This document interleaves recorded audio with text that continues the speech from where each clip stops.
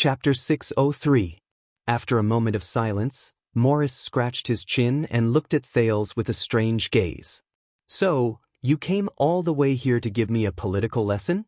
Thales put down his fist and answered him confidently, "You want an answer, and I am giving it to you." Morris sized up the furnishings around him. After thinking for a moment, he raised his head again. "If that is the case, then the answer is too far away from us. It is unrealistic." Thales smiled. On the other side of the medicine shop, Yanni and Grove whispered to each other while trembling. Glover tried his best to calm Cohen, who wanted to rush forward and take down Leork. But it was as if there was an invisible wall in the middle. Everyone abided by it and did not dare to cross it to interrupt the conversation between the Prince of Constellation and the Brotherhood's powerhouse. "Yes, politics is too far away from me. Politics is too unrealistic for me. These are the most common misconceptions in our lives." Thales' gaze changed.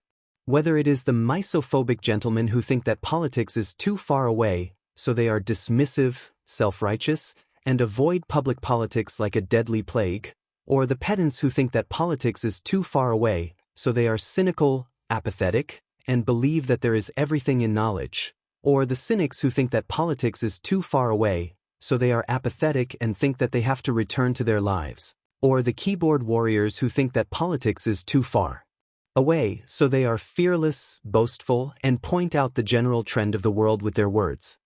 You're still the same rascal who looks like he's just fooling around, living a befuddled life, and living one day at a time.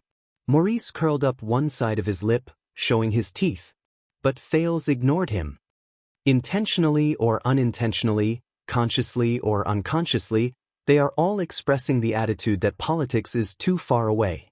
But with all due respect, they either have some misunderstanding about politics, or they have some misunderstanding about distance.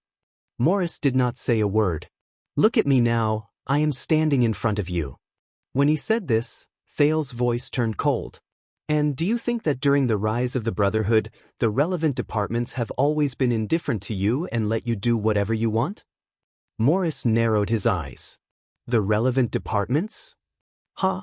You mean the most mysterious relevant departments who are always missing when it comes to benefiting the people, and only fulfill their duties when it comes to patriotism?" Morris snorted. There was disdain on his face, and his words were filled with mockery. "We have our own ways to deal with them. They're like a pile of sh*t. Every time I'm done squatting in the pit, I have to stand up and wipe my ass. Only then can I see them in the pit of sh*t, baring their fangs and brandishing their claws." But Thales shook his head and ignored his emotions. "Then why did you order a retreat just now? Why didn't you listen to Askau and follow the original plan? Gather our men and kill our way to the Blood Bottle Gang to collect the debt. Who cares who the culprit of the kidnapping case is? The Brotherhood only needs to kill to establish our might." Morris rolled his eyes and said nothing. Thales turned around and walked to the next row of shelves. From time to time, he would pick up a medicine bottle and fiddle with it. "Politics is not far away from you, Boss Morris.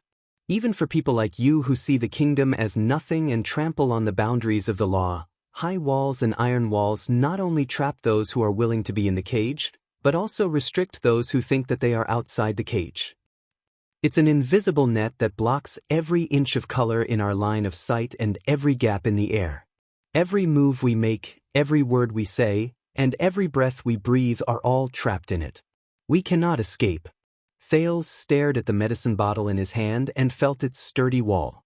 He was lost in thought. Morris was silent for a few seconds before he let out a low snort. "Maybe I should let Lance listen." The fat leader of the Brotherhood narrowed his eyes and said, "He knows this the best." But Thales sneered. "You too, Morris."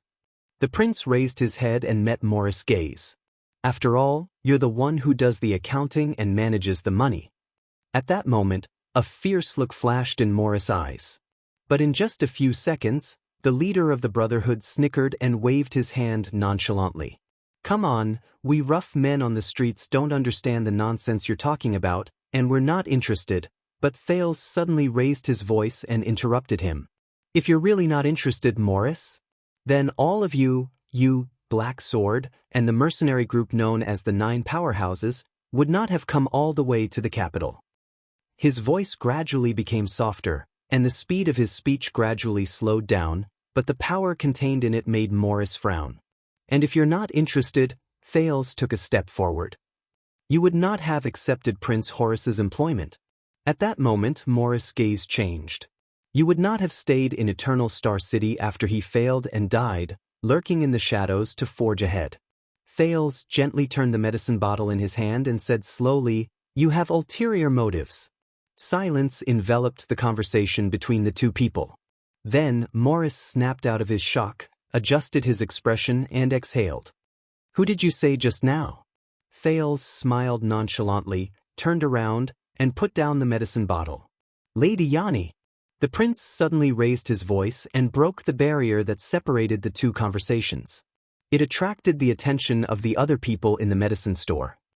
"Have you thought about it?" Yanni shuddered violently when her name was called. She raised her head in bewilderment and looked in Thales' direction mechanically. What? Grove, the shop owner, had a long face. He looked at his wife anxiously, then at Morris nervously. Thales was not anxious or annoyed. He smiled gently. "A chance." I said, "I want to give you a chance to find a new path and a new life." Thales glanced at Grove, who was beside her. The coldness in his eyes almost made the latter's legs go limp. "At least it's better than now." Yanni stood where she was in a daze. She subconsciously wiped her hands on her apron. Cohen frowned and wanted to speak, but as time went by, Glover had obviously grasped the trick to holding him back. Leork cast an inquiring look at Morris, but the fat man was deep in thought and did not respond. Grove was the only one who showed a pained and pleading expression. He shook his wife's arm. Yanni was in a daze for a long time. She turned her head around in a daze and swept her gaze over the medicine store she had been in for more than 10 years. Then she glanced at Grove, who was once the shop owner and was now her husband. Then she slowly turned her head and looked at the handsome and gentle young noble. Thales did not rush her. He just waited quietly. Finally, after an unknown period of time, Yanni took a deep breath. Slowly but decisively, she pulled her arm out of her husband's fingers. She wiped her hands, took 2 light steps forward, and stood in front of Thales. Thales smiled in response. Grove was immediately dealt a heavy blow. His body swayed and his face turned pale. Morris' thoughts were in a mess. He frowned fiercely. Cohen widened his eyes in disbelief. Glover did not move and was expressionless. Leork continued to lean against the corner of the wall and watched coldly. Yanni cleared her throat and said seriously, "Young master, I am very, very grateful for your favor." "Young master, I am very, very grateful for your favor." Thales raised his eyebrows. Yanni said firmly, Yen and I said firmly, "I do not need the new life you gave me." The moment she said that, the entire medicine store fell silent. As soon as he said that, the entire pharmacy fell silent. Thales frowned slightly. "What?" Yanni tried her best to squeeze out a smile. "I mean, the life I have now is already my best choice. What I'm saying is that my current life is already the best choice for me." "The best choice?" Thales muttered to himself for a while. He gestured with his chin at the cowardly Grove. "That's him?" Grove shuddered again. But Yanni turned around and glanced at her husband. Then she said to Thales with certainty, "Yes, him." Thales was silent for a while. He lowered his head and sneered. "Tell me, will your old husband, Boss Grove, beat you up?" Yanni trembled slightly. Morris snorted on the other side. Grove's face was pale, as if he had been struck by lightning. Thales looked up and tried hard to see into Yanni's heart. "Tell me, Miss Yanni or Madam Grove, are you happy here?" Yanni's eyebrows twitched. She pondered this question in pain and hesitation. Perhaps it was because the young man's 2 bodyguards were too strong, or perhaps it was because of the dignified aura that he exuded, or perhaps it was because Morris' presence was extraordinary. At this moment, the entire pharmacy was silent. Everyone was waiting quietly. Finally, after half a minute, Yanni's eyebrows relaxed. She raised her head slowly, ran her fingers through her hair, and gave Thales a beautiful smile. There were traces of weariness that should not be present at her age. I am truly grateful to you, young master. But you may not be aware. Yanni looked at Thales seriously. There was a rare sense of relief and fatigue in her words. I come from Ricenan town in the western desert. More than 10 years ago, the war took my father and brothers away. My mother and I had no choice but to leave our hometown and seek our own survival. Thales' gaze dimmed. And although Eternal Star City is rumored to be the wealthiest and most prosperous capital, this big city is actually not that welcoming to foreigners. Yanni took a deep breath and glanced at the shop that she had stayed in for almost half of her life. This street looks chaotic, barbaric, and unsafe. This shop looks shabby, old-fashioned, and dilapidated, but this is already the place that feels most like home to me in the capital. The place that feels most like home. Thales clenched his fists.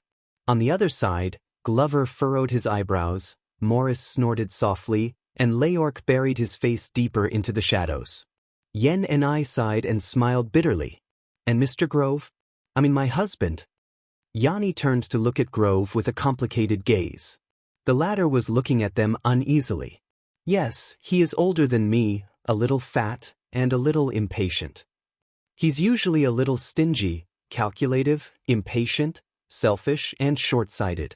He snores loudly in his sleep at night.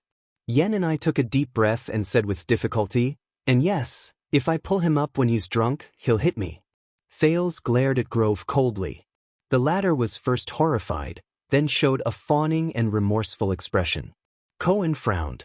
He raised his index finger and was about to speak, but for the third time, he was forced back by Glover's fierce gaze and firm grip that said, "If you dare to interrupt the prince, I'll kill you." Yanni slowly turned around and said softly, "But he took me in, took care of me, gave me a job, gave me a place to get medicine, and treated my typhoid mother. Just when I was at my lowest, at my wit's end, and was about to risk everything to look for a job in Red Street Market, Grove's eyes were filled with joy. He didn't do it out of kindness, much less love." Thales snorted coldly. "He did it only for your beauty and youth." Yanni trembled slightly and suddenly looked up. "Yes." Thales was shocked. At some point in time, Yanni's eyes had already turned red. She spoke agitatedly and agitatedly. "Of course I know. He coveted my beauty. He saw that I was young, hardworking, and capable, so he—" Tears trickled down her cheeks as she raised her voice. "But who didn't?" Yen Ni's sudden outburst startled everyone. The young woman took a deep breath and wiped the corners of her eyes.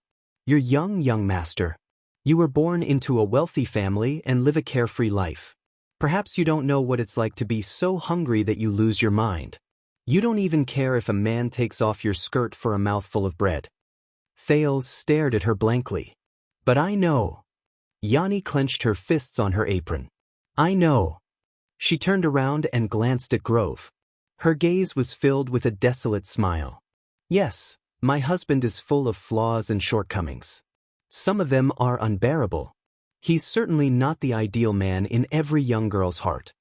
Grove flashed his wife an extremely ugly smile. Yanni snorted, but her laughter was bitter. Her voice was low.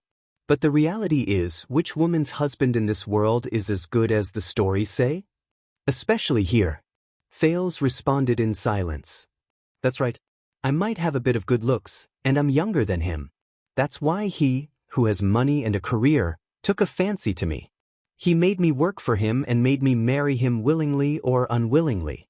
"That's right." Yanni sniffled and said mournfully, "but a talented man and a beautiful woman. Isn't this the universally acknowledged truth of a happy marriage between a man and a woman?"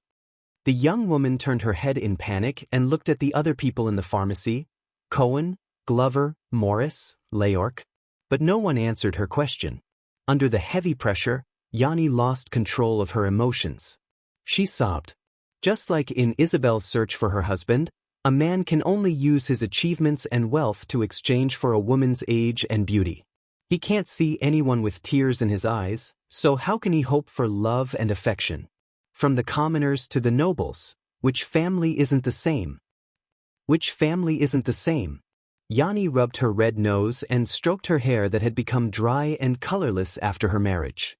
She sneered and said nonchalantly, "As long as a man has fame and wealth, he can cover everything else. He doesn't care about his flaws or how he is. And to a lady, being young, beautiful, virtuous, and capable is the only value. Who cares if you're happy or not?" Thales could feel the agitation in her emotions and could not help but feel remorseful. But Yanni turned a blind eye to his reminder.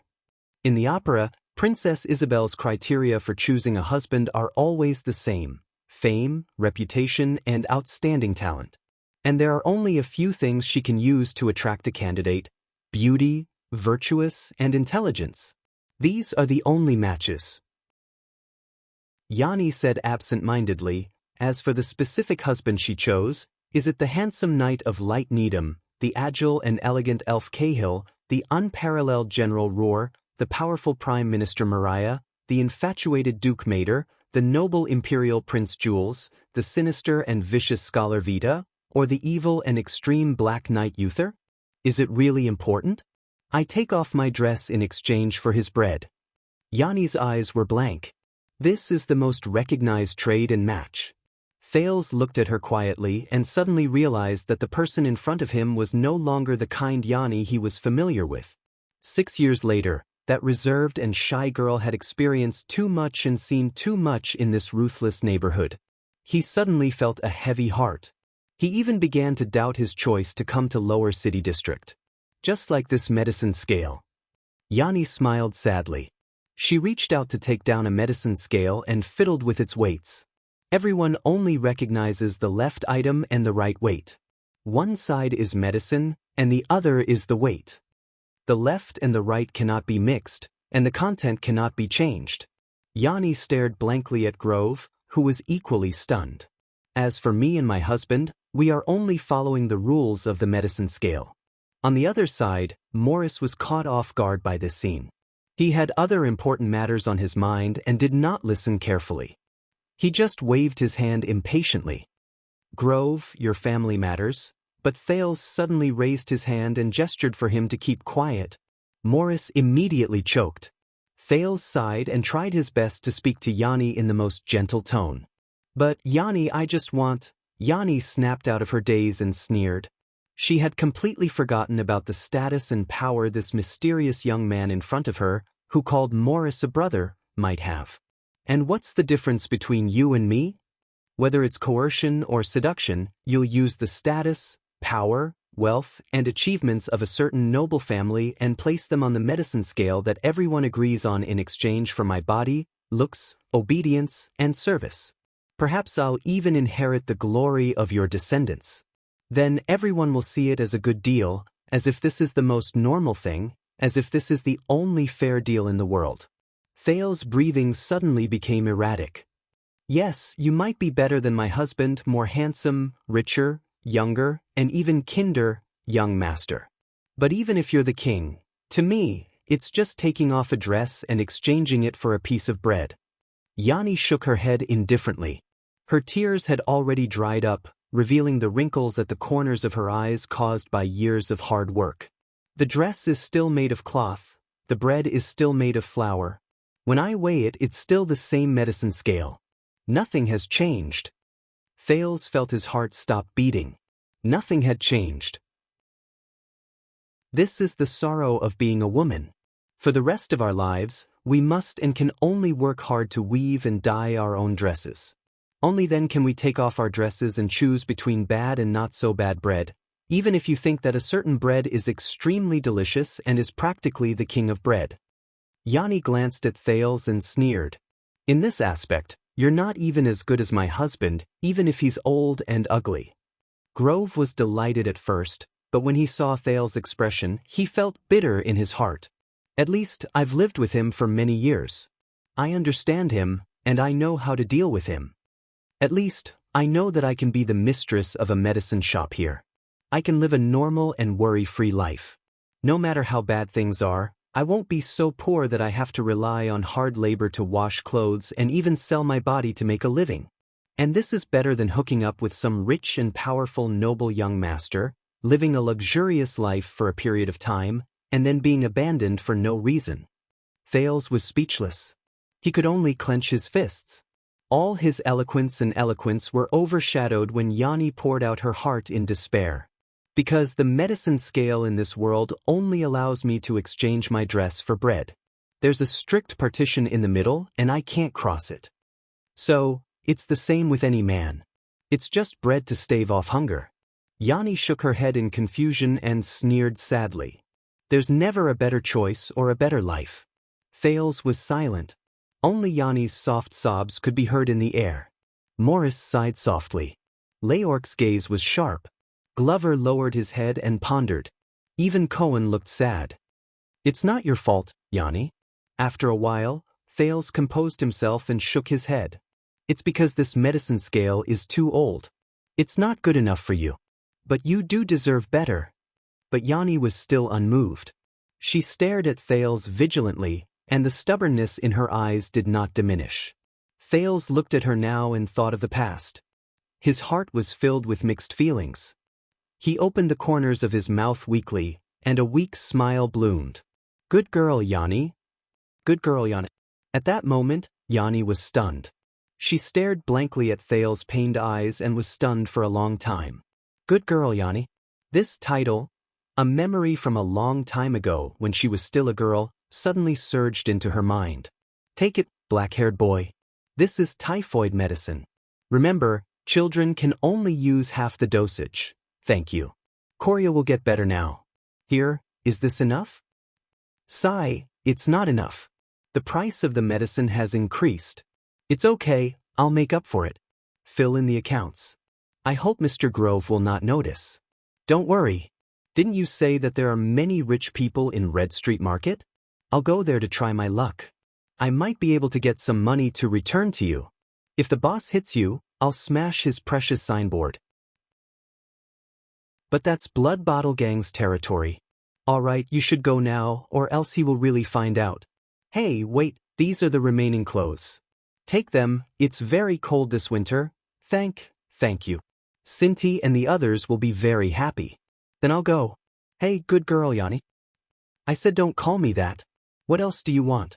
You know, a good girl like you will definitely be happy. There's only so much. You won't get anything even if you try to please her.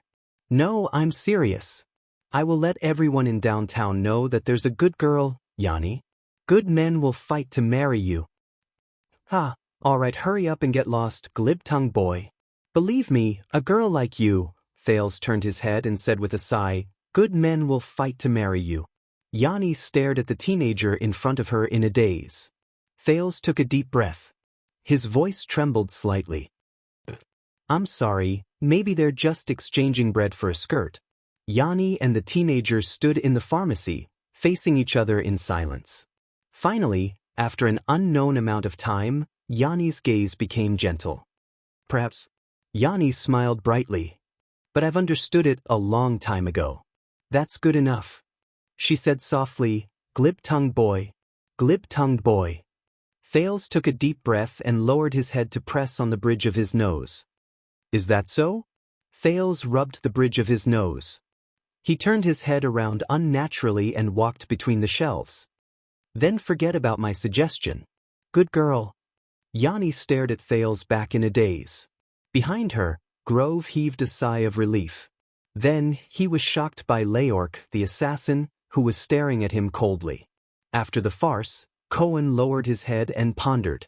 Glover, on the other hand, looked around vigilantly. He was afraid that the Brotherhood would suddenly turn against them, and he was also afraid that the police officer's sense of justice would act up again and cause trouble. Only Morris frowned and followed the prince into the shelves. What exactly do you want?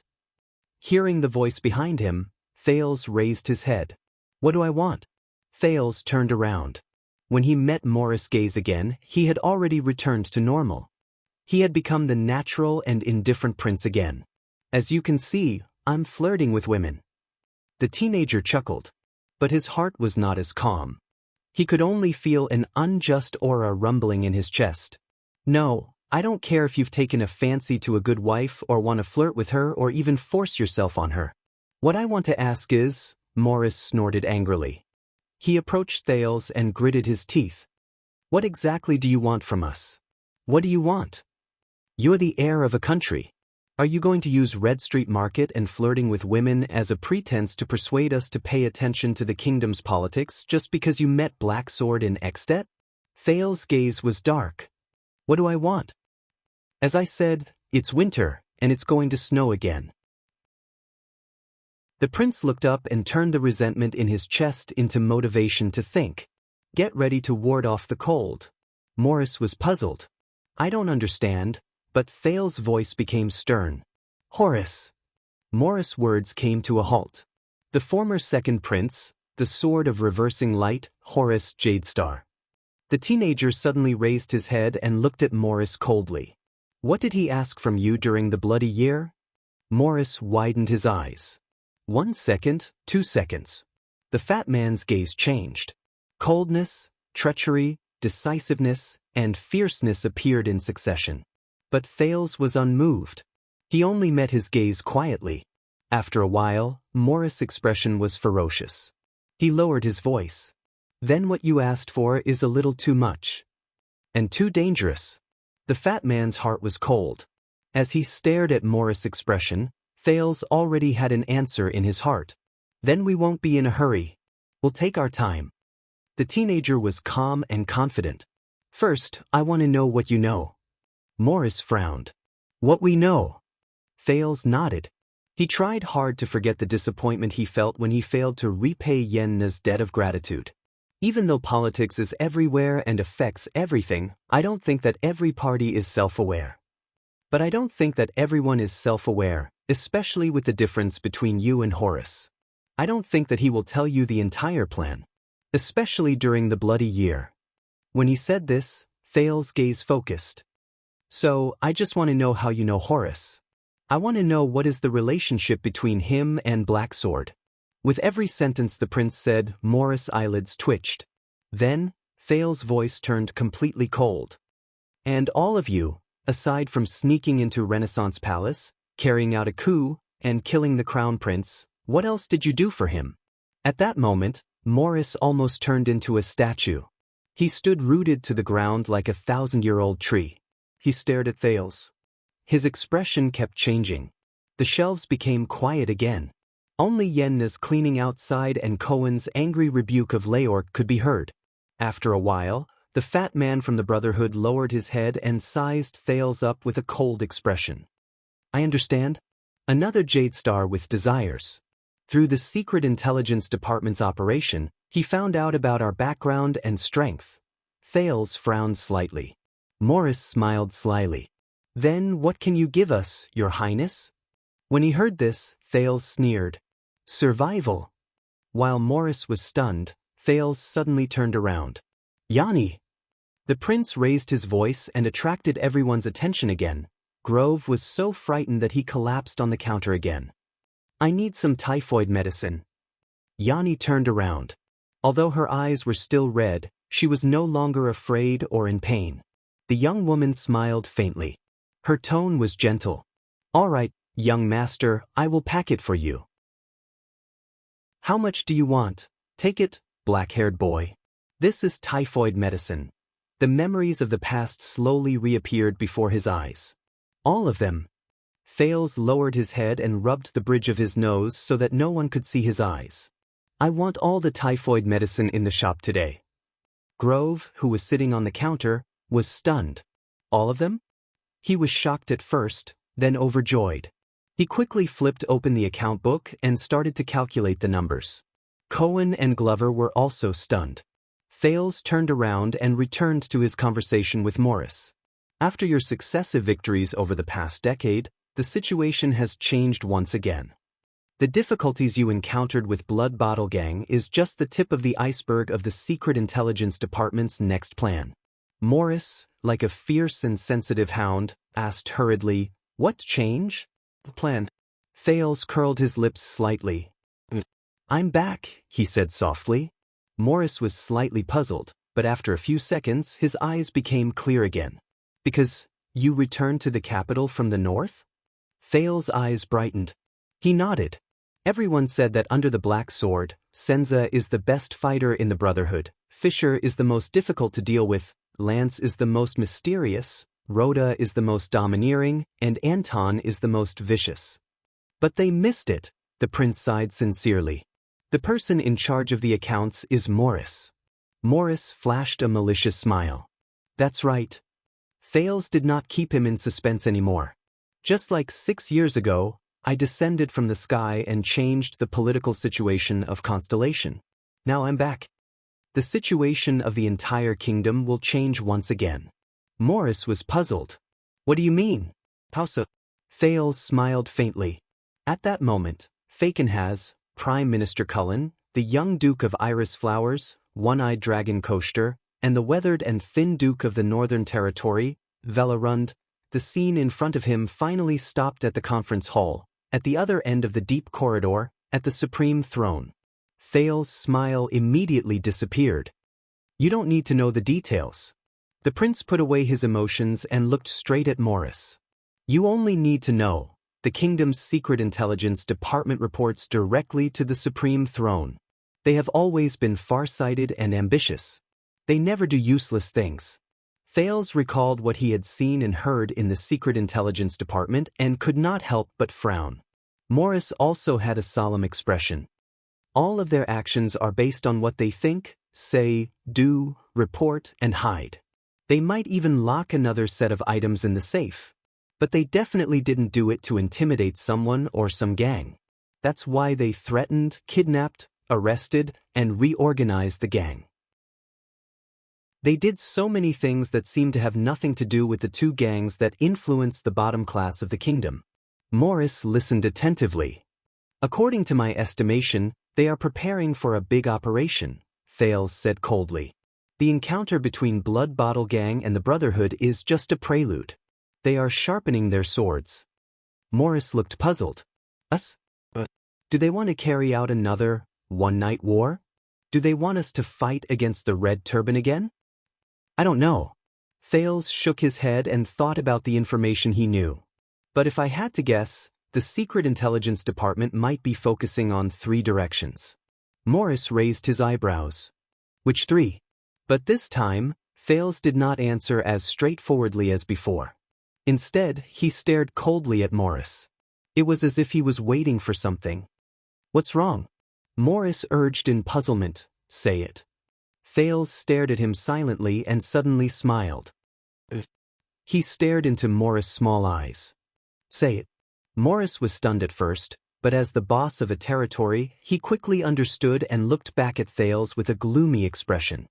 It's your choice. Thales shrugged. Like the most experienced businessman, he was unhurried. Anyway, they are not in my business, and the people they kidnapped are not my people. Morris stared at him as if he could not believe it. Thales blinked. He was friendly and obedient. After a while, Morris exhaled as if he had accepted his fate and snorted in displeasure. One mission. Thales frowned. What? Morris raised his head and looked at the muddy and messy streets outside the window. He said faintly, the answer you want comes from one of our missions. A long time ago, not long after the 9 powerhouses were established, we accepted a mission with a sky-high reward. Thales continued asking. What mission? Morris snorted and crossed his arms. There was a nostalgic look in his eyes. Looking for someone. Thales was very puzzled. He urged him to continue with his gaze. Morris clicked his tongue and shook his head, as if he had turned back into a stingy, money-hungry mercenary. The person who offered the bounty hid his name, but was generous. As long as we were willing to participate, we would be rewarded, and the final bounty was enough for us to expand into a 100-man team. To be honest, we were just one of the people hired. To get the bounty, we had to compete with countless people in the same line of work. Many of them were famous mercenary teams, bounty hunters, and even the private soldiers of nobles participated. But we were young at that time, and we did not care about anything. Lek was greedy for money, Kiers was arrogant, and Cole only cared about having meat to eat. Even Blacksword was not much better than that stupid police officer at that time. Morris was engrossed in his narration. He shook his head and sighed. Of course, the biggest trouble was not the others. He first clicked his tongue in disdain, then broke into a smile, as if he was turning the page of the most interesting story. In short, from the Central Territory to the Western Desert, from the Great Desert to Dragon-Kissed Land, from the Three Kingdoms of the Mist to South Coast Hill, we almost ran through a small part of the Western Peninsula. We chased after them, fled, fought, killed, and were killed. In short, we were in a state of chaos and were badly battered. If we wrote our encounters into bardic poems, we could sing them in my tavern for 20 years without feeling bored. As Thales listened to his spirited narration, his thoughts drifted back to the former Blade Fang's camp. He remembered the golden age of mercenaries that his boss Tampa described, and he could not help but gradually become lost in thought. And when the mission was finally completed, and we went back to report to our superiors to receive the reward, we realized that it was not an ordinary mission. Thales' eyes sparkled. "You mean," Morris sighed. "In line with its sky-high bounty, we were asked to report to the military camp at Broken Dragon Fortress. Because the person who placed the bounty on this mission had an extremely high status." Thales' eyes sparkled. Military camp, extremely high status. Morris looked at the street outside the window. His words were mixed with wariness, disdain, regret, and other strange emotions. "That's right. That was the first time we met Prince Horace," Morris said disdainfully and resentfully. "Just when that bastard raised his wine glass and generously handed over the boxes of bounty to us, and when he casually ordered us to kill all of us." Thales was shocked. Horace. He suddenly remembered the nickname given to him by the Northlanders. The Butcher of Constellation. "Kill all of us?" Thales frowned and said, "Then how did you—" "Black Sword," Morris sighed and said. He and Horace were old acquaintances, especially when he placed the tip of his sword against the prince's neck. Their relationship became even better. Thales quietly ruminated on this dusty old matter. So, this was the encounter between the 9 powerhouses and Horace. The ups and downs were thrilling. Thales suddenly remembered something. Then, the mission. What was the mission you accepted from Horace? Morris' eyes trembled slightly. At that moment, he broke away from the solemnity and wariness, and a smile appeared on his face again. That journey was also the first time we got to know her. Thales thought of something. Morris nodded. A noble lady was kidnapped, and it involved her reputation. We had to rescue her in a low-key and secretive manner, and bring her back in one piece. Morris patted his arm and grinned. But we only found out later. F***ck, there was no kidnapping. He snorted helplessly. In order to escape marriage, that lady would do anything, from dressing as a prostitute to crawling into the toilet. She was our biggest problem. Escape marriage? Thales remembered something. That's right. Morris exhaled and looked into the distance. There was a ghost of a smile on his face. The beautiful, sexy, intelligent, but domineering Princess Constance, nicknamed the Little Jinx. His tone was soft, as if he was afraid of waking someone up. Constance. Little Jinx. A small urn of cinerary ashes suddenly appeared in front of Thales. At that moment, his emotions fluctuated. But you know, after spending so much time with her, we, the 9 powerhouses, have given her another nickname. At that moment, Morris' eyes showed nostalgia and sadness. The 10th powerhouse. Chapter 604. You mean, Constance Jadestar, my little aunt? Thales subconsciously repeated his words. Constance. Little Jinx. Escaped marriage. And the 10th powerhouse? Aha. Morris smiled knowingly at first, then gloomily. I still remember that on the day we finally returned to Constellation after going through a lot of hardships, the Little Jinx suggested that we get drunk as a farewell, so we snuck into some rich person's wine cellar, laughed and cried at the same time, and drank until dawn. Then we gave her this name.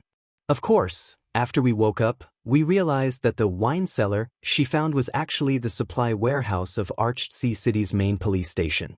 Thales arched an eyebrow as he recalled what Aunt Elise had told him about Constance's glorious past, and he probed, I heard that she was very lively. Lively? Morris recalled the past and sighed helplessly. Black Sword said that the sunset goddess probably caught a cold when she was creating Constance and accidentally dropped her soul into Hell's River. She could only pretend that nothing had happened, and when the gods weren't paying attention, she quickly fished it out and stuffed it in randomly. For her and the trouble she caused along the way, Morris' expression was a mix of bittersweet and bittersweet. But he shook his head and decisively cut himself off from the past, becoming solemn again. Thales listened to him and could not help but smile. He began to imagine his notoriously unreliable aunt and the 9 powerhouses wandering outside. But when he thought of the cold stone urn in the Jadestar family tomb, his smile immediately disappeared. So this is how you met Horus. Thales returned to the present and said seriously, "You don't seem to like him?" Hearing this name again, Morris's expression turned ugly. "No one likes him." The fat man from the Brotherhood snorted coldly. "And vice versa. No one likes Horus." Seeing his impression of Horus, doubt surged in Thales' heart. "Then why do you still work for him?" The prince frowned. "Take risks for him and commit treason?" Morris stared at him a little meaningfully. The fat man snorted, his expression disdainful. "We don't work for him," he said coldly. "Horus, that cold-blooded butcher, an inhumane pervert." A cold-blooded butcher. Thales became even more puzzled. "But we are willing to risk our lives for Black Sword, just like how he is willing to go through fire and water for us." The plump man cut him off, as if he did not want to continue the conversation. "That's it." Thales mulled over his words and sorted out the logic behind them. "Are you saying that it was Black Sword's decision to work for Horus?" The prince narrowed his eyes and said, "And all of you were only assisting him from the side." The corners of Morris's mouth twitched, but he didn't comment. "I remember now. You said that the Black Sword and Horus were old friends." The youth raised his head and reorganized his thoughts. Black Sword. It seemed like he was the key. What is the relationship between them? What did he owe Horus? Or did Horus give Black Sword something? So much so that he was willing to risk his life for the second prince and even dragged you, his sworn brothers, with him? Morris still did not answer, but only stared at him carefully. A few seconds later, the plump man chuckled softly, but the way he looked at Thales became even more amused. "What's wrong? Why did you stop?" Thales narrowed his eyes. Morris smiled slyly and repeated his words. "Why did you stop?" Thales' expression changed. The plump man's gaze was still locked on him. "Fine." Thales snorted coldly, thinking that this guy was really good at making deals. He was starting to miss the Northlander's straightforwardness. "Although the clues are messy and unrelated," the prince said solemnly, "but based on what I've seen and heard, the kingdom's secret intelligence department has been doing things in 3 directions recently." Morris listened carefully. "The most likely, and the most urgent, is Western Desert." Thales thought of Anchor Byril and his heart sank. This involves the military system, the feuds between nobles, political history, and one bad thing would be war and bloodshed, and that place happens to be the birthplace and lair of Blood Bottle Gang. Morris furrowed his brows slightly, seemingly puzzled. "Next is South Coast Hill." The prince said faintly, "As far as I know, the business there is flourishing and life is rich. If the kingdom's secret intelligence department has any use for you and Blood Bottle Gang, you should be more familiar with it than I am." Morris was deep in thought. "Lastly is Blade Edge Hill, but I don't know much about it. I only know that it might have something to do with the local feudal structure." Thales shut his mouth. Silence returned to the two of them. "That's it?" Morris was a little disappointed as he asked, "Just 3 places? 3 dukedom territories? That's it?" Thales sneered softly. "That's the kingdom's secret intelligence department. Why, do you want more?" Morris tried hard to digest the information. His expression gradually changed. "Western Desert, South Coast, Blade Edge, and us. Are you King kidding me?" Thales had no intention of being courteous with him. "Why, do you think a prince of a country would come to the notorious lower city district just to joke around with a gang leader? Who knows? Maybe you're really lustful and just want to take liberties with women? Thales flashed a polite but hypocritical smile. Morris pondered seriously for a while, then looked up again. All right, let's assume that what you said is true. If there's really such a big deal behind this, what can you expect us to do? In other words, what can we street thugs do when it comes to important matters of the kingdom? All we can do is lie flat and let them do whatever they want. Thales was silent for a moment. Tell me, Morris. Back then, when you 9 powerhouses accepted that mission with a sky-high price, the prince said faintly, have you ever thought that you would come into contact with the royal family with the longest history in the world? Have you ever thought that you would end up like this today? Morris' expression was slightly restrained. His gaze was dark. Thales sighed and took a deep breath. He walked to the next shelf. It was very strange.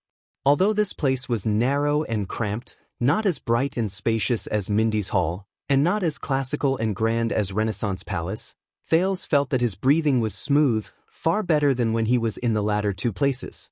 But there was one thing that remained unchanged. Chains. Boss Morris, this world is full of invisible chains that connect everyone, everything, and every factor. Morris listened attentively, but his expression was puzzled. But they are not simply connected one after another, or connected end to end. They are not simply pulling one end to move the other. On the contrary, every chain is embedded with each other. You have me in you, I have you in me. Every pair of inlays is different. Pushing and pulling, squeezing and rubbing. Every node is unique and has its own rules. It is never repeated. Thales stared at the gap between the 2 shelves, imagining the chains piercing from left and right, and finally converging on his body, locking him firmly. Kessel, Renaissance Palace, Gilbert, the Imperial Conference, Mallows, Mindy's Hall, Anchor Birel, the Royal Banquet, Raphael, the Black Prophet, the kingdom's secret intelligence department. This time, however, he felt as if the chains were solid, wrapping around his body again and again. The teenager slowly reached out his hand, as if touching the unique coldness of every inch of metal. This is our world. The interaction of all levels forms the most complex, subtle, and unfathomable mechanism of influence. Even 2 chains that seem the least likely to be connected may hide an unimaginable connection.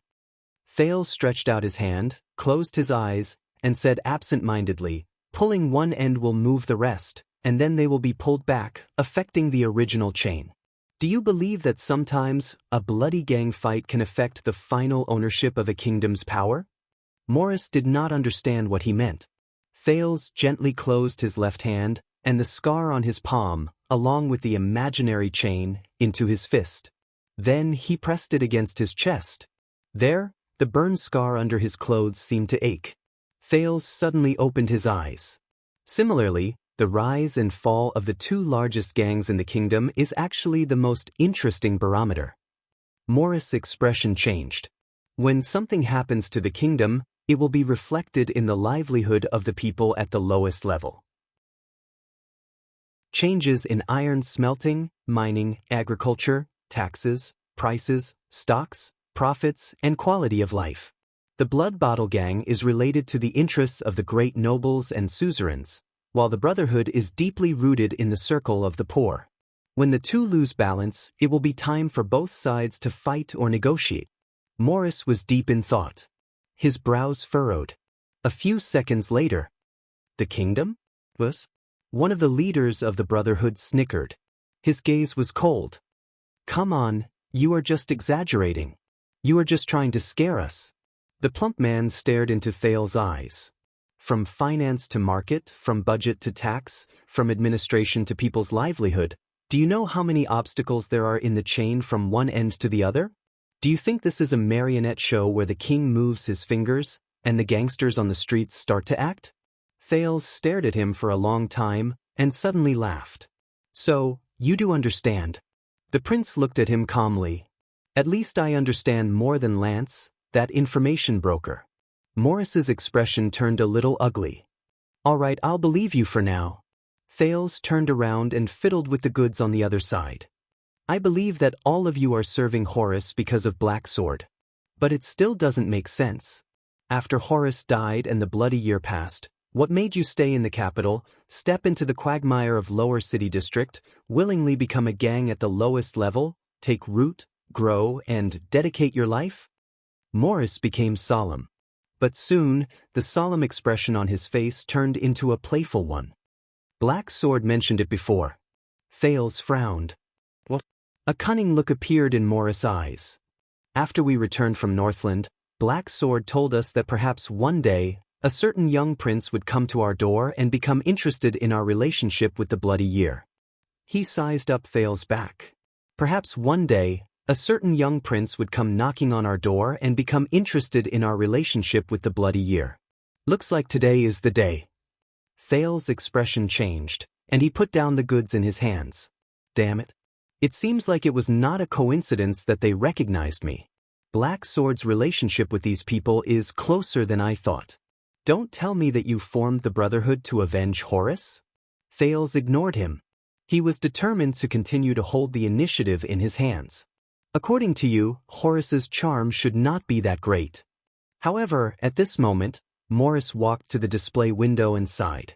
Child, have you ever picked up a bundle of linen? Thales caught up with him.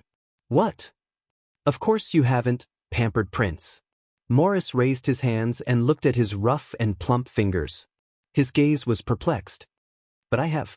Thales tilted his head, puzzled. You hold on to the roots, look after the head and the tail, bundle by bundle, beat, threshed, picked, sorted, stacked and arranged, step by step.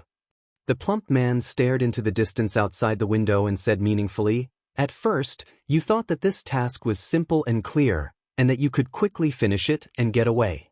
But you soon realized that from the first bundle, some of the linen unexpectedly bounced up and returned to the bundle. You thought that it was just a small problem, but as you progressed, more and more bundles of linen broke out of your control and became entangled. Morris' eyebrows were tightly knitted together. Over time, all the out-of-control bundles even became entangled with each other and tangled into a ball, messing up the entire stack of linen bundles. You couldn't find the ends, the roots, you couldn't hold them, you couldn't shake them, but you couldn't break free and pull them out. When you came back to your senses, even your own limbs had long since been tied up. They became tighter and tighter, and you couldn't free yourself. He said in a daze. At that moment, all the linen became a mess that you couldn't recognize and couldn't untie. And when you faced the mess, you just sank deeper and deeper, powerless. Sank deeper and deeper, powerless. Thales did not interrupt him. On the contrary, the prince followed his gaze and also stared at the dirty street outside the window. He seemed to be deep in thought. You're born noble, so you find it very troublesome to be entangled by invisible chains? Morris clenched his fingers and sneered. Next time, try flax. Feel the suffering of the people. Both of them were silent for a while. But Thales felt that he had read something. What about the others? Thales sighed. Aside from you and Black Sword, what about the others in the 9 powerhouses? Morris turned around and stared at him coldly. He did not answer. Looking at the man's expression, and remembering the confrontation between Asda and Black Sword, Thales suddenly knew the answer. What happened in the bloody year? He asked softly. Morris was silent for a while and turned his head. For some reason, looking at his expression, Thales suddenly thought of the people in the prison of bones. This made him dispirited. Enough. Let's go. He exhaled and ignored Morris. He walked out of the shelf, greeted Glover and Grove, and then walked towards the door of the shop. Young master, may I ask where your residence is? Grove suddenly walked out of the counter and approached Thales, but was stopped by Glover. The boss rubbed his hands obediently and said with a fawning expression, The typhoid medicine you wanted, I can hire a carriage to deliver it. Thales frowned. It's stored here, the teenager said coldly. When I need it, I will inform this local friend to come and collect it. Thales glanced at Morris behind him. Grove immediately froze. The plump man from the Brotherhood snorted coldly. Of course. Cohen popped up in dissatisfaction. How did you become good friends? Goodbye, Yanni. Thales did not even look at the police officer. Instead, he looked at the young lady boss with a complicated expression. And the teenager was silent for a moment and said faintly, "Thank you." Yanni also looked at him quietly and smiled when she heard what he said. "You're welcome," the good lady, who was already married, replied softly. "It's my duty. Please take care of yourself, kind young master." Her tone was gentle and her eyes were calm. Just like in the past. Thales glanced at Yanni one last time, and emotions surged in his eyes. "You too." Thales thought of something and waved at Glover. He casually pointed at Grove, who was in front of the counter, and then left the pharmacy. Zombie was stunned for a moment. He reached for his waist, but remembered that he had generously thrown his money bag to Chanxian at Laurel Club. Glover turned to Cohen awkwardly. The police officer was also stunned for a moment. He extended his index finger and pointed at himself. Glover furrowed his eyebrows and made a hurried expression. "What else?" Cohen pressed his hand on the equally empty money bag at his waist. He remembered that his salary was almost completely deducted for this month, and he immediately felt bitter. "What?" Leork the assassin appeared at the right time and snorted coldly at Cohen. "Police officer, are you going to force people to buy on credit and dominate the market?" Cohen was momentarily speechless. Thales did not see it because he was walking in front, but Morris, who was behind him, observed the situation and laughed heartily. "It's okay. The bill will be on the Brotherhood." Grove, who was behind him, was stunned at first. Then he trembled, and his expression was bitter. Morris seemed to have realized something and laughed out loud. "Don't be nervous, old friend. It's not that kind of bill. This time, we're really paying the bill. Yes, with real money." Grove flashed an ugly smile. Morris gestured with his hand. His subordinate took out a money bag and placed it on the counter. Old Grove did not expect the other party to really pay the bill. He was instantly overwhelmed by the favor. But Morris had no intention of ending it. "Hey, old friend." He put his arm around Grove's shoulder, and they seemed to be very close. Grove shuddered. Before the boss could respond, Morris patted his face in a friendly and kind manner. "Next time, if I hear you hit your wife again," Morris chuckled and stopped talking. His smile disappeared without a trace. Only his fierce-looking face was still shiny and glossy.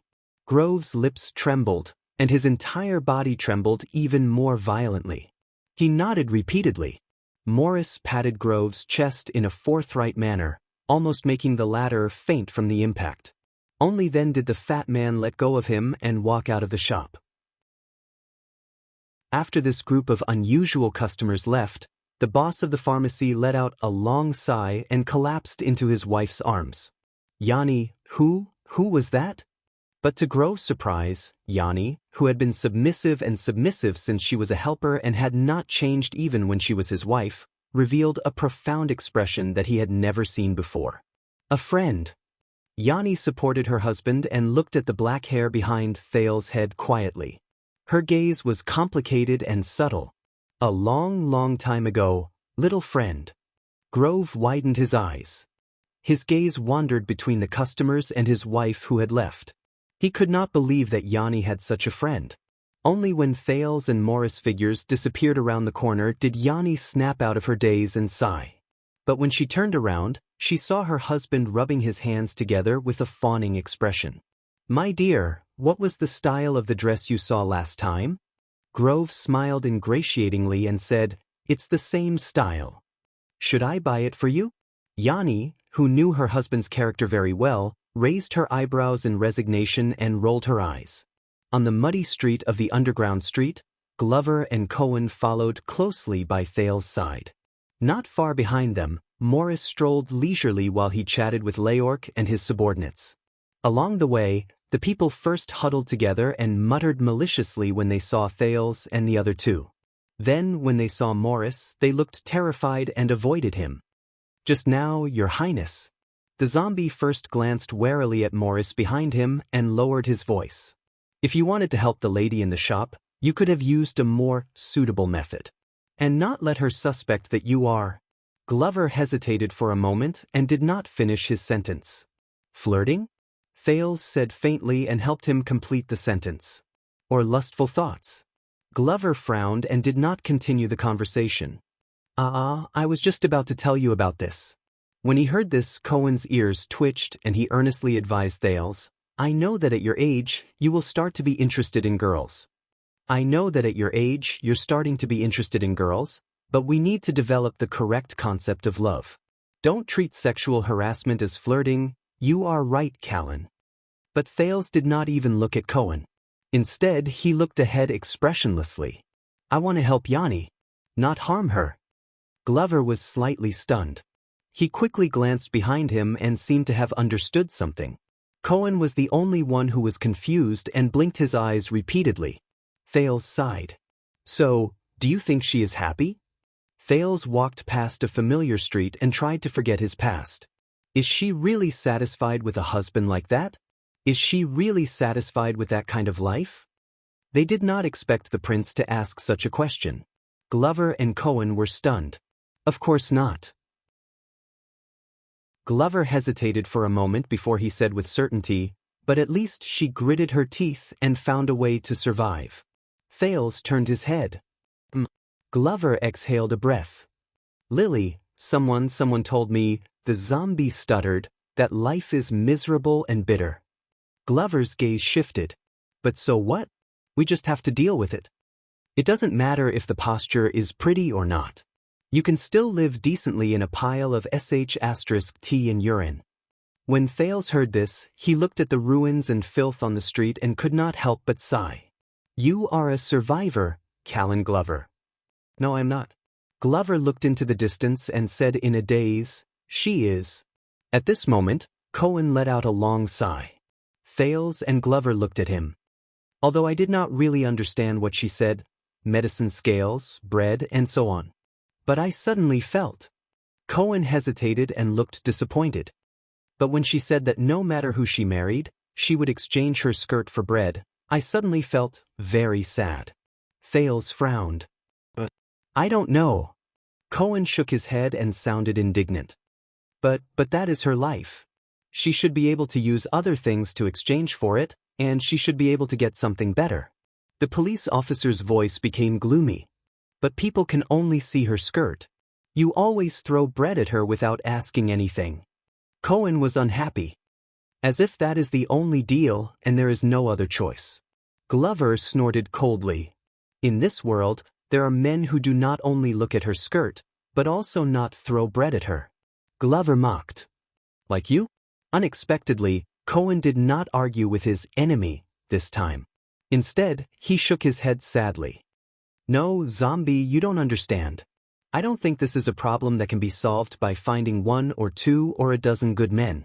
It's not that simple, Cohen scratched his head desperately, as if trying to grasp an indescribable thought. I just feel that she is facing an enemy that cannot be defeated. Thales narrowed his eyes. What do you mean? What do you mean? Cohen searched for the right words to express himself, and his expression became more and more pained. When I was still at the Western Front line, our troops once captured a group of gray mixed breeds who invaded the borders and hunted the merchant caravans. Glover's gaze moved, and he began to size Cohen up again. I was still young and inexperienced. I asked their leader with a translator, why are the orcs hunting us? I thought it would talk about the history of blood feud between the two races, the glory and pride of the orcs' ancestors, and even the benefits in and out of the desert. Cohen took a breath and said gloomily. In the end, it said, because humans are hunting us. Thales was deep in thought. Glover was expressionless. I asked it, can we stop hunting each other? It replied with a smile, of course. As long as one of us kills the other. The autumn wind blew on the street. The three of them were silent for a while. Cohen exhaled. His eyes were filled with worry and doubt at the same time. I swear, I have never been afraid of any gray mixed breeds. But at that moment, when I faced that orc who was still laughing before his death, for the first time, I felt tired, bored, embarrassed, helpless, and even fearful for no reason. The simple-minded Cohen said in a daze, it was as if my sword was no longer hitting a body of flesh and blood or a heavy axe, but an invisible iron wall. No matter how I slashed, it was useless. I even suspected that at that moment, my heart of the sword was shaken. Thales did not speak. He only furrowed his eyebrows. I wrote a letter to the Tower of Eradication, to Raffle, a friend of mine, and he replied, "Since the beginning of the uncivilized era, we have been winning wars against the orcs for thousands of years. We have also shed blood for thousands of years, and people have died for thousands of years. But why has it never brought peace?" Cohen said absent-mindedly. "Never." Thales sighed. "Because we do not want peace in our hearts," Glover said in a muffled voice. "Because we and they are not used to peace." Cohen smiled bitterly when he heard that. "Yes, perhaps." Cohen immediately furrowed his eyebrows.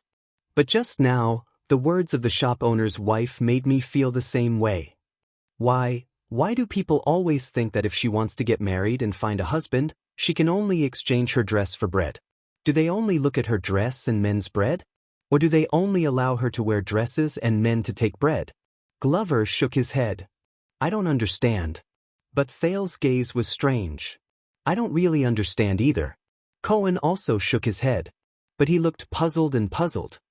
"I just feel that no matter how much I have suffered in the past, no matter how badly I have been injured, no matter how fierce the battles I have fought, no matter how powerful the enemies I have faced, compared to her expression when she said those words, it was as if it was nothing." Glover furrowed his eyebrows. He did not understand. Cohen scratched his ears and cheeks. He was worried about his poor language skills. "I feel as if the enemies she has to face in those words are also an iron wall. They are even more powerful than all the enemies I have met in my life. From the criminals and gangsters on the streets, the orc desert bandits on the battlefield, to the fire knights of Extet, the Northland army, and even the legendary demons and calamities," Cohen sighed. "They are all more terrifying, powerful, and countless times more terrifying." At that moment, Thales stopped in his tracks. Glover cast a questioning glance at the prince. Cohen's gaze was unfocused. "Even if I reach supreme class, even if I inherit the old man's title and lead all his armies, I can't win against them." Thales took a deep breath and raised his head to look at the sky. At this moment, he suddenly had an illusion that the invisible chains that bound him were rubbing against each other as he raised his head, making a ringing sound. And she, the shop owner's wife, is just an ordinary woman. The police officer sighed from the bottom of his heart. He looked deeply pitiful. "She only has a pair of hands. This is not fair." "Not at all." This time, Glover began to think deeply as well. Thales raised his hand gently. As he moved, the illusion of the chains clanging against each other became even more obvious. "Yes. This is not fair." Thales' lips curled up into a cold smile. "Not at all." Behind them, Morris saw that Thales had stopped moving. He also stopped moving forward. He only stared at the three people with a burning gaze. The passers-by around them, whether they were beggars, gangsters, merchants, or employees, all of them ran away to avoid them as long as they knew Morris and Leorc's identity. They did not dare to look at these people. Thales took a deep breath and lowered his head. "If you can think of it this way, Cohen." The prince smiled. "Then she will have two pairs of hands." Cohen, who was immersed in disappointment, snapped out of his daze. He was stunned when he heard that. "What?" Thales raised his finger and shook it. He chuckled. "Maybe D is wrong." Cohen blinked and scratched his head innocently. "Huh. Your brain, it might be, not very bright." Thales smiled and walked in front of Cohen. He stood on tiptoe and stretched out his finger towards Cohen's forehead. He flicked it with a clear sound. Cohen did not expect the prince to ambush him like this. He cried out in pain, covered his head, and retreated. But at least, compared to most people in this world, Thales retracted his finger. He looked at Cohen, who was gritting his teeth and making a "how dare you" expression with great interest. He sighed and said, "It's not broken yet." "Broken?" Cohen looked at him with a displeased expression. At this moment, "Thank you, stupid cop," Glover suddenly said gloomily. When he heard the words "stupid cop," Cohen exhaled helplessly.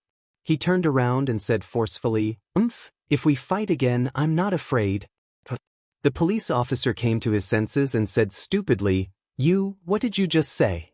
Glover sighed and walked forward. He stared into Cohen's eyes with a serious and awkward expression. I said thank you. Thank. Cohen was puzzled at first.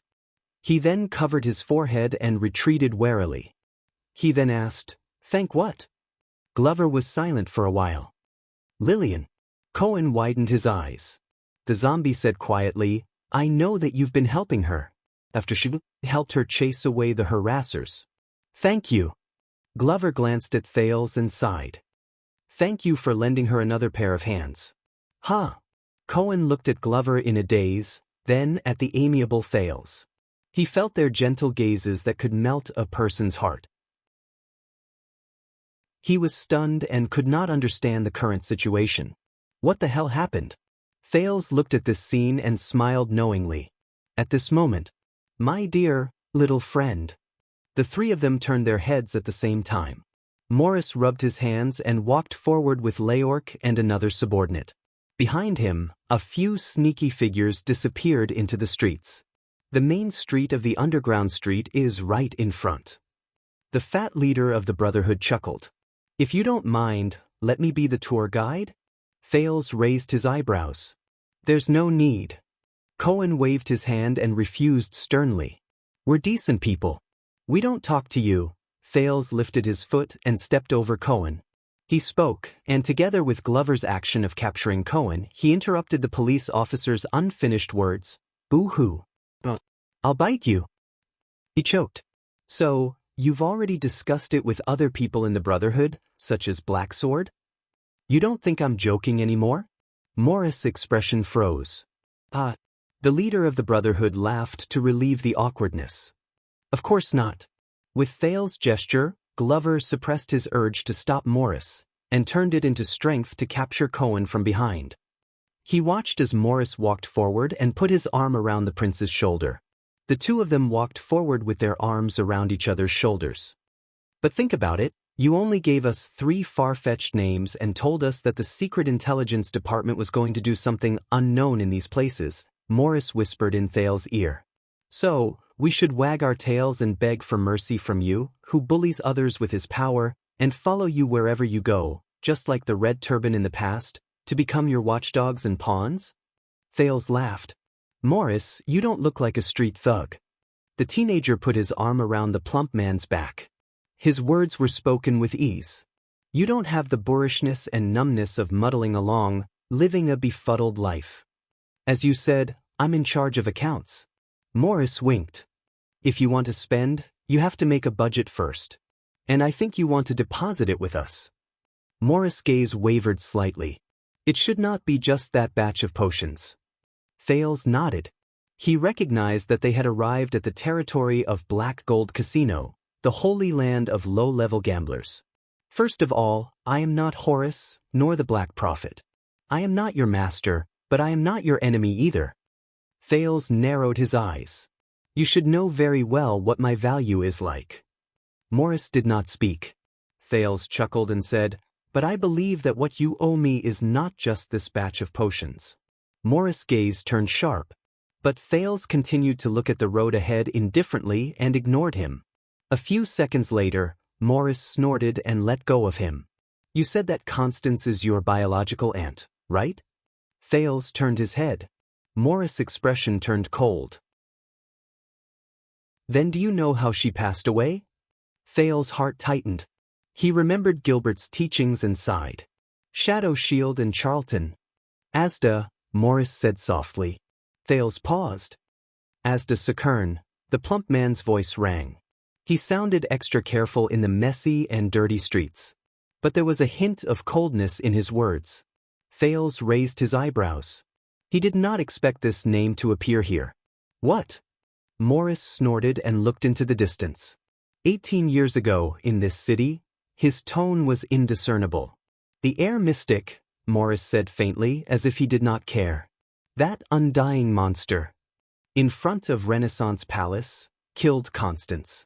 Killed. Thales spent a full 3 seconds to digest the meaning of this sentence. The image of the elegant, calm, and elegant tutor appeared before his eyes. Constance? But the teenager could only widen his eyes and repeat what he had said in vain. What? Morris looked at the sky and took a deep breath, as if he wanted to suck in all the scent of blood. She bled from her orifices and suffered the cruelest pain in the world. Then she opened her eyes and died quietly. Our little calamity, our little powerhouse, she just lay on the ground, staring at the sky with lifeless eyes. The plump man's voice trembled slightly. Lonely. Helpless. Cold. At that moment, Thales shuddered slightly and found it hard to breathe. It was just like the experience his teacher had given him countless times. What? He could only repeat it for the third time. Crushed to death by it, Morris stared at the sky absent-mindedly, completely ignoring the second prince's questions. And the other idiots in the 9 powerhouses, really idiots. How could humans defeat mystics and calamities? Why did they go? Why did they go to their deaths? Right before Black Sword in my eyes. In an instant, countless chaotic and complicated thoughts surged into Thales' mind. They even surpassed the upper limit of what he could handle. But among them, Black Sword's words to the air mystic that night under Rikru's giant statue were especially clear. 12 years ago, when you, monster, went on a killing spree in Renaissance Palace, why did you not have such concerns? What followed next was the last words of the girl who made people tremble in fear on that day, before she turned into ashes. Be careful of Asda.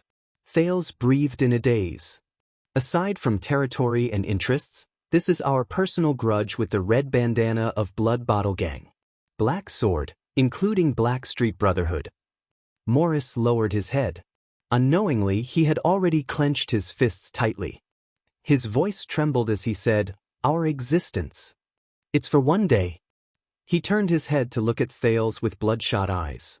Let these unkillable monsters pay the price. Chapter 605. Constance. Asda. Thales walked on the dirty underground street expressionlessly. He thought about the air mystic he knew over and over again. Be it the ruthless villains in Red Street Market, the elegant and knowledgeable mystic in the chess room, or the inhuman monsters in Dragon Cloud City who destroyed the world. No, it's not just that.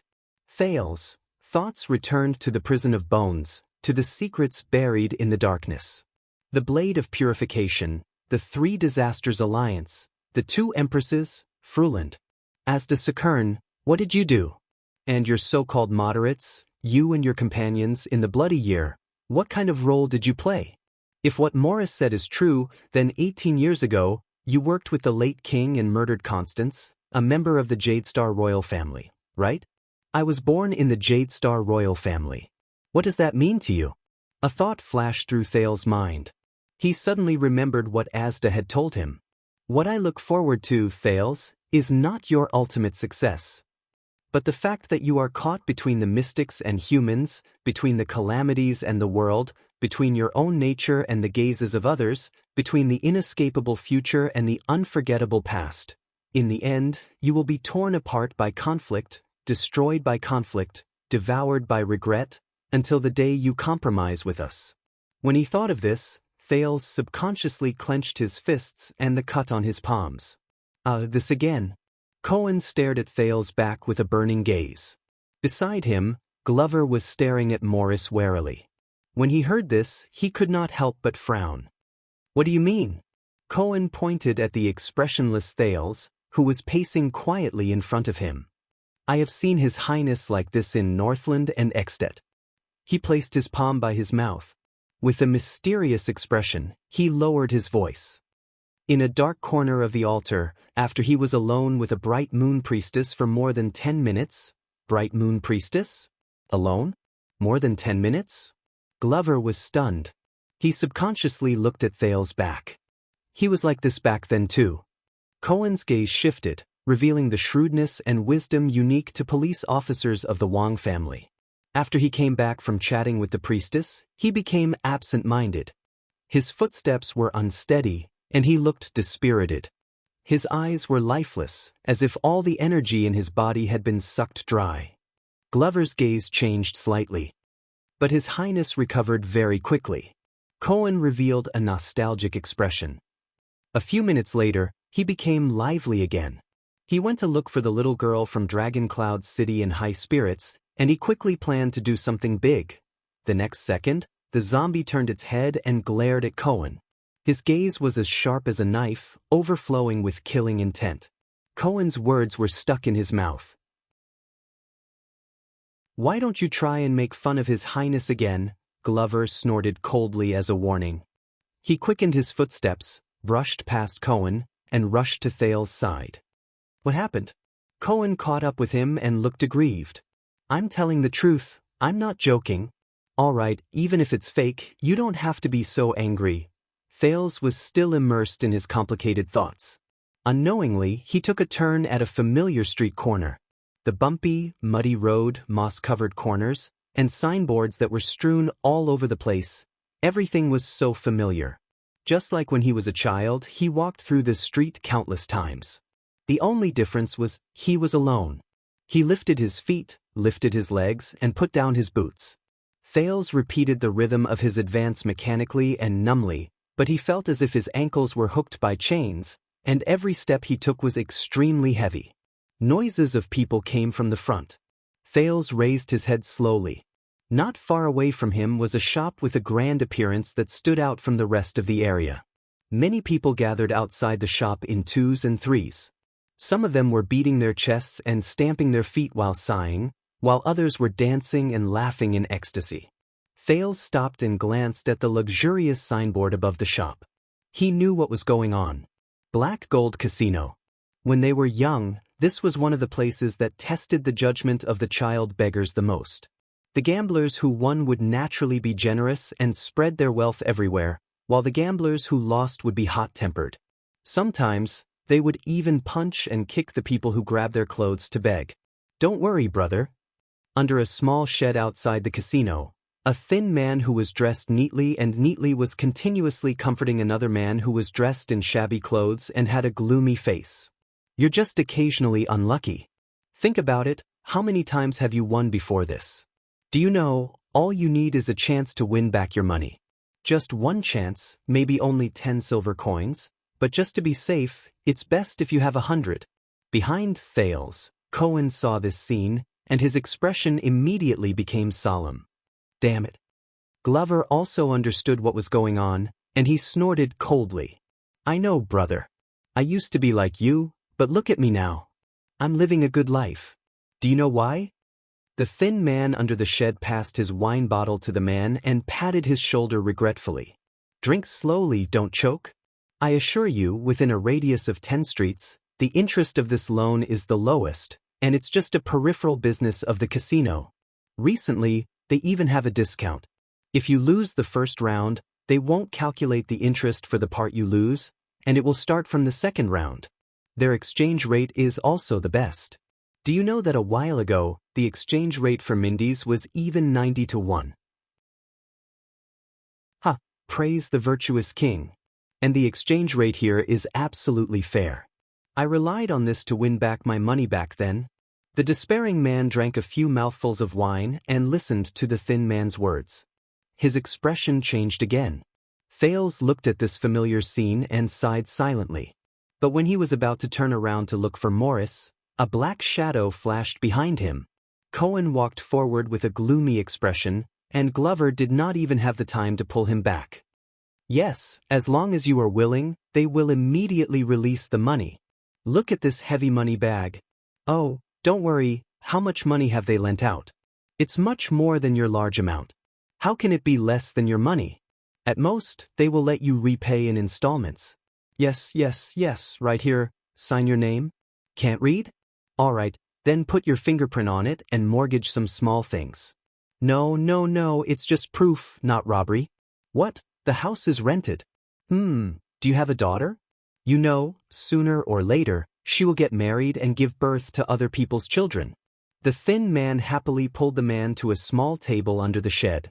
The accountant behind the table lifted a money bag from underneath and lazily took out a contract for the man to put his fingerprint on. "Then do you have a wife?" No. If you are really unlucky, the owner is very easy to talk to, as long as you do some odd jobs and work in exchange for the debt. Do you know, brother, women all have private stashes of money, and they would rather buy earrings for themselves than give them to you, so that the head of the family can use them to do business and make a lot of money. It can't be helped, they are short-sighted. Sometimes, you have to squeeze them a little to squeeze out their little stash, just like milking a cow. The man looked at the money bag on the table and swallowed. The thin man beside him added, "Besides, you might not necessarily lose. Besides, you might not necessarily lose. Think about it. The head of the family made a lot of money, came home in high spirits, stuffed a new dress and a new gift into the hands of his wife and daughter, and then threw the heavy bag of money on the dining table. Let's see who the F***ck still dares to give you a hard time." The man wiped the ink pad, but hesitated when he was about to press on the contract. The thin man and the accountant looked at each other. The former sighed and pulled the man to the back. "Forget it, brother. Since you are so hesitant, there is no need to force yourself. Don't worry, their loans are all voluntary, they won't force you. Come, have a drink, we will help you think of an excuse. Why did you lose your wages for carrying goods today? I hope it can fool your wife." But the man shuddered and subconsciously pulled the indifferent thin man. His eyes were pleading. The man looked at the small contract with difficulty. At this moment, "Hey! The one in front, stop." The police officer's loud voice rang loudly, attracting the attention of the people in front of the casino. "Don't sign, don't put your fingerprint." Cohen angrily pushed through the crowd, pushed the thin man away, and pulled the poor man to his side. "Do you want your family to be ruined? Or sell your children and wife? Or be forced by them to do illegal trafficking and smuggling? Go to jail and suffer for them?" The man was stunned and looked at the big man in front of him in confusion. Outside the crowd, Glover frowned and said to Thales, "Your Highness, but Thales only raised a hand and shook his head. As a police officer, he is the most suitable person to step in." In the crowd, the thin man who was disturbed became angry. Where the F*** did this unlucky idiot come from? Put him. But the accountant behind him pulled the thin man and whispered a few words in his ear. The thin man's expression changed. He looked at the angry Cohen and suddenly smiled. Oh, so it's the stupid Mr. Police Officer." The thin man rubbed his hands and gestured for his companions in the crowd to step back. He went to Cohen himself. "What, you want to check our qualifications again? This is a black gold casino with a long history. It has a license issued by the virtuous king 100 years ago. Do you want to go in and take a look?" The unexpected commotion here attracted the gamblers and passers-by around them. They surrounded Cohen and the man. All of them looked hostile.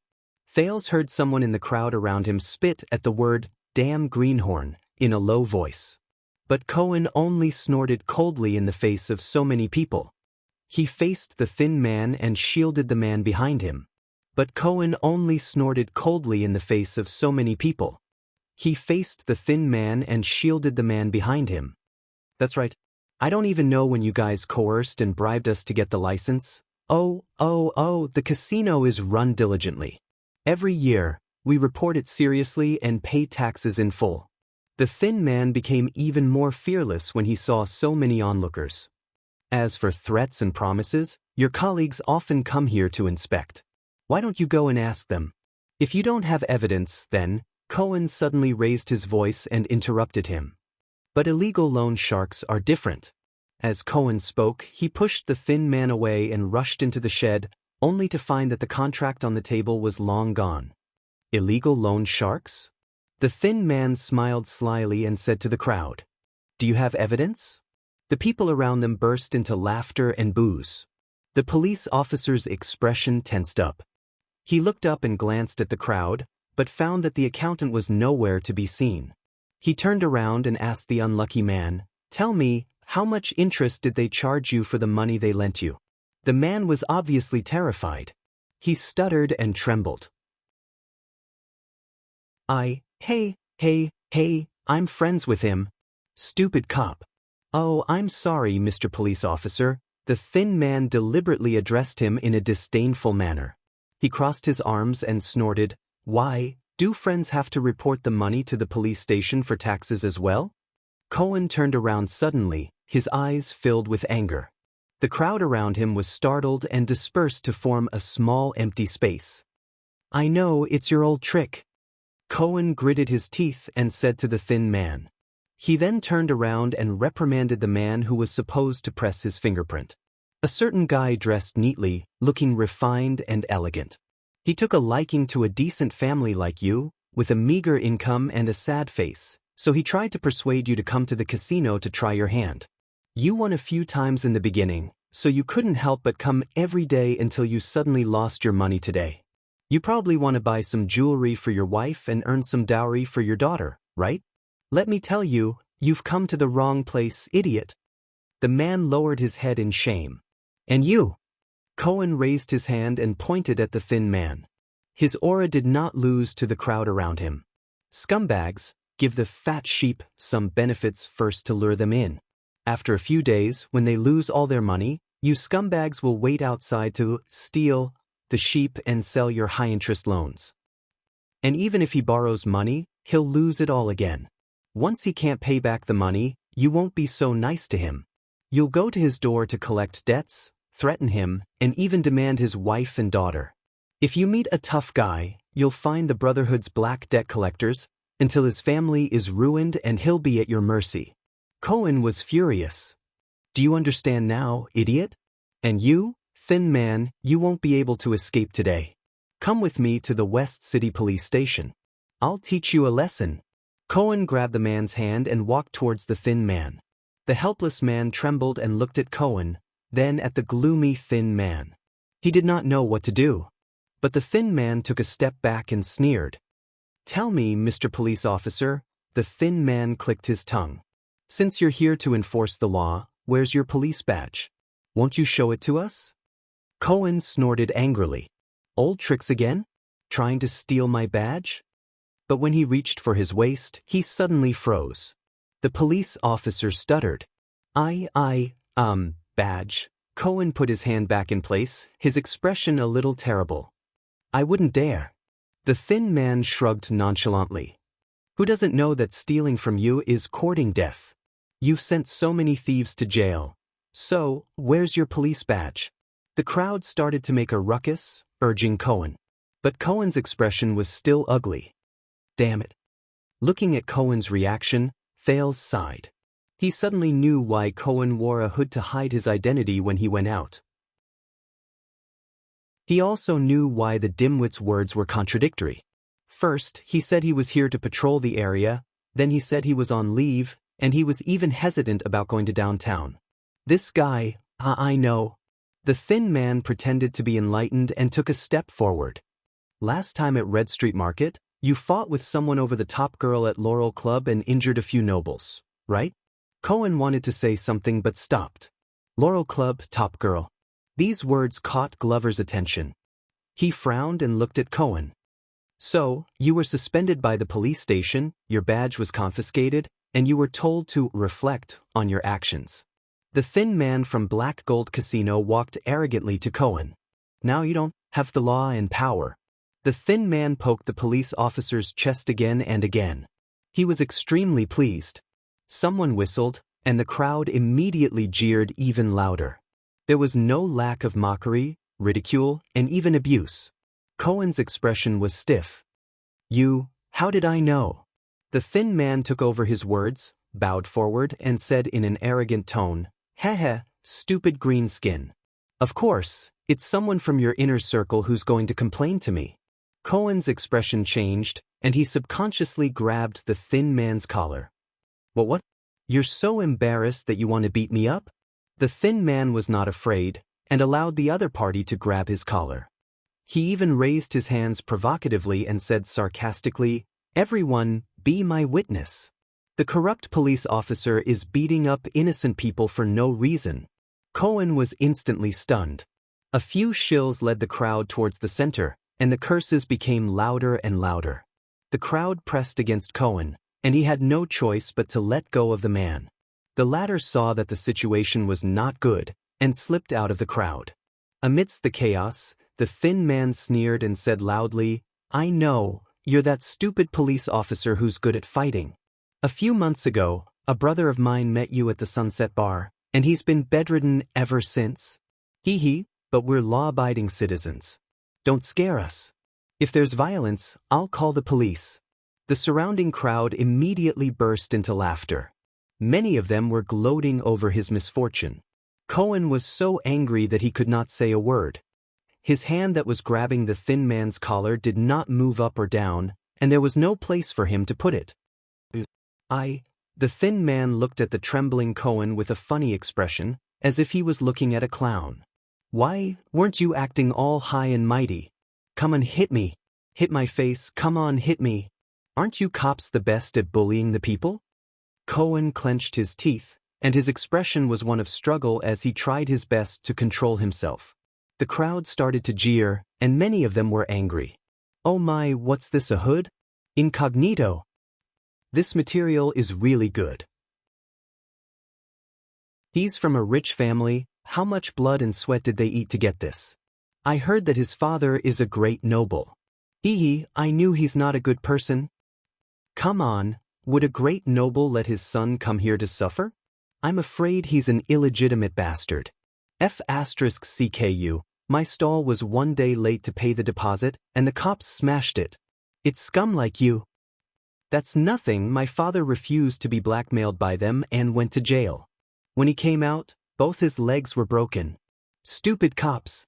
Downtown is not getting better, and it's all because of corrupt officials like you. Hit him.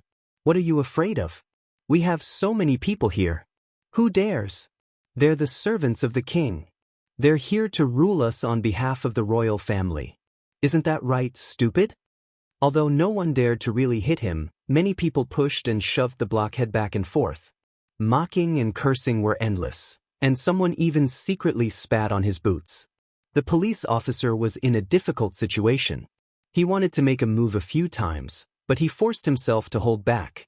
Looking at this scene, Thales sighed and nodded at Glover. But when Glover was about to walk forward, another deep voice sounded. Is that enough?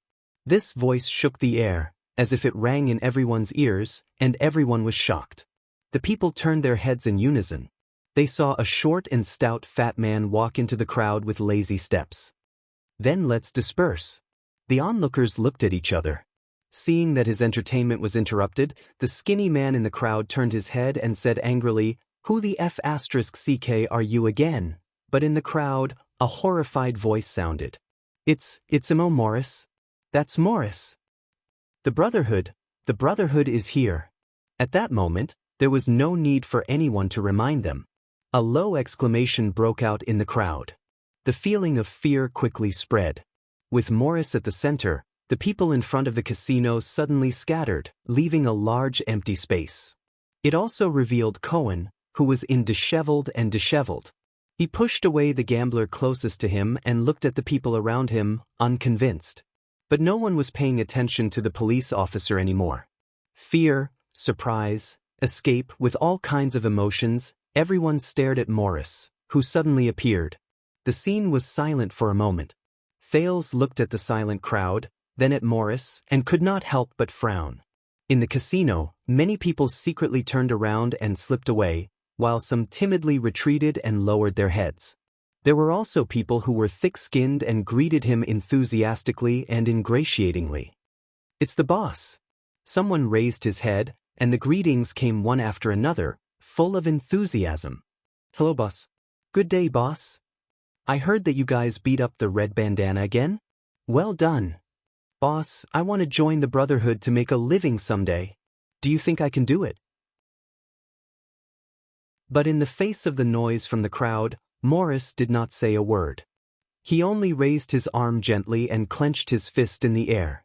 As if there was a silent command, the lively crowd quietened down again. Asterisk thud, thud, thud. Asterisk only Morris' footsteps could be heard in the casino. He slowly walked past Cohen and snorted at the disheveled police officer with a faint smile. I think you need a little help from me?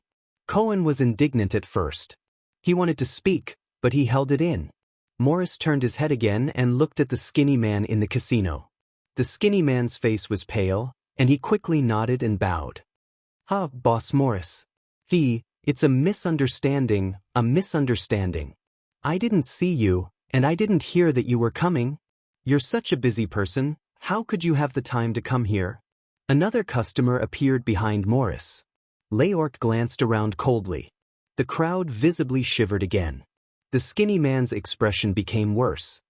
He tried his best to make small talk, but the fear in his eyes was clear. Hey boss Leork, you're here too? Oh, my two bosses, do you want to come and play? Welcome, welcome. Please come in, we have a private room. But Morris only raised a finger and shook it. Today's business is over. All of you get lost. The skinny man was stunned. The crowd also quietened down. They did not even dare to breathe loudly. Leork snorted coldly. He turned around and looked around. He said softly, "Someone didn't understand?" The silent killer's voice faded away. In the next second, the crowd seemed to explode. Amidst the endless footsteps, no one dared to stay any longer. They turned around and left. They did not even dare to look back. Cohen stood on the spot and looked at the scattering crowd in a daze. He could not come back to his senses for a long time. The skinny man wanted to slip away, but Leork grabbed his shoulder from behind. I remember. I've made an agreement with Senza. Morris came to him. The fat man was calm and collected. He spoke slowly, but there was a hint of coldness in his words. The profits from this casino belong to him. After all, his men are injured or dead, and he needs a lot of money. I'm just taking care of him. The skinny man trembled slightly. He turned his head around mechanically. His smile was uglier than a cry. Boss, you see, Morris interrupted him. But we also agreed that we would only deal with those unscrupulous merchants and rich nobles. And that guy just now? He looks like a poor coachman. He does not have any profits. Morris narrowed his eyes at the skinny man. The skinny man gulped and looked at Morris with a fawning look. Before we took action, we really did not know what that guy did, Morris snorted. The skinny man immediately shut up. So, when you looted a sheep, you did not check its fur before you took action? Are you more amateur than a beggar? Morris glanced behind him, intentionally or unintentionally. If you touch the Prince of Constellation one day, Thales furrowed his brows. Morris' gaze turned cold. Then wouldn't my entire street be in big trouble? The skinny man was about to cry. You must be joking. Why would the prince come to us? Leork, who was behind him, suddenly exerted force. The skinny man was in so much pain that he begged for mercy. All right. About this, Boss Morris, you see, there are not many rich people in the 3 districts of the city. Even the nobles are afraid of the Brotherhood's reputation. We were forced into a corner. Morris just looked at him expressionlessly. The skinny man felt that he had a chance. He wailed and said, Besides, we are just looking for business at the entrance. It is not considered as earning money from the casino. After all, we have to eat. The skinny man's expression changed. His voice suddenly became hoarse. He looked like he was in pain. He started to gasp for air. Cohen was shocked. He instinctively touched his neck. Morris looked at the skinny man quietly. There was no emotion in his eyes. Leork coldly let go of him. The skinny man fell to the ground with a thud. He grabbed his neck with both hands and breathed in pain. Tears and snot flowed down his face, but he could not form a complete sentence. No, boss, don't. Please. Hey! Cohen could not help but take a step forward. You want to kill me in front of me, but his arm was immediately grabbed by someone, preventing him from approaching. It was Leork. If the boss wants to kill. The silent killer pressed Cohen's hand. He clicked his tongue in disdain and shook his head in disdain. He doesn't need psionic powers. Cohen clenched his teeth. In the next second, the skinny man's breathing suddenly became smooth again. He fell to the ground and cried for the right to breathe again. Thales looked at everything in front of him silently. For some reason, he was reminded of his interaction with the Heir mystic. This time, I gave face to Senza, and also to this police officer. Morris bent down and bared his teeth. He was kind and calm. Next time, remember, do not refute me. The The skinny man, who was extremely terrified, could not say a word. He could only nod his head desperately. And do not harm the poor. The city is our route. Morris clapped his hands. He did not care at all.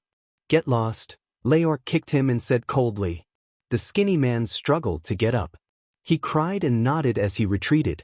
The rich are the same. Cohen came to his senses and added with a roar. Anyone. The skinny man's figure disappeared around the corner. The entrance of the Black Gold Casino was suddenly deserted. Wow, police officer. Leork glanced at Cohen and sneered in disdain. Words are really useful. Cohen bit his lip and his expression was unpleasant. Thales and Glover walked forward. Cohen did not dare to look at them and turned his head away in shame. Have you been here before? Police officer? Maurice looked with interest at the deserted street, which had been frightened by him. Cohen came to his senses and saw that it was Morris. He turned his head away in disdain. Of course, this is my jurisdiction. Whether it is patrol, investigation, manhunt, or the crime crackdown arranged by the police station every year. But this place. Cohen wanted to say something but did not. In the end, he could not continue. Morris exhaled. He felt at ease as if he had returned home. But this place is far beyond your imagination, right? Whether it is the degree of chaos in the city's layout, the difficulty in handling it, or the complexity of the personnel. Cohen turned his head away angrily and did not reply. Thales sighed silently in his heart. For Cohen, being helped by the leader of the Brotherhood is almost a great humiliation. Do you know, when I heard that there was a new, extraordinary, and rash greenhorn in Western City's greenhorn nest, I knew. Morris patted his belly and clicked his tongue. You're going to be unlucky. The fat man from the Brotherhood continued to walk forward. Leork followed closely. Me? Unlucky? Cohen was stunned. Thales had a lot on his mind. He waved his hand and followed the fat man's footsteps. Glover reached out to grab Cohen's arm, but the indignant police officer shook his hand off and followed stiffly. Cohen said stubbornly, I'm fine. I've always been unlucky anyway. But you, Cohen glared fiercely at Morris back. Theft, extortion, robbery, intimidation, violence, murder. No, it's more than that. The police officer counted with hatred. Drug trafficking, prostitution, gambling, smuggling, bribery, and even the usury just now. Don't think that you're being merciful just because you stopped the moneylender. You have to know that it's all the evil you brought. As the main culprit, do you think you can get away with all the evil deeds you've done? Morris seemed to find this amusing and laughed. Leork shook his head in disdain. Cohen gritted his teeth and said, One day, all of you will pay for your crimes. Pay? Morris did not turn around. He only took a deep breath. Be it you or the Blood Bottle Gang, all of you are parasites that do not fit this world, Cohen said coldly. Thales swore that he had never seen him like this before. All of you are destined to die. That.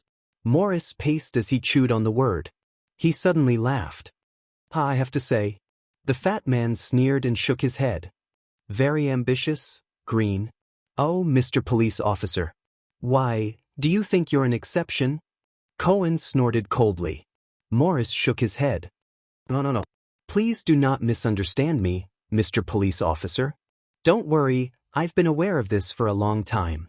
Morris raised his head and sighed. This line of work is the same as being a mercenary. Maybe one day, I'll fall, and I might even fall into your hands. The fat man glanced at Thales. The teenager looked back at him coldly. But, Morris exhaled. Look around. The fat man stretched out his arm. Thales followed his gaze and looked around. On the street, in the community, in the alleys, the inconspicuous grocery store and the apprentices who have nothing to do, the simple and crude workshop and the temporary workers who have nowhere to go, the empty food stalls and the idlers who have nothing to do, the dilapidated nests and the homeless who rely on them for shelter, the narrow and dim attic houses and the single dog who is alone even on Valentine's Day, the street peddlers who push their carts, the unkempt children who walk on the street, including the lower class, more miserable and more frowning professions: beggars, prostitutes, hooligans, gamblers, authors, gangsters, including the Groves just now, the coachman who was forced to borrow money from loan sharks, the crowd surrounding you and denouncing the police officer, and even the family of the little girl who tried to blackmail you on the streets. Morris sighed. Hundreds, thousands, tens of thousands. These people, who do you think they are? Cohen frowned. Poor people. Cohen paused for a moment and said indignantly, "What I mean is, poor people. They're all poor people who have been harmed, deceived, coerced, and had their blood sucked by you." Glover thought of something and frowned. Morris burst into laughter. Thales sighed softly. "No, Cohen. They're not just poor people. They're even more. No." Morris finally stopped laughing. He turned his head and looked at the indignant Cohen. "You don't understand, Mr. Police Officer. All these people, they are all our people." Cohen was instantly stunned. The fat man from the Brotherhood narrowed his eyes, and a dangerous glint flashed in them. They all belong to Blackstreet Brotherhood.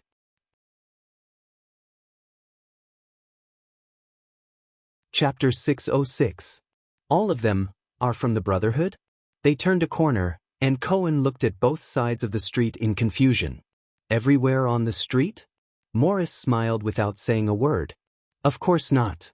Thales quickened his pace and walked to their side. He said coldly, if it had come to that, the Brotherhood would have been destroyed a long time ago. At that moment, Thales and Morris' eyes met in the air. The former was cold, and the latter was laughing. They began a game that only they knew. But Thales' tone immediately changed. But there is no doubt that when we appeared in these people's sight, we were already targeted by the Brotherhood. Cohen frowned. Glover subconsciously placed his hand on his weapon and vigilantly observed every passerby on the street. Exactly. Morris laughed heartily. From the moment you stepped on the first brick in Lower City District, the craftsmen's shops, peddlers, beggars, merchants, and passers-by along the way have already seen you clearly. Cohen raised his head and spat. Bah, who doesn't know that all the shops on this street have to pay protection fees to the Brotherhood? They are all under your threat. But this time, it was Thales who interrupted him. But what he said wasn't wrong. The prince looked outside a shop. There were a few temporary workers who were sweating profusely as they unloaded goods. These people are indeed members of the Brotherhood. Cohen was puzzled. One moment, it was not the Brotherhood. The next moment, it was the Brotherhood. Is it the Brotherhood or not? Morris seemed to be deep in thought. Oh, Your Highness, do you know? I don't know. Thales' expression did not change. I only know that you want to use this opportunity to show off your muscles to me and show the Brotherhood's foundation. Morris, whose thoughts were exposed, turned around in embarrassment. Mr. Police Officer, and this person. Both of you have extraordinary backgrounds. You must know and have seen the Blood Bottle Gang. Morris adjusted his emotions and chuckled with contempt and disdain. They have been around for 100 years. They are a gang aristocrat with a long history and a complicated background. The chain of interest behind them is deep and solid. Most of their members are scum who walk in the gray area. Glover's gaze fell on him. But Morris changed the topic and said meaningfully, although in your eyes, they are doing the same business as their mortal enemies, the Brotherhood, are completely different. At that moment, Thales saw a shop in front of him. He could not help but narrow his eyes and slow down. Different? Cohen shook his head in disdain. You're saying that even though we're all scum, they're scum of the old, while you're scum of the lowly. Leork snorted coldly behind him. This is your bar? Everyone turned around. Thales stood rooted to the spot and stared at a tavern across the street. In the shop, which was completely deserted, a fierce-looking man was sprawled behind the bar counter in annoyance, stabbing the counter with a knife from time to time. Cohen and Glover raised their heads and looked at the rusty old iron signboard at the top of the tavern. Sunset bless you. It looked like it was taken from a rural church in the Sunset Temple. Thales stared at the familiar tables and chairs in front of him. He recalled the countless times he walked through the shop. That bartender, he looks very fierce. Morris whistled from afar. The fierce-looking bartender saw them and immediately pulled out his knife in surprise. He looked like he wanted to fight, but Morris immediately gestured for him to calm down. Leork walked into the bar and patted the fierce-looking bartender's shoulder. He started talking to him, and finally, when the bartender looked disappointed, he calmed him down. That's Sunset Bar. Krowinski took over only a few months ago. His predecessor got his head split open in a bar fight. Morris looked at Kerensky's unapproachable face, then sized up the deserted scene in Sunset Bar. He sighed. You can probably tell that he is not good at this job. Thales nodded slightly. There was a melancholy in his words that only he could understand. Being a bartender here is probably not easy. Things remain the same, but people have changed. The old man behind the bar counter is no longer around. Thales shook his head and turned to leave. This bar used to be owned by an old friend. Morris followed the prince's footsteps and clicked his tongue helplessly. I have to say, after they moved away, there are not many people in the Brotherhood who know how to run a bar and manage the place. Your old friend must be very powerful, Thales said sincerely. When he heard this, Morris hummed in agreement with complicated feelings. At least when they were still around, no one dared to fight here. Yes, who doesn't know that this is the Brotherhood's own, green zone? Cohen snorted angrily, his anger still lingering. There are still people who dare to fight here? Morris glanced at him. Mr. Police Officer, since you said that this is your jurisdiction, do you really understand this place? Cohen was about to speak, but Morris raised his finger and interrupted him. Or do you only care about catching thieves and punishing peddlers, keeping an eye on illegal crimes, but you have never gone deep into their communities, their families, and their daily lives to see what kind of life they lead when they are not on the streets? Cohen paused. But he quickly replied in an unconvinced manner, I know. Lower City District is a gathering place for immigrants and the poor. This place is very poor. Poor? Morris suddenly raised his voice, looking as if he was amused. Poverty. The fat man's gaze suddenly changed. But what is poverty in your eyes, Mr. Police Officer? Is it the imagination of the nobles who can't eat meat for every meal and don't have new clothes during the holidays? Or is it the kind of poverty that is described in stories, where the rich and powerful like to find them to donate to charity because they are going to starve to death tomorrow? It seems tragic but is not realistic at all. Cohen's eyebrows twitched as he pondered the words of the leader of the Brotherhood. No, cop, Morris said bluntly, even forgetting to use street slang in front of the prince. True poverty lies somewhere in between. It is not so rigid and old-fashioned, and it is not so tragic. Thales had a thought. In fact, true poverty is numbness, tolerance, muddling through life without a future. It is poverty that does not lead to death, but it is difficult to live. It is a strange predicament where there is no need to commit suicide even though it is painful. Morris' words were filled with emotion. This kind of poverty is the real plague that can drive people crazy. It is highly toxic, contagious, and will continue to spread. However, the poison does not kill. It seems mild. Cohen thought hard, but in the end, it was to no avail. I don't understand. Morris sneered. All right, you are of noble birth, and you are a police officer. You live a luxurious life and do things conveniently.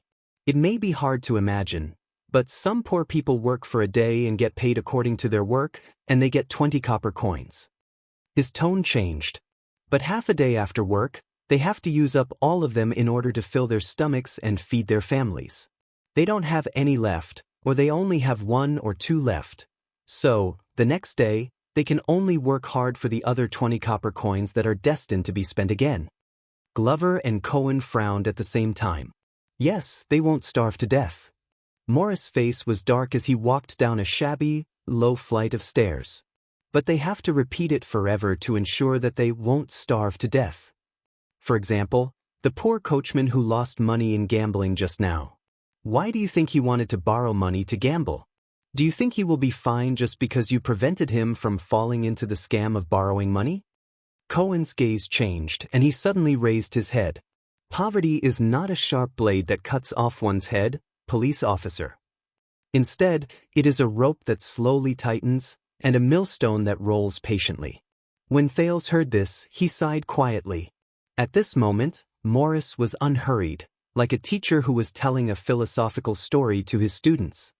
It gives you a little hope to live, but does not let you enjoy the joy of living, so that it can continue to exploit your life. It forces you to the edge of death, but just happens to not die, so that you can squeeze out everything from the numbness you feel day after day. Morris took a deep breath, as if he wanted to taste the sweetness of the air. It is called survival, a long death. Morris clasped his hands behind his back. Without realizing it, he walked to the front of the group. He looked at the stinking leather workshop in the distance, and the workers working hard inside.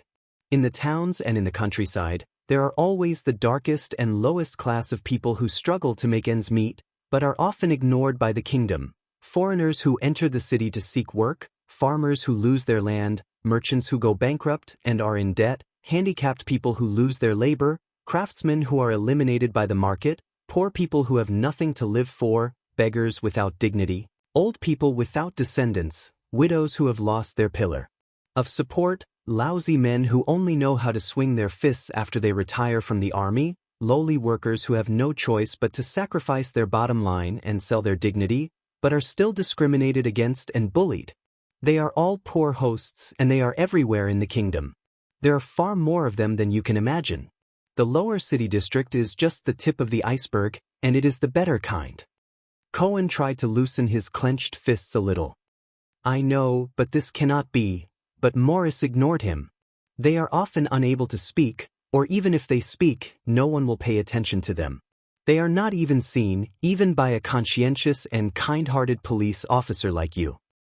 In the peaceful and prosperous official announcements, in the passionate and magnificent historical narratives, in the eyes of most happy people who do not have to worry about food and clothing, they do not even exist. Or perhaps, the meaning of their existence is to prove the sympathy and morality of others, and to bring the latter correct, hypocritical, and cheap self-satisfaction. Morris' tone became incomparably cold. They are excluded from the discourse, and it is difficult for them to understand, and they do not have the spare energy to feel what it means to pursue and desire ideals and ambitions, dignity and responsibility. These are things that can only be seen in bardic poems and stage plays. His expressions suddenly became ferocious. Under such circumstances, if they do not seek and change, people will slowly deteriorate, and they will become objects or beasts. In the face of a difficult life, a harsh environment, a hopeless future, unfair reality, domineering public power, and the most urgent need to survive, they must find a way, they must have something to rely on, and they must grasp at the last straw. Morris' gaze drifted to the sky, passed through the thick clouds, and landed on the ground again, on the messy underground street. So, one day, a certain opportunity, a certain moment, a certain accident, they are forced to come together. They help each other, overcome difficulties together, and seek recognition and value. Perhaps it is just neighbors looking out for each other, perhaps it is a gathering of pitiful people in the same industry, perhaps it is a gathering of gangsters from poor backgrounds to boost their courage. Even if sometimes, these actions are not that legal. Thales quietly watched the dozen or so ruffians who were fighting in a street corner. But this time, Cohen only stared at them in a daze. He no longer had the intention to step forward and intervene. And the original purpose of them huddling together for warmth was to live a less painful life. The crime that you hate, or rather, the behavior that goes against the mainstream law, is just an inevitable but secondary byproduct. Morris also watched the brawl in the street corner. He shook his head at Leorc, who was questioning him with his gaze. So, we appeared, Black Street Brotherhood, as a former member of countless gangs at the bottom of the hierarchy. At that moment, his gaze was distant and profound. I don't know when or how, but from the moment we appeared, we were deeply rooted in the community of the people at the bottom of the hierarchy. We were born from chaos and we rely on chaos.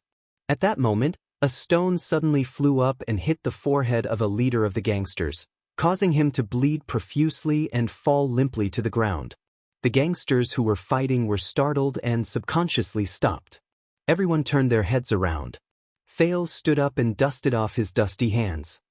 All of you were indeed born from chaos, Thales said coldly. But you also feed chaos.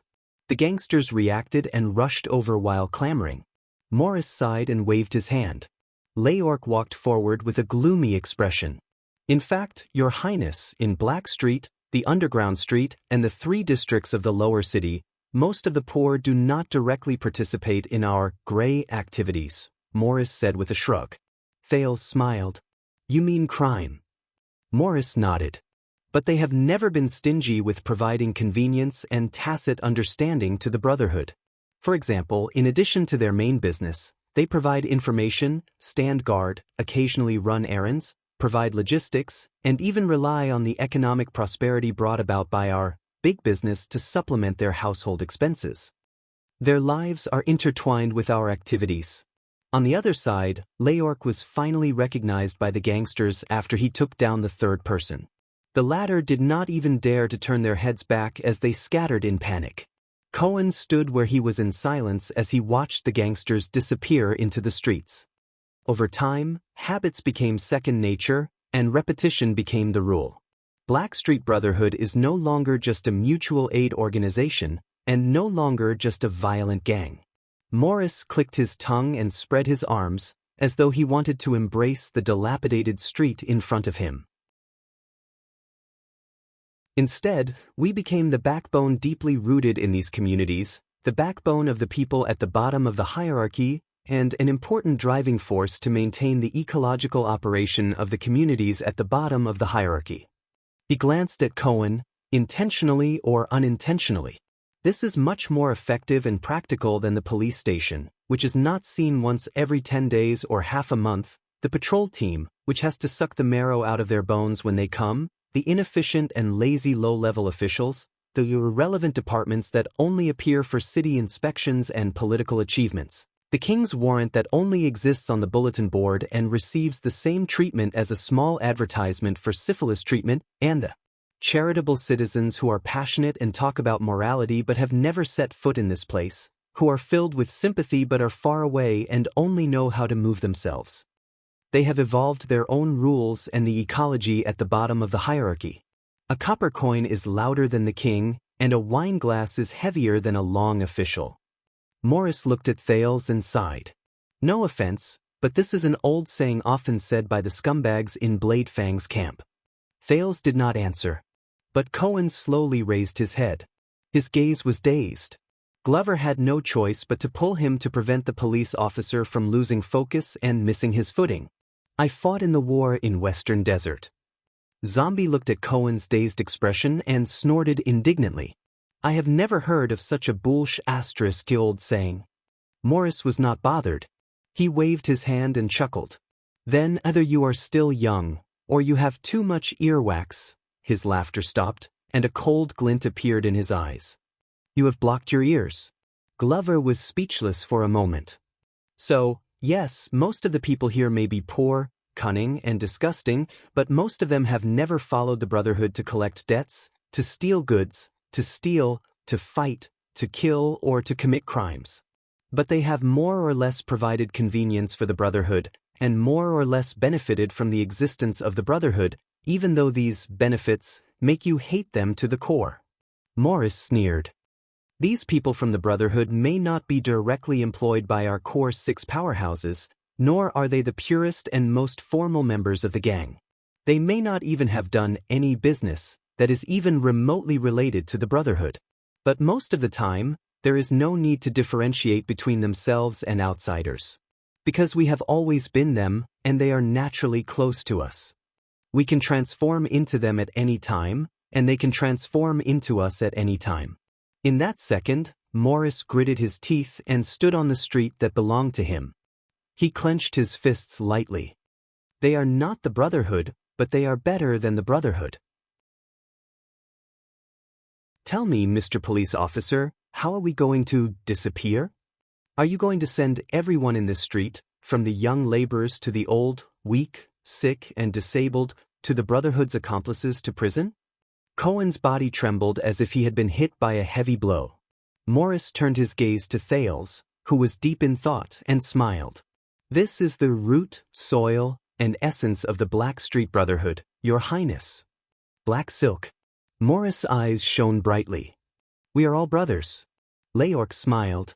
Intentionally or unintentionally, he crossed his arms so that the black ribbon on his left arm fluttered in the wind. "We are all brothers with black silk."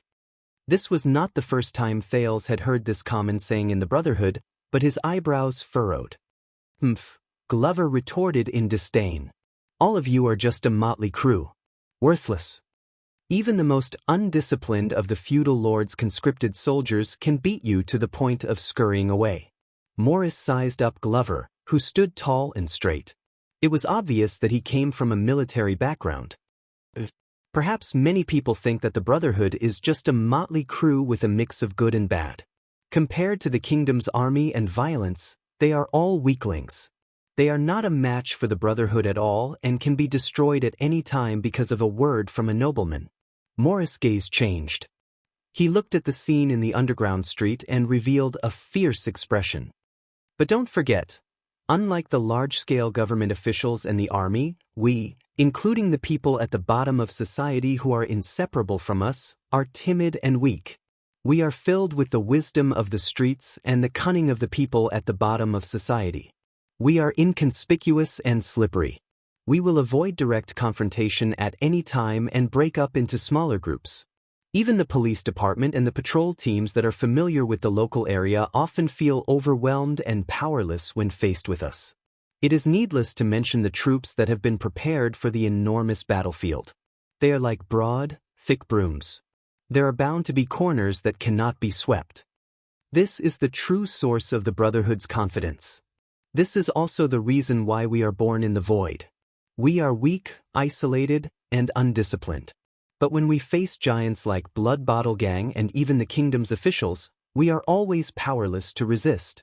We are destroyed, but we can always rise from the ashes and make a comeback. Mr. Police Officer, and this big brother who has fought in the war, do you understand?" At that moment, Cohen looked hesitant.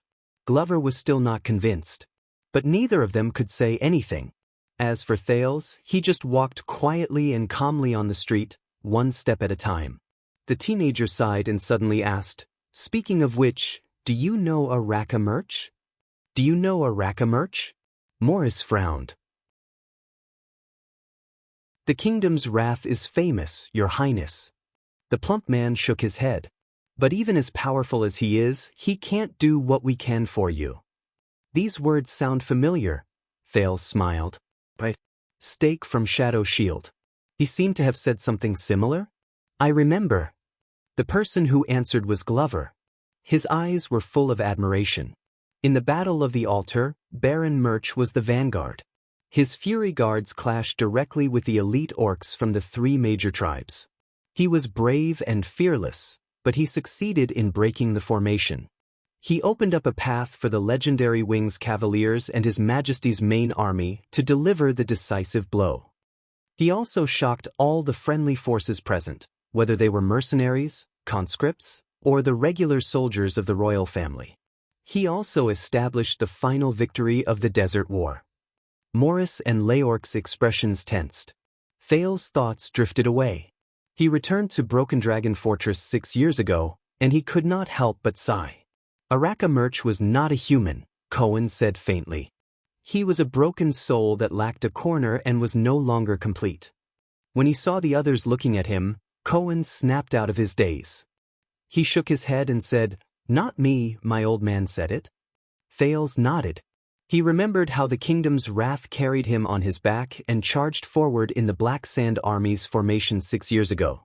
But he did not want to talk about his bravery. "Murch told me that he was not the kingdom's wrath," Thales said with a sigh. "The guards beside him are. All of them." The others were instantly stunned. Thales turned his head around. Similarly, the unkillable and mysterious Black Sword might be the leader and spiritual symbol of the Brotherhood. Morris' expression changed. But he was not the Brotherhood itself.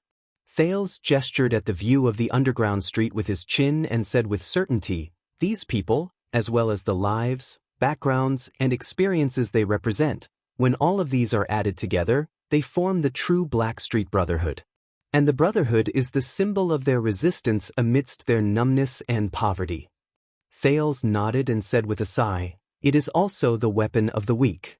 Morris was a little surprised, but he quickly adjusted himself and chuckled.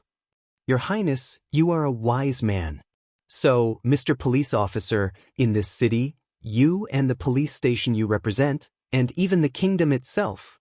Morris spoke to Cohen, but he stared at the prince, as if waiting for his response. "What you are fighting against is not gangs, not crime, not even evil," the fat man said with a sneer.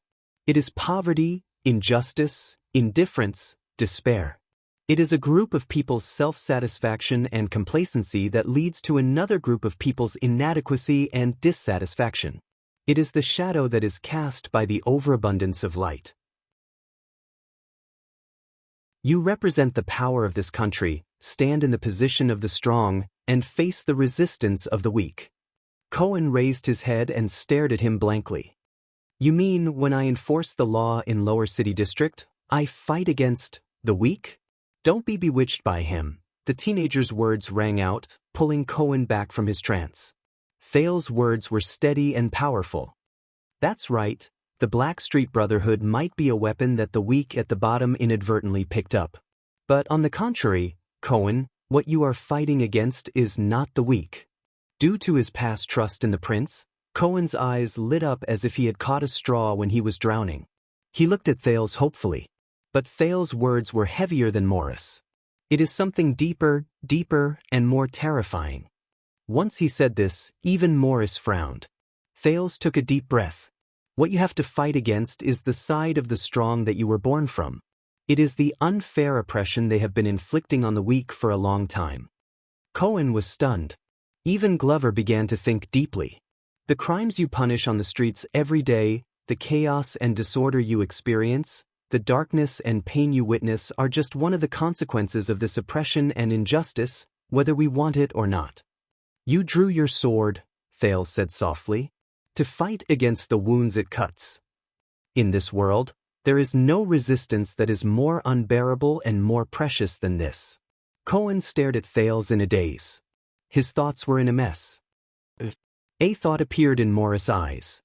"Your Highness is better at talking than I am. But, to borrow a phrase from the Tower of Eradication," Morris revealed a cunning look. "How are you going to use your strength to fight against power? You can only embrace power." Everyone was silent for a while. Even Thales frowned and said nothing. I don't understand." After going through painful thoughts, Cohen clenched his teeth and shook his head. "There are no such words in the Tower of Eradication." Morris snorted softly. Yes, the plump man's words were drawn out, and there was a deeper meaning behind them. "There are no such words in the tower." At this moment, Thales suddenly asked, "Who are you, Morris?" The plump man from the Brotherhood paused for a moment before he smiled from ear to ear. "You are a forgetful person, Your Highness. I am Morris, a small-time ruffian in the Brotherhood." Thales snorted coldly. "No, I am asking." The prince's eyes were like lightning as he stared at Morris coldly. "Who are you?" Morris' smile froze for a moment. A small-time ruffian would never say something like this. "You have already shown off your muscles," Thales said in a deep voice. "Why not show your true self?" At this moment, Morris' smile disappeared completely. Thales' expression did not change. He only stared at him deeply. Sensing that the atmosphere was not right, Glover and Leork subconsciously placed their hands on their weapons and exchanged hostile glances. But Morris only paused for a moment before he chuckled softly. He sighed and raised his head to look at the sky. "Morris Ishka." The plump man's tone was full of sarcasm and hatred. "Ishka?" Thales frowned. He had never heard of this surname during the prince's lessons. "I remember you saying that you did not have a surname." Morris lowered his head, nodded, and shook his head in a self-deprecating manner. "Not anymore. I am from Dragon-Kissed Land, born in Chang'an City." Morris' gaze was unfocused. "Starting from my great-grandfather, my family has been the private financial officer of the Archduke of Chang'an City for generations. From Dragon-Kissed Land, born in Chang'an City. Thales' expression changed. I see. You are from Enlenzo Dukedom, and your background is not considered low. And he is indeed in charge of the accounts. But Thales immediately asked, "Then how did you end up in?" Before he could finish his question, Morris interrupted him and answered very straightforwardly. A few decades ago, Enlenzo Dukedom had a land annexation rebellion. Morris smiled sheepishly. That was a political game played by the upper class. In short, it was a mess. In the end, the incompetent Archduke Shida pushed our family out as a scapegoat to appease the anger of his feudal vassals. Thales sensed Morris' emotions and did not continue to speak. Glover and Cohen looked at each other. Even Leorc seemed a little surprised. Morris sighed. You know, when the rope was around my neck, I was still a child. He touched his almost shapeless fat neck. At that time, my mother was hanging to my left. I still remember that her rope swayed for a long time, Thales frowned. And outside the scaffold, the prison warden was expressionless, like a stone statue. The people watching the execution were extremely fanatical, like an endless tide. I was still young at that time. When I was hanged, I only thought. Morris stared at the street absent-mindedly. It was so unbearable. Sunset and bright moon, bless me. If only I could take a breath of fresh air. He said faintly, one breath, just one breath, so that I won't feel so much pain, so that I won't want to die so much. The atmosphere was gloomy. No one said a word. Only Morris' voice rose. He spoke of the past. For that breath of air, I am willing to give up anything. Morris' eyes were blank. I am willing to do anything. The silence lasted for a while. Morris woke up from his memories. So, when I woke up in a pile of corpses that was like a small hill, I understood one thing. The leader of the Brotherhood took a deep breath. He cherished the freedom of breathing. This world is not fair, Your Highness. Morris' hand moved away from his neck. He revealed a fierce expression that was unique to leaders. Even the air that we breathe. We have to fight for it with our lives. From the mouths of those who can breathe freely. Thales did not speak. I have other matters to attend to, Your Highness. Morris' mood obviously changed. He turned his head. Forgive me for taking my leave. Leorc will treat you well for the rest of your sightseeing trip. Once he said that, while everyone was still in shock, the plump man turned into another street corner without turning his head and disappeared before their eyes. Thales and the others were left behind. They stood where they were silently. So, that's my boss. Leorc snapped out of his daze from Morris' background. He regained his gloomy expression that was not to be trifled with. Where do you want to go next? Glover and Cohen looked at each other. In fact, Thales snorted coldly as he stared at the spot where Morris' back disappeared. I was almost robbed of my wallet by a little girl who begged, and I was almost blackmailed. I am very unhappy now. Leorc was stunned. Glover and Cohen were equally stunned. Thales turned his head and said solemnly, So, in Lower City District, where do these little beggars stay the most? On the other side of the street. Morris, who looked unhappy, turned a corner hurriedly and met up with another person in a cloak. If Thales was here, he might have recognized that it was the subordinate of the Brotherhood who whispered into Morris' ear when he met him. Morris was not interested in talking much. He directly called out the person's name. How is it? The person in the cloak, the Brotherhood's chief of intelligence, the sleepless eye Lance Corpion lowered his hood. Fatigue and haggard were written all over his face. Prince Thales was assassinated at the banquet last night, Lance said faintly. There are many rumors in the streets, but because the assassin is from Western Desert, the target of the rumors is the vassals of Western Desert, saying that they have ulterior motives. Morris frowned. Really? Lance snorted coldly. Anyway, that's what the Secret Intelligence Department said. What else? Mindy's Hall, which is also the prince's mansion, has just been sealed by the royal guards and the city hall. They said that they want to find clues about the assassin. So, he is not in cahoots with your boss? It's the former boss. I'm not sure. But I know that an old friend has returned to the Secret Intelligence Department. He used to be the person in charge of the Western Desert branch. Something big might happen in Western Desert. Morris did not speak. He was deep in thought. Finally, it was Lance who broke the silence. Compared to the previous one, how is this Jade Star? I don't know. Morris shook his head. There was a barely noticeable confusion on his face. It's a little similar, but not the same. It depends on Black Sword's attitude. Lance was not satisfied. You talked to him for half a day, and this is the conclusion you came to. Hey, why don't you go talk to him yourself? Morris retorted in dissatisfaction. Do you know that the brat is very slippery and crafty like a ghost? Every word he says is hidden, and he has sinister intentions? That's why I want you to go. Lance did not feel guilty at all. You yourself are this kind of person. You are very familiar with it. Morris was momentarily speechless. But his expression soon changed slightly.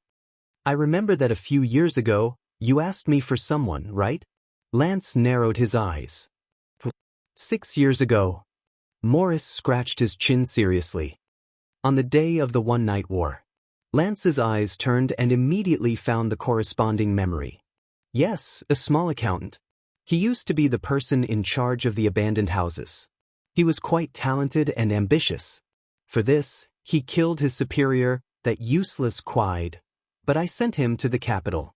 You know, Rhoda definitely does not want the person who killed his son to appear in front of him all the time. Morris interrupted him. Write a letter to him and look for the list of child beggars in the past. Lance frowned. What's wrong? Morris exhaled and kicked the broken wall at the entrance of the alley, causing some stones to fall. Do you remember, Lance? When we first came to Lower City District, we suffered greatly in this maze of rotten streets. Anton would go astray once he walked more than 50 meters, and he would not be able to find his way back to Black Street. Lance did not speak. He knew that Morris had more to say. Morris narrowed his eyes. Do you still remember who we first looked for as a guide in order to settle down in Lower City District as soon as possible? Child beggars. Lance answered without hesitation. We bribed the child beggars. They were the most inconspicuous, and they had been walking the streets since they were young. They were the most familiar with the roads here.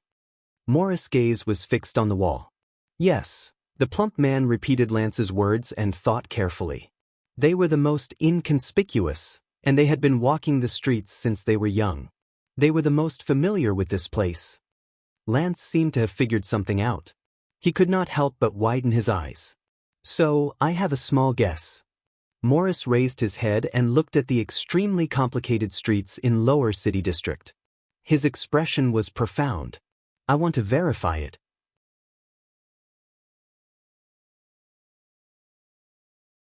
Chapter 607. Cohen lowered his head and walked in the alley of the underground street. His eyes were absent-minded, and he ignored the beggars and tramps under the eaves on both sides of the street, as well as their secretive gazes. Cohen. The unkempt man on his left covered the bloodstains on his clothes. Further away, a ruffian was peddling the items in his pockets furtively. A beggar under the eaves of the opposite house was fighting with another emaciated man for the ownership of an ownerless ring. But Cohen just walked past them absent-mindedly. He did not see them, nor did he hear them. What does that have to do with me? Cohen. The glory of the stars allowed him to focus on his own world. He had no distractions. The noise in the distance could not attract his attention, and the filth around him could not affect his thoughts. The underground street and even Lower City District seemed to be just a name on a piece of paper to him. He seemed to be walking beyond the horizon, transcending everything and forgetting himself. Just like many of the nobles he knew, they had their sights set on the kingdom, their hearts were on the world, and they were destined to achieve great things. But Cohen. Finally Cohen, who was absent-minded, shuddered and staggered back to his senses. What's wrong? Cohen looked around subconsciously. Leork was still 10 steps away. His attitude towards them was full of disdain and rejection. Glover dutifully guarded the prince by his side, using his body and expression to block all malicious gazes. Cohen lowered his head. The speaker. The second prince looked at him deeply. His gaze was full of inquiry. Pull yourself together. There was an unquestionable tone in Thale's words. You've been a police officer for 6 years. Morris' words shouldn't have affected you so much. What Morris said, Cohen's eyes were slightly dazed. You're not fighting against gangs, criminals, or even evil. You represent the power of this country. You stand in the position of the strong and face the resistance of the weak. Cohen shook his head furiously. No, it has nothing to do with what that scumbag said. It will not affect me, as if, Glover interrupted him coldly. Cohen stared at the zombie in a daze. He looked like he was struggling. Thales sighed. Listen, Cohen, you have to know that Morris is a member of the Brotherhood. Everything he said, no. Unexpectedly, Cohen suddenly spoke loudly, startling both Thales and Glover. Even Leork frowned and turned his head. Thales frowned as he looked at Cohen. Cohen doesn't usually react like this. If it's not him, no. At this moment, Cohen's expression changed as he muttered anxiously. Glover patted Cohen carefully. At the same time, he glared at a few idlers who were attracted over from afar. You're fine. Cohen suddenly looked up. When you turned the situation around in Heroic Spirit Palace and forced all parties to stop fighting and retreat, Your Highness. The police officer stared at Thales eagerly, as if he was searching for an answer. The extensions, were they moved by your words? Thales was stunned. Extensions, but Cohen shook his head, his expression bitter. My old man's reply was like this: words are only expressions, actions are only about the heart. As for, sweet words can bewitch the heart, this is just a beautiful fantasy of the writers. Thales' expression changed. He wanted to say something but stopped himself. He said that it was not your words that moved the extensions, Your Highness. The police officer lowered his head dejectedly. It was their true thoughts, their personal experiences, and their interests. You were just the person who lifted the curtain and revealed their true intentions. Thales was silent for a while. Count Turami Caribbean is indeed the descendant of the wise minister. The prince sighed. If there is a chance in the future, I will visit your father. Cohen's gaze was conflicted, as if he was going through a cruel struggle. At that time, I was not convinced by the old man's words, but, it's the same, Your Highness. Cohen exhaled. That fat man is good with words, but he could not have swayed me with just a few words. Unless there was something else that swayed me. He stared at the narrow alley quietly, as if he could never see the end. Thales looked at him and sighed in his heart.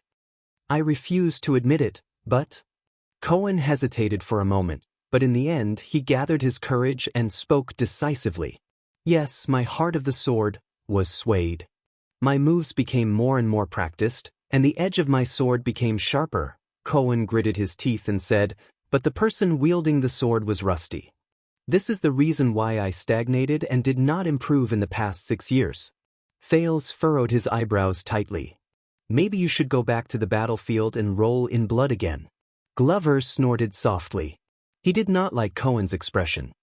Instead of going out on the streets to catch thieves every day. Callan. Thales gave Glover a warning glance, and the latter did not say anything else. I am serious. Cohen did not show any signs of anger, but his gaze was dejected. But what swayed me was not that stupid fat man's nonsense. It was me. It was my experiences in the past 6 years in this city. Experiences in this city. Thales paused for a moment because of this sentence. The memories in the abandoned house were like a dream or fog, and they entangled around his feet again. Do you know, Your Highness, the little girl who stole your money just now? Cohen walked behind the prince and said absent-mindedly, she might not like to steal or extort money. When she grows up, she might not like to receive customers like her mother, or fool around like her father. But she had no choice. Thales and Glover froze at the same time. The former thought of the abandoned house, and the latter of Red Street Market. Cohen tripped over an irregular rock, but he didn't seem to notice it. He continued speaking. He continued, under the example of her mother and father, or perhaps just her mother's lover, she could only learn from them and become like most of the people on this street. Shrewd, vicious, shameless, and narrow-minded. When she grows up, she will only become another numb prostitute like her mother, or an idle hooligan like her father. There is no other way. Thales and Glover sank into silence. Cohen clenched his teeth and pressed on the hilt of the sword at his waist. Because she was born here. Just like everyone else on this street. Glover raised his head and interrupted Cohen with a cold expression. Then do something. Do something, Cohen muttered. Do something? Glover snorted coldly. Send her scum parents to prison or the gallows. Isn't it your responsibility to fight crime and maintain law and order, Blue? Police officer? But Thales shook his head secretly. Cohen took a deep breath. Yes, but... He paused and relaxed his chest. The words were at the tip of his tongue, but they did not have the strength to rush out. Cohen shook his head dejectedly. What happened? Thales asked in a low voice. Cohen was silent for a long time. It was so long that Glover was about to urge him, but he finally spoke. 6 years ago, Your Highness, when I first came here for a few months, I was full of confidence. I wanted to make some achievements and make some changes. At that time, I treated this place as a battlefield. I thought that my only opponents were the Brotherhood and Blood Bottle Gang. Only their filth and sins, only darkness and evil existed. But Cohen's words came to a halt. What you fought was not even evil. Cohen clenched his teeth and shook his head. So I worked overtime to fight crime, maintain law and order, put an end to injustice and illegality, and brought security and law back here. But the word appeared on the tip of his tongue again. In Lower City District, after arresting a batch of criminals, there will be another batch. After clearing out the nests, there will be another batch. Cohen's breathing became more and more erratic, and he spoke faster and faster. After arresting people, they will be released in a few days. After cleaning up the streets, illegal gangs will soon gather again. The sealed warehouses will soon become a cover for crimes. Every year, the number of corpses transported out for burial will be the same, or even more. Cohen's words were filled with bitterness and even a hint of helplessness. Strictly enforce the law and impartially punish people. All these things we learned in politics textbooks are not useful here. I don't know. Maybe I didn't learn politics well. Maybe my methods of stopping crime are too inferior. Maybe I have to be like Cousin Derek and get full marks in politics every time. Then I will know what to do. Thales listened quietly. His mood was gloomy. But Glover was unmoved. It's useless to only catch small fries. Cohen raised his head and said hurriedly, I did it. He stared at Glover. I did it. I learned from some of my colleagues. I raised my eyes and started to target the big fish, like Morris just now. I took down a leader of the Brotherhood who was in charge of child beggars and cut off all the chains under him. But in less than 2 days, a newbie fought his way up from below and replaced him to fill in the gap. It was faster than the police officer's vacancy. Glover snorted in disdain. That means his level is not high enough. You have to find the source. Maybe you have to use that annoying black sword, the source. Cohen raised his voice again. Glover frowned. At that moment, the police officer stared at Glover in a daze. You're right. Zombies. Their level is not high enough. We have to find the source. The source. Cohen was like an ascetic who was pursuing his faith. He stared into the distance in a daze. As the police officer in charge of Lower City District, the area I can reach is too shallow. It's too close. I can't solve the root of the problem. So I thought I have to do more. I have to push harder, go deeper, and penetrate deeper. Cohen took a deep breath. So I chased after them, to the source of those sins. But his determination suddenly fell. Just like the ascetic who was pursuing his faith, he eventually fell on the road. Then I met them. Glover and Thales were puzzled. Them? Cohen nodded expressionlessly.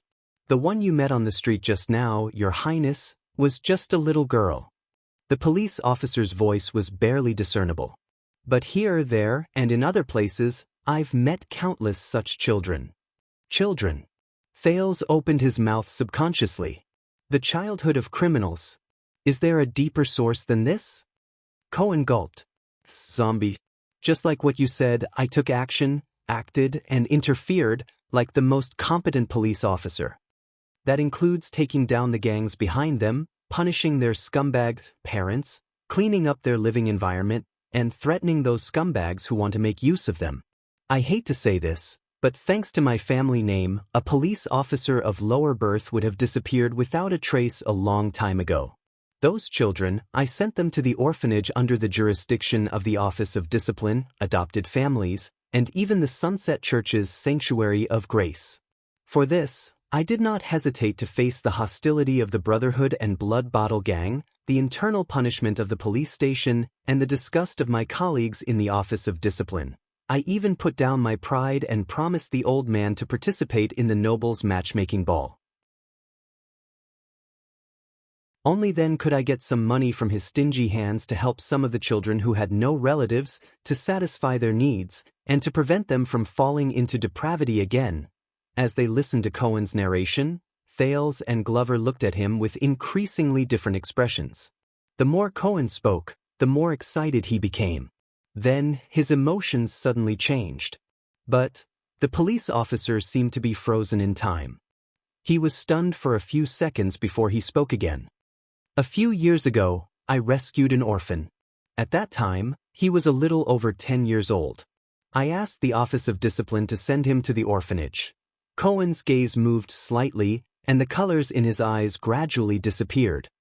But a few years later, I caught a group of scumbags from the Brotherhood who collected debts.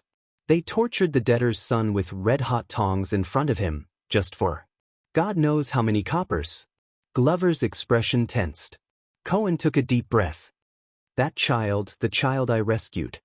He was among those scumbags. He was 14 or 15 years old. Cohen said in a daze, he was too old. He's too old. I can only send him to prison. Just like when I sent him to the orphanage. Thales closed his eyes, then opened them again. Cohen exhaled a pained breath. He wasn't the only one. I only found out a long time later that the children I thought I rescued, most of them will reappear on the streets. The children who originally had parents, after their scumbag parents became obedient for a while, they would basically revert to their old ways and continue to bring them up, just like that little girl just now. As for the others, they could not stand it anymore. They escaped from the orphanage or the families who adopted them. Cohen lowered his head sadly. You idiot! Glover suddenly interrupted. He said a long string of words, which was rare for him. Most of the orphanages are no different from prisons, except that the prison guards are worse. Rather than letting them go there, they might as well go back to the streets to steal bread. Cohen shuddered slightly. As for adoption, it's like a bet before your eyes. Glover's tone was cold. If you're lucky, you might be able to eat some leftovers in the stable as proof that your family can receive orphanage compensation from the Office of Discipline. If you're unlucky, the zombie tightened his collar and did not continue speaking. Cohen frowned. How did you know? Glover interrupted him coldly. I heard it. Cohen frowned. From whom? No one. Glover seemed to be extremely wary of this topic. He raised his index finger and warned sternly, enough. The problem ends here. Thales sighed softly.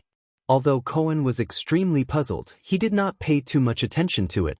He only sighed helplessly. Yes, the orphanage and the families who adopted them. I know about their situation. I went to take a look later. These good governance measures from the era of the virtuous king have long since deteriorated. Cohen lowered his head.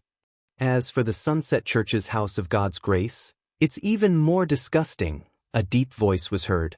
Cohen and Glover were both shocked. They turned their heads.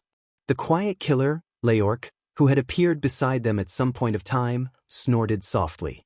His gaze was vicious. I once had a friend who went in. Cohen and Glover looked at each other, but Leork ignored them and said coldly, he continued coldly, there was a very good old priest in the House of God's Grace. He patiently taught him how to read every day, recited the sunset scriptures, and learned etiquette and morality. My friend was young at that time and had never received such care. He was very grateful, until one day. Leorc snorted softly. He seemed to be smiling, but he did not seem to be smiling. That kind priest told my friend that as a devout believer of the sunset goddess, the grace of the goddess had once descended upon him. It was hidden in his underwear under his thick robes. The others frowned. The old priest untied his belt and encouraged the child with gentle words. He asked him to break through all obstacles and find the carrier of the grace of the goddess. He then tried his best to grasp it. He cherished it devoutly and pondered it with all his heart. He never left his mouth until he said, "Let the mortal body produce miracles and spray out pure white divine rain." When he said this, Leorc burst out laughing. "Ha ha, pure white divine rain. Ha! On the altar of the house of God's grace, in front of the goddess' sacred elephant. Ha!" He laughed in an extremely exaggerated manner. He even bent over, but there was no joy in his eyes. Instead, there was a frightening morbid look. However, the others, including Thales, only felt a deep chill and oppression. "Your friend," Glover replied warily and coldly. He related quite clearly. Leorc's smile faded and he glanced at him coldly. Because he was not the only one. The group was silent for a while. Then Cohen sighed. "I did not expect to say this, but, Leorc, I am very sorry." "There is no need for that." Leorc rejected him mercilessly. Because the knowledgeable and holy master priest still made a mistake in the oracle. Many years later, on the day he retired, my friend and he discovered it together. When he heard this, Thales, who knew the tranquil assassin's nature, had a change in his gaze. "I see. The so-called grace of the goddess, the divine rain." Leorc lowered his head and gently pulled out the blade hidden at his waist. There was a fierce glint in his eyes. "It is bright red." Cohen and Glover's expressions changed slightly. They were silent for a while. Then, when Leorc sheathed his blade, he woke up from the silence. Cohen raised his head and looked gloomy. In short, when these children return to the streets, they either return to their old jobs, begging, stealing, swindling, or even following behind the scumbags to make a living. They imitate, assist, or even yearn to become them, because at least the latter can eat well, or their lives are even worse. Without the organization and protection of the gangs, they are like weeds, and no one cares about them. I still remember that there was a child who spat at me. He said that rather than being rescued by the police station, he would rather return to the Brotherhood. Even if he was beaten up a lot, at least he had an organization and companions. He could survive, and if he was lucky, he could grow up to be as awe-inspiring as them and bully other bastards. Thales subconsciously clenched his molars. "Because this is the only way to survive," Leorc, who had unknowingly joined the conversation, said in disdain. "It is the only way for them to find their own kind, find happiness, and find a reason to live. And not the so-called relief of you upper-class people." Cohen snorted. He was dispirited. And almost every criminal, gamblers, robbers, swindlers, prostitutes, thieves, gangsters, and thugs, has had a similar bad experience since they were young. Sometimes, they had an irresponsible drunkard father, sometimes, they had an immoral playmate, sometimes, they had to live in poverty, sometimes, they had to deal with the cold and heartless society, and sometimes, they had to deal with this dirty street. Compared to these, even the Blackstreet Brotherhood and Blood Bottle Gang do not seem so ferocious and detestable. The police officer's words made the rest of them sink into deep thought. Pitiful, hateful, pathetic, and hilarious. In the end, I don't even know whether it was natural for them to become what they are today, whether it was their own choice or not, whether it was their own choice or not, whether it was their own choice or not, whether they deserved it or were wronged. Yes. Leorc was the first to speak. He spat on the ground in disdain. "As if we care about what you think, cop." But Cohen did not care about his offense at all. "We just, over and over again, lock their scum parents in prison or send them to the gallows. Then, we leave them in a bigger, messier, and darker whirlpool. We wait for them to absorb the nutrients, acknowledge the rules, and grow up bit by bit. The police officer's face was gloomy. They will become the new scum. Then we will capture them when they become scum. Then we will wait for their newborn children to grow up in the same whirlpool and become the new scum. He raised his head again and looked into the distance of the dilapidated street, but he still could not see the end. That is their own choice. Glover spoke. There was a hint of indignation and anger in his words. They will bear the consequences. Choice? Choice? Leorc laughed in a morbid manner again. His laughter grew louder and louder, making everyone's skin crawl. Cohen did not answer. He only looked at Zombie bitterly, which made the latter even more unhappy. But they have no choice. Thales, who had not spoken for a long time, slowly opened his mouth and attracted the trio's attention. They have no chance. The prince walked up a few steps and headed towards the place he was once most familiar with. In this kind of community, the socioeconomic status of their parents is limited. They can't go to school since they were young, can't acquire a skill, and can't see the wider world. Thales walked past a corner that he had passed countless times when he was young. They are bound here and can't find a normal and stable job. They can only wander between idleness and committing crimes. They have no time to care about morality and the law. They can only prioritize things that can support their survival. They can't understand ideals and dreams. They can only reproduce the selfishness, narrow-mindedness, viciousness, laziness, despicableness, and anger forced upon them by life in the mud of reality. They don't have the chance to feel morality, gratitude, selflessness, unity, and justice like us, who claim to be healthy people. They can only learn the true meaning of life from the ruthlessness of the streets and the cruelty and terror of their peers. Thales sighed. Their poverty will only be passed down from generation to generation. The same goes for crime. Cohen's expression became more and more unpleasant. Glover's expression did not change. Only his breathing quickened. Leorc crossed his arms and walked along the wall subconsciously. And when the kind-hearted people outside ask, "Why is it like this?" Thales said sadly, "People will pinch their noses and answer with condescension and disgust, because they are scum, because they have a bad upbringing, because they do not learn well, or even because they were born that way. Selfish, narrow-mindedness, viciousness, laziness, despicableness, anger, ignorance, and even committing crimes. It's all their own choice." The teenager's words suddenly sped up. People will say, "We didn't force them not to be self-reliant, force them not to improve, force them to be immoral, force them to commit crimes and become criminals, right?" The prince's emotions shocked Glover. The zombie asked hesitantly, "Your Highness?" Thales said absent-mindedly, "Some of what they say is true, but it's not just that. Not just that. If we really want to change the situation, and not comfort ourselves." Glover and Cohen looked at each other. Leorc still crossed his arms and said nothing. Thales slowly raised his head. "And when their existence and behavior, all nurtured in such a deviant environment, threaten the freedom and safety of people," Meng Chao said, "people will be filled with righteous indignation and will say, 'Criminals must be hanged because they deserve it.'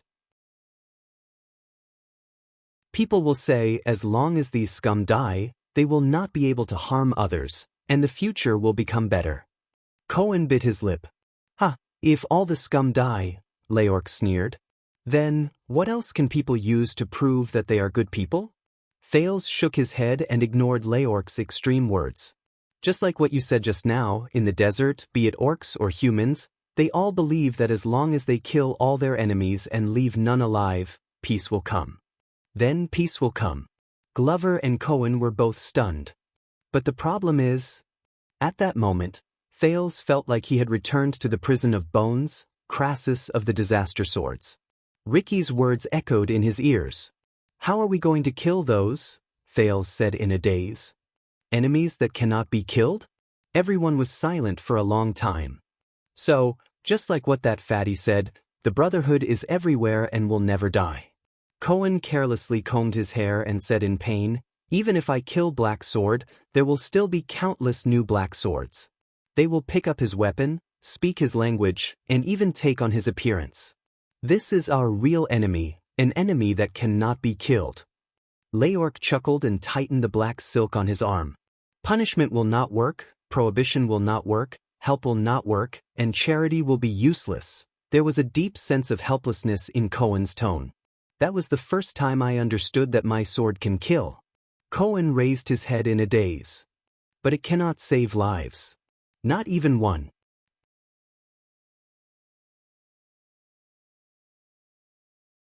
Chapter 608. Glover snorted angrily. At the very least, you can stop others from killing. The zombie stared ahead. Then you can save lives. Cohen laughed bitterly and did not answer. No. The person who spoke was Thales. This made Glover's desire to refute fade away. Trust me, zombie. That's not it. Thales shook his head. Stop killing and save lives. They look very similar. Thales said faintly. There are also many people who say that as long as the murderer is killed before he kills, it is equivalent to saving the person he is about to kill, and the problem can be solved. But trust me, Callan. Those are two different things. There is still a long way to go between the two. Glover did not answer. He was still deep in thought. At this moment, Leorc's cold laughter traveled into their ears. You don't have to be so kind, young masters. There is no one in this world who deserves or expects you to save them. The assassin from the Brotherhood raised his hand and pointed at the dilapidated houses around him. Look, this is our life. It has always been like this. There is no need to change it, let alone save it. Upper-class people like you who are so arrogant can't save anyone. Cohen's frown deepened. You know, I have a friend, a very good friend. She also grew up in a similar environment. When I asked her, she also sneered and told me to give up, Cohen said gloomily to Leorc. This is how the world is. It is self-contained and has its own rules. It's good enough that I can take care of myself. Acknowledge the rules, accept the rules, adapt to the rules, use the rules, and control the rules. Only by doing so can we rewrite the rules in the future. Thales clenched his fists. At that moment, he actually thought of the two people saying the same thing despite their differences. Hold on to your sword. Don't lose it. What you need to do is not to make up for it, but to control it. Not to stand on this high wall and sigh, but to lean on this high wall and ride the wind and waves. Cohen sighed. She always said that, then she picked up the knife and killed the scumbags I caught and released. Cohen came to his senses. He knew that he had made a slip of the tongue, so he shook his head. Sorry. Your friend, Leorc said nonchalantly, as if this was his personal rule. She is right. At least. The killer cast a glance at the police officer. It's much more effective than your nagging. Cohen shook his head. But the same, he said bitterly. She can kill. But I can't save anyone. She and I, we often quarrel about this. Thales chuckled. Believe me, Cohen, the quarrel is not your fault. The teenager raised his head and sighed. Even after a few thousand years, there will still be people quarreling over it. Cohen shrugged. Maybe. He sneered in a rather self-deprecating manner. So I don't know. I don't know what to do. I've talked about these troubles to my colleagues, my superiors, and even my superiors' superiors. But every time, they would pat me on the shoulder with tolerance and sympathy. They would tell me that they understood, because they were once like me. They were young, passionate, hardworking, and confused. Cohen's tone turned gloomy. Then, after a long time, when they came back one day, they give up, Glover said hoarsely. They gave up. Cohen nodded subconsciously. They're either used to it and become numb to it, or they're in cahoots with others to take advantage of the situation, or they don't care about it at all, or they're self-righteous and virtuous. Even if there are a few newcomers, they'll slowly be assimilated by the rules and regulations, the tiring work, and the fruitless effort. They'll eventually lose their original selves. Leorc snorted coldly. Unbelievable. These words came from a young master of noble birth who never worries about basic necessities. He glanced at Cohen. I promise you, cop, the quiet killer said casually. If I want to kill you in the future, I will be more precise. Cohen sneered without a care. If I want to kill you, I will leave your corpse intact, Glover coldly countered on behalf of the police officer. For your tour guide this time. Leork looked at him coldly. It doesn't matter what I think, Cohen sighed. Western District, Lower City District, West City Gate. These are supposed to be under my jurisdiction. I should be the guardian here. He raised his head haggardly and looked at the filthy road in front of him. But the truth is, they are like my nemesis. They devour all my fantasies. Glover pursed his lips and said nothing. Leork looked smug. Thales, on the other hand, looked at Cohen sorrowfully. I want to bring about some changes. When he said this, Cohen gritted his teeth and clenched his fists. But his fists suddenly loosened, and he seemed to have lost his soul. That fatty Morris, and you, your highness, you made me understand that what I am fighting against is not just crime. Cohen said in a daze, I don't know. I don't know if what I'm doing is useful. Sometimes, I wonder if I'm really like what they say, an idiot who does useless work, a stupid police officer. Thales looked at him, unable to bear it, but he did not know how to comfort him. Even changing the position of a flower pot in the police station. Cohen smiled. His smile was a little sad. I can't do anything about it. Glover could not help but say, you are the young master of the Caribbean family. If even you can't, you are right. Cohen looked at him and shook his head with a bitter smile. It is precisely because I am the heir of the Caribbean family. But, Cohen lowered his head slowly. I only have one sword, and I am alone. The police officer looked at his family heirloom sword and sighed. But I have to face the wound that it has cut itself. It is too difficult. Thales sighed as well. Do you remember the girl in the pharmacy? The prince said softly. Yanni. The three of them turned their heads. She only has a pair of hands.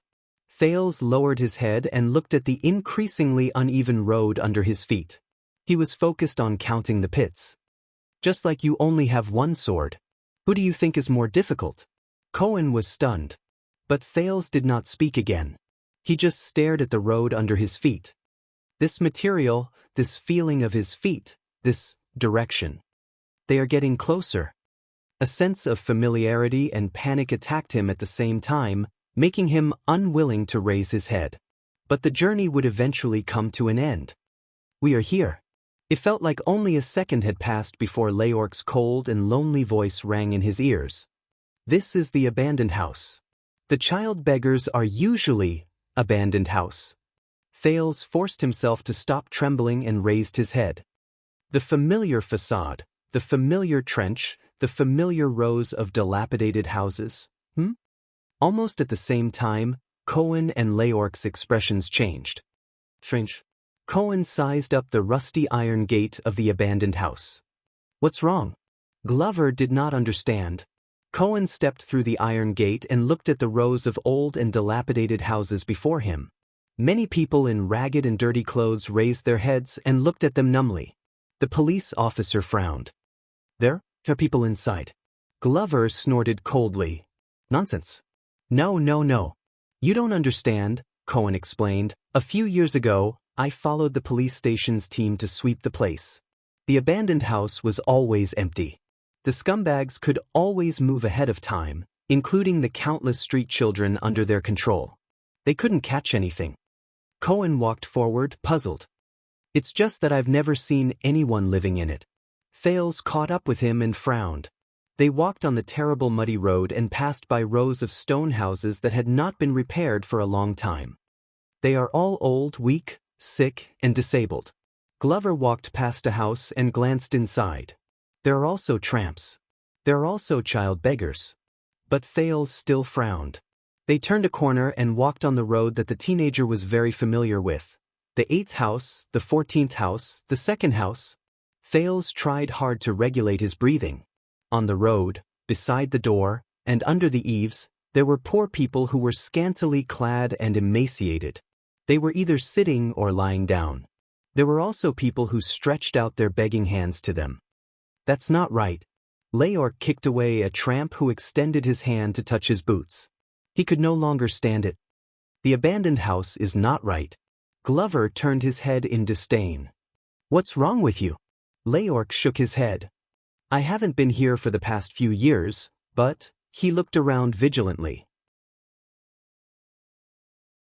The management of the abandoned house should not be so lax and, according to the usual practice, there should only be child beggars and thugs here. And there should not be so many tramps. Some of them are not from the Brotherhood at all. Glover still could not understand, but Cohen narrowed his eyes. Thales was the only one who did not speak as he looked at the abandoned house that was filled to the brim by the poor people. At this moment, a lazy voice came from a broken recliner beside him. Hey, if you are here to rob, then you have come to the wrong place. The four of them turned their heads. A pitiful man with a sallow and emaciated face straightened his back on the recliner and yawned. The abandoned house belongs to Blackstreet Brotherhood. Leork's gaze shifted. Mayor Tessa? When he heard this name, the man with the sallow face shuddered. He struggled to get up from the recliner and stared at the quiet killer.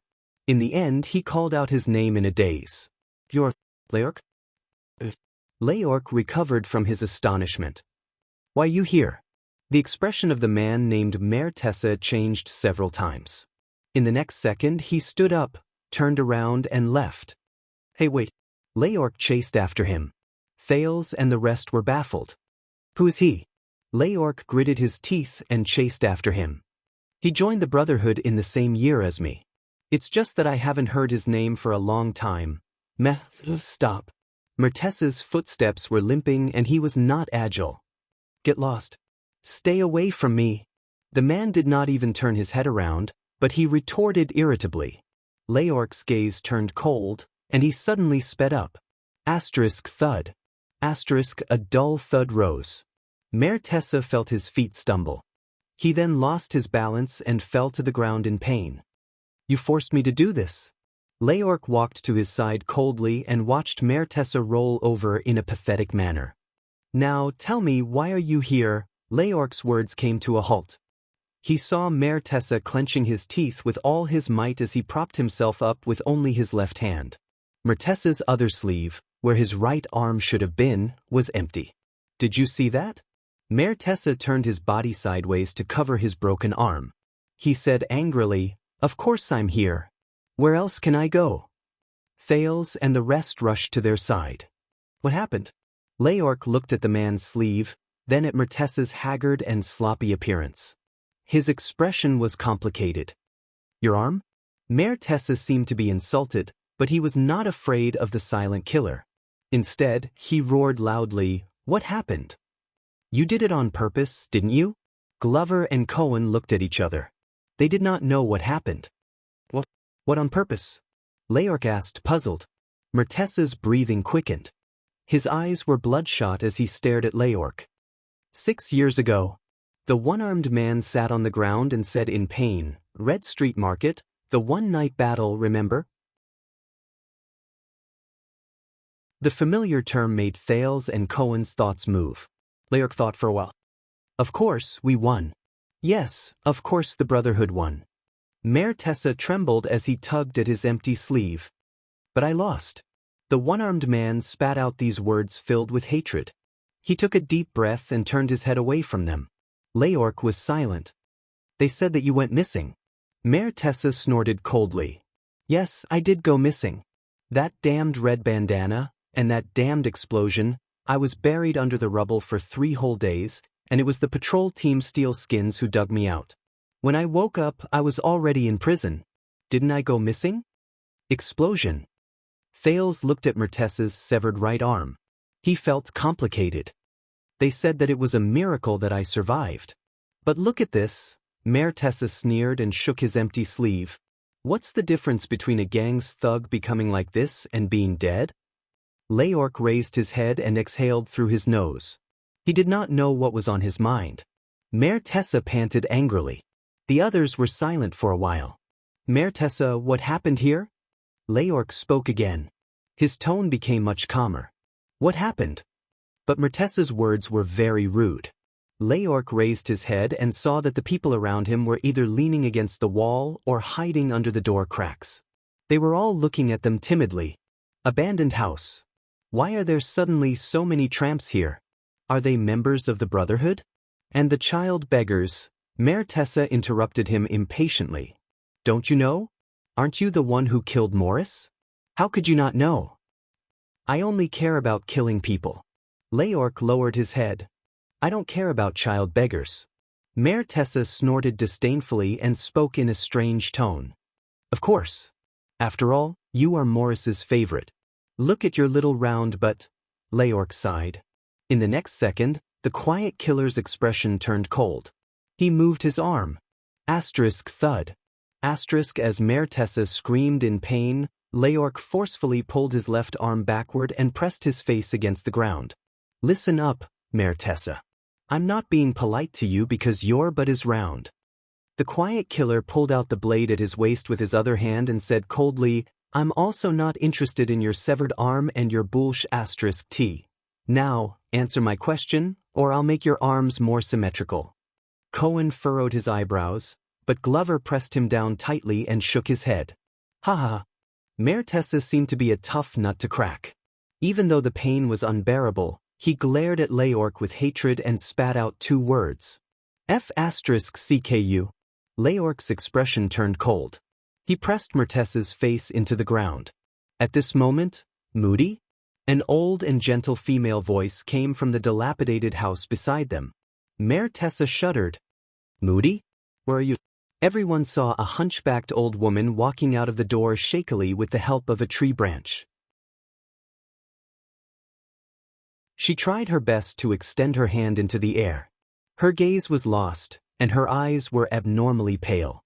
Moody, I can't find our cauldron. The one with less rust and only 2 nicks. I'm afraid it was stolen by the people in the 6th house again. The 6th house. Thales was in a daze. Then, the sound of the old woman's branch tapping on the ground brought him back to reality. Mother, go back. Mayor Tessa struggled to get his mouth out of the ground and shouted anxiously, now. Leorc stared blankly at Mayor Tessa under him before he raised his head to look at the old woman. When Thales saw the old woman's expression, his expression changed as well. But we still need to fill our bowls with water for cooking. We don't have a container. The old woman with white eyes extended her hand in puzzlement.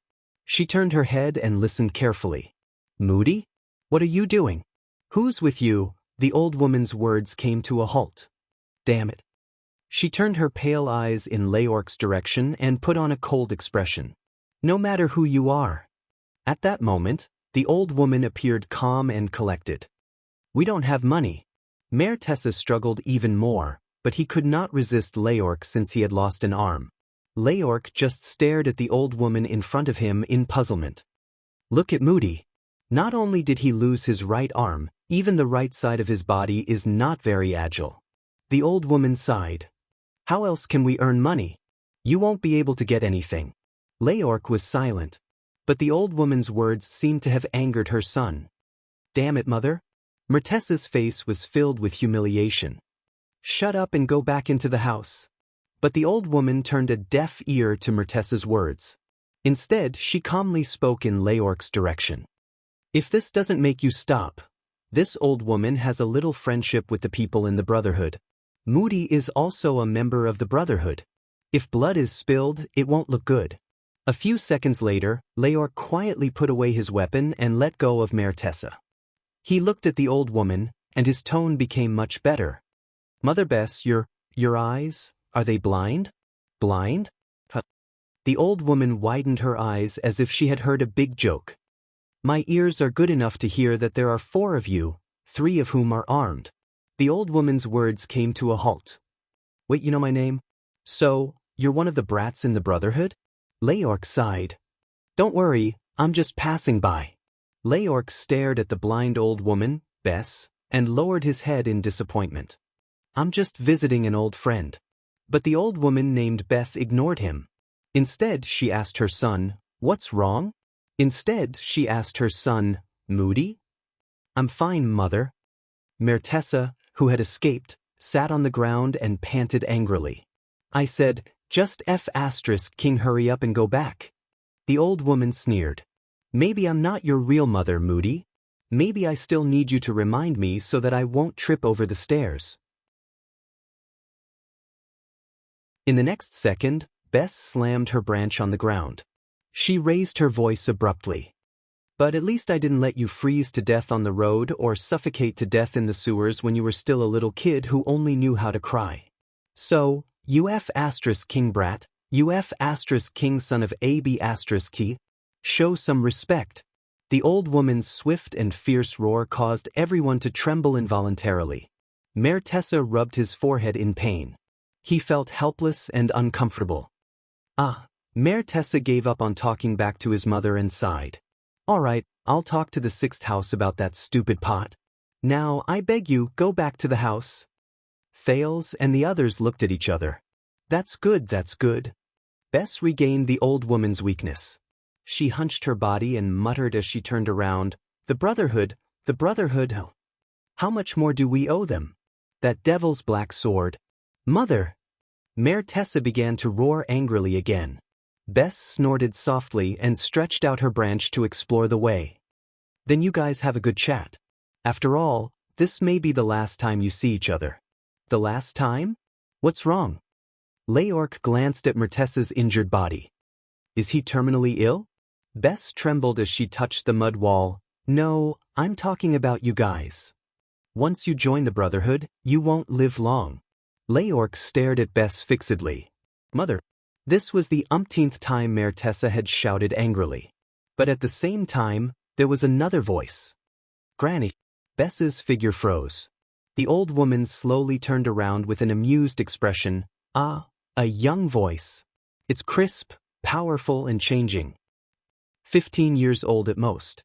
Thales walked forward and stared at the old woman. You said that your name is Bess? The blind old woman turned her head and sniffed a few times in Thales' direction. The smell of nobility, but it's somewhat familiar. There's also a hint of cosmetics. Why, did you just come back from Red Street Market? But Thales ignored her words. You said that you're a member of the Brotherhood. Thales stared at Bess's face. Why have I never heard of you? Bess opened her mouth and laughed hoarsely. Maybe it's because you haven't grown hair down there? Glover and Cohen had strange expressions on their faces. The old woman's expression immediately became stern. She raised her voice in Thales' direction. And your little chick is still as soft as a caterpillar and can't get hard on its own? Impolite little brat? Mayor Tessa said in pain. Mother! Enough. Bess snorted coldly. Her white eyes were lifeless, but they sent chills down people's spines. Little brat, go find Morris in this neighborhood and ask him if he's heard of the black-hearted widow, Bess. And ask the other ungrateful brats in the Brotherhood how many of them have not been spanked by me. Thales was silent. I see. He looked at Bess's face quietly, searching for a memory that flashed through his mind when he was young. She grinned. Thank you. I'll keep that in mind. Mother Bess. Thales repeated Leorc's name. It's best not to, the old woman said coldly, unappreciative. This old woman would rather have some peace and quiet. She slowly but skillfully stepped over the pit on the ground and disappeared behind the wall, leaving behind only her swift and fierce voice. Moody, don't forget that pot. Thales quietly watched the old woman leave, as if he had returned to the past. The moment when he remembered the events of this world for the first time. Look at you, brat. Damn it, why don't you cry? Don't be an idiot. No, it's better if you're an idiot. I'll be less worried. At that time, her voice was not so old, but it was as rough and ear-piercing as it was now. You have to call me Mother Bess. Mother, do you understand? Even if you become successful in the future, I'll still be the one who raised you. Little brat, may the god of the underworld take care of you as soon as possible so that you don't cause any trouble. At that time, Mother Bess's face was full of disgust, but there was also a hint of reverence. All right, Thales, this is your name. Don't mind it. I know it's not nice, but I didn't give it. It's okay. I'll raise you until you're old enough, and I'll be free. I won't have nightmares all day. At that time, the Brotherhood's nursery nest was dark, narrow, damp, and simple. All right. Hurry up and take him away. I don't want to see him again in this life. But, you won't believe me even if I tell you, but he's destined to cause a lot of trouble. A monster born to a monster. At that moment, Thales opened his eyes and buried all the clear and blurry fragments deep in his heart. There was still one more chapter. He would finish writing it around 12:30. End of this chapter.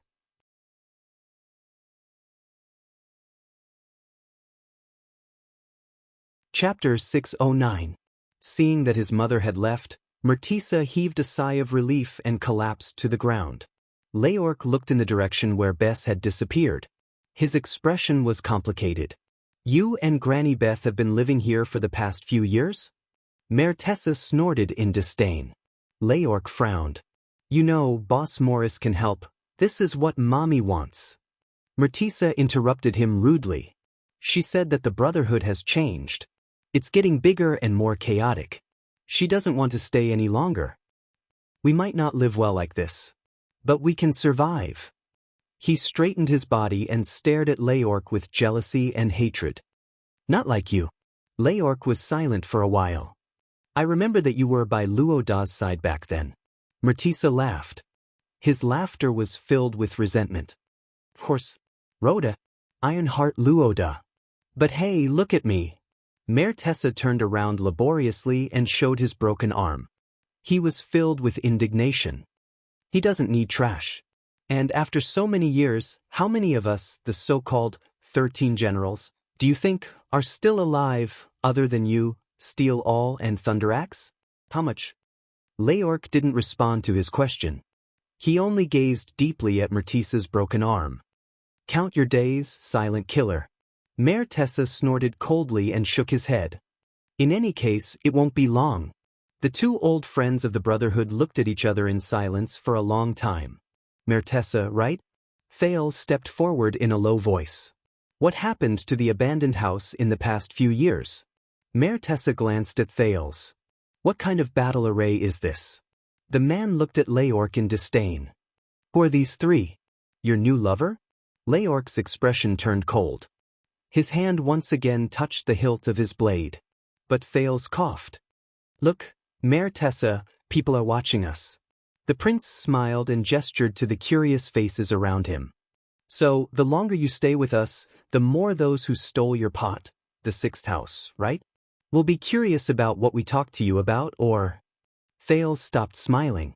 How much money did we give you? Murtisa's expression changed. Bah! Murtisa said hatefully, you must be Morris's little bastard. You're as cunning as him. But Thales did not care. He just stared at him quietly. Now, do you want to answer the question? What's wrong with the abandoned house? Murtisa snorted twice. He looked at Leorc and the other two big men before he spoke in an unconvinced manner. If you still remember, Leorc, 6 years ago, on the day of the one-night battle, at this point, Murtisa glanced at her severed arm and spat fiercely. F***ck, no one else said anything. In short, when we were killing people in Red Street Market that day, something happened to abandoned house. Luoda's son was in charge of looking after this place. In the end, that trash drank too much and killed a bunch of child beggars. The rest ran away. He drank too much and killed a bunch of child beggars. Thales listened to the story quietly with an expressionless face. It was as if it was someone else's story. Leorc narrowed his eyes. Quied. I remember that trash and I also remember this. Murtisa nodded gloomily. Someone said that it was a conspiracy of the Blood Bottle Gang. In the end, that trash was killed by a few child beggars. Thales subconsciously raised his hand and pressed on the scar on his chest. But the worst thing was that the guy's father was my former boss.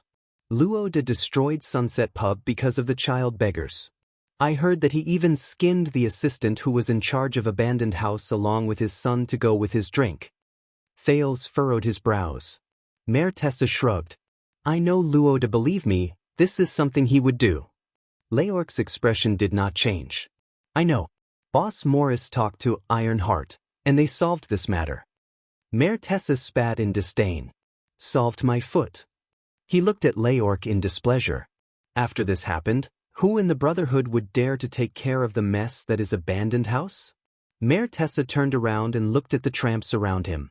With this precedent, if something happens to the child beggars again, it will be a slap in Morris' face. He will definitely settle the score with you. Even if you manage the child beggars well, it will be worse. Luode is concerned about his son. If he knows that you are in charge of the child beggars, he will definitely find you an eyesore. Who knows, some of the child beggars will become restless. Just like what happened to Quide, they will slit your throat when you are drunk. Mayor Tessa laughed mockingly. He sounded like he had given up on himself. With this, the only people who are willing to come to Abandoned House will be the old, weak, sick, and disabled. Mayor Tessa. Leorc hesitated for a moment. You? Mayor Tessa spat in disdain. His tone was filled with pain and disdain. Do you know what is even more interesting? Luode has always believed that his son's murderer has not been caught, so he asked me to guard here and wait for the child beggar to walk into the trap. Look, this is a good reason. It is a good excuse to throw away trash. The last sentence was almost shouted out by him. Walk into the trap. Thales subconsciously raised his head and looked at Mayor Tessa again. But Mayor Tessa did not care how his words related to the person in front of him. He only laughed self-deprecatingly. You see, people like us? Heh, we are sloppy and do nothing. We open the door at dawn and lock the door at night. Over time, the child beggars gradually become naughty and lazy. Many of them run away. Even the street business is not profitable anymore. Mayor Tessa said gloomily, the new thugs are even more unwilling to come. We have just taken over Red Street Market. Who doesn't want to go there and enjoy life? Cohen, who had been listening attentively, could no longer stand it. He took a step forward. So what about the child beggars in Abandoned House? Have they become fewer? Mayor Tessa looked at Cohen, who was standing in a standard military posture, warily. Which one are you? Cohen panicked. A newbie in the Brotherhood. Thales pushed Cohen back without changing his expression. A retired soldier from the army. And then? Mayor Tessa looked at Cohen suspiciously. The Brotherhood has really improved and become more promising. He snorted softly. In the past, the soldiers who had served in the army were only willing to join Blood Bottle Gang. Mayor Tessa, Leorc reminded him in a low voice. Mayor Tessa waved his hand in annoyance. After that, for some reason, the city hall set their eyes on this place. When he said this, Leorc, Thales, and Cohen were all stunned. City hall? Yes, I don't know what bad luck they had. Mayor Tessa was listless. Every once in a while, the government would send a mighty team of green skins, blue skins, and even steel skins to attack the abandoned house. The reason was to crack down on human trafficking, crack down on child labor gangs, and so on. The most exaggerated time was when the child beggars in the abandoned house had to be evacuated once a week to avoid inspection. It was chaotic, and even businesses in other places were affected. Cohen's gaze slowly changed. He scratched his head. Oh, I remember. There were a few big sweeps, but Thales pinched him and asked in a low voice, why? I don't know.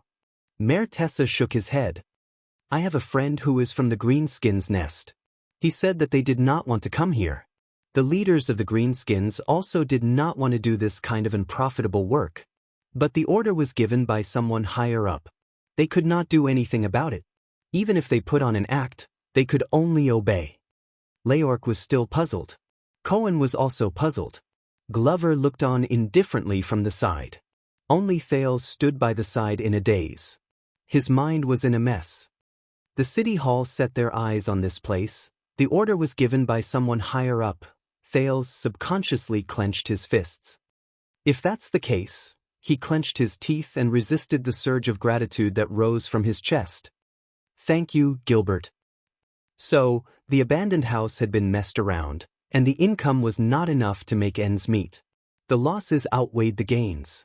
Boss Morris decided to tear down the fence around the abandoned house and let the child beggars out.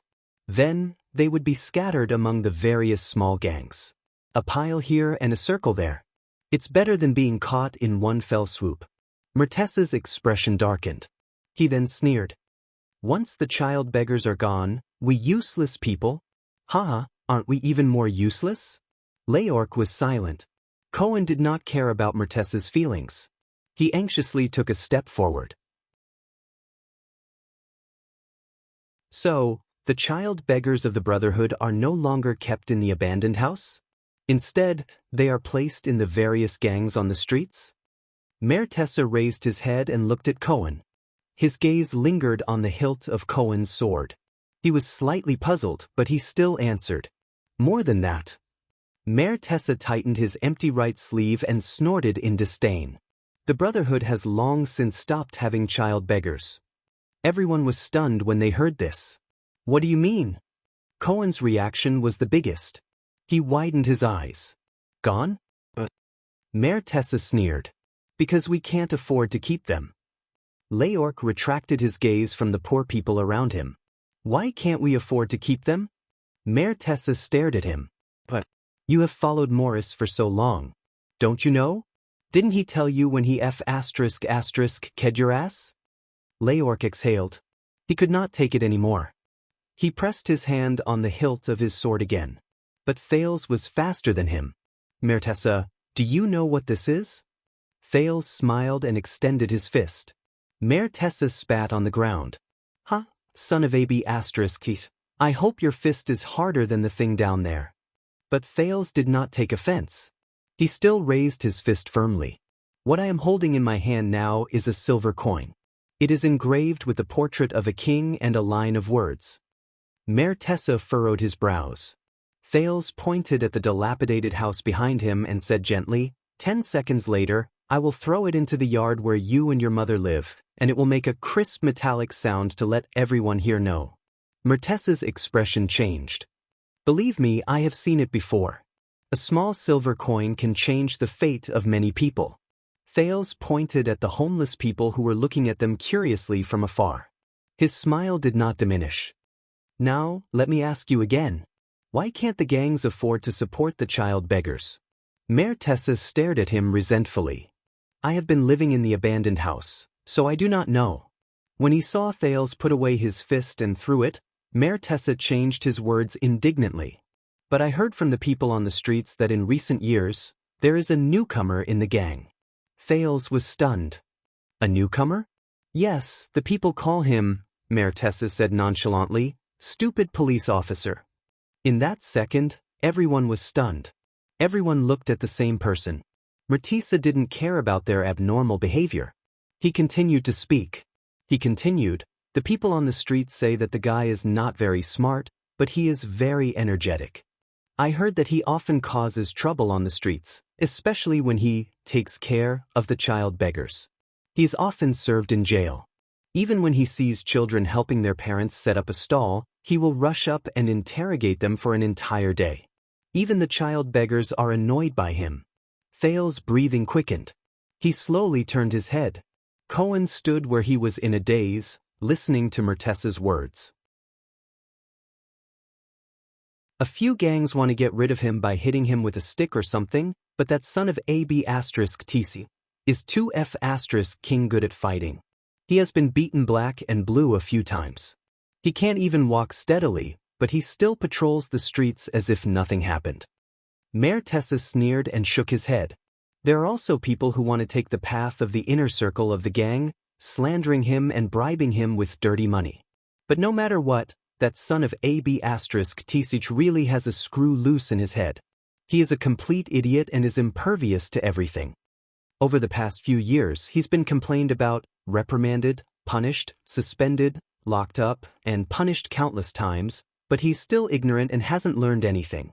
Once he's reinstated, he's still running around on the streets as fast as he can. He just keeps stirring up trouble. I heard that a few gangs lost their minds and decided to kill people, but there was no news. I guess they were stopped. Are you kidding me? You want to kill a gang in Eternal Star City? Do you really think the police station is a pushover? Mayor Tessa laughed as he spoke, as if he was talking about a joke after a meal. Glover looked at Cohen in surprise, and Leork also frowned. But Cohen stared blankly at Mayor Tessa.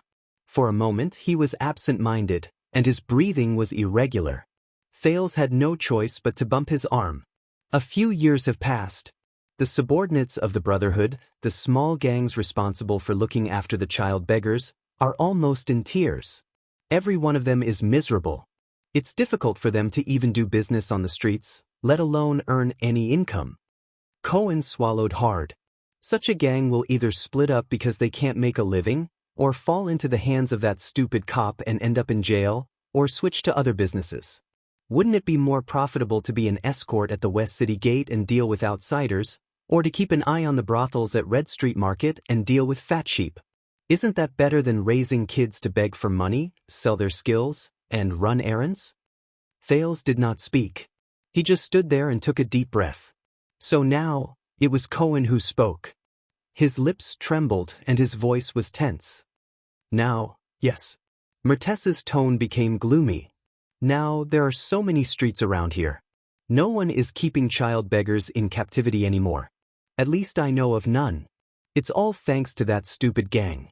The child beggars you meet now are either running around on the streets on their own, or working for their parents at home.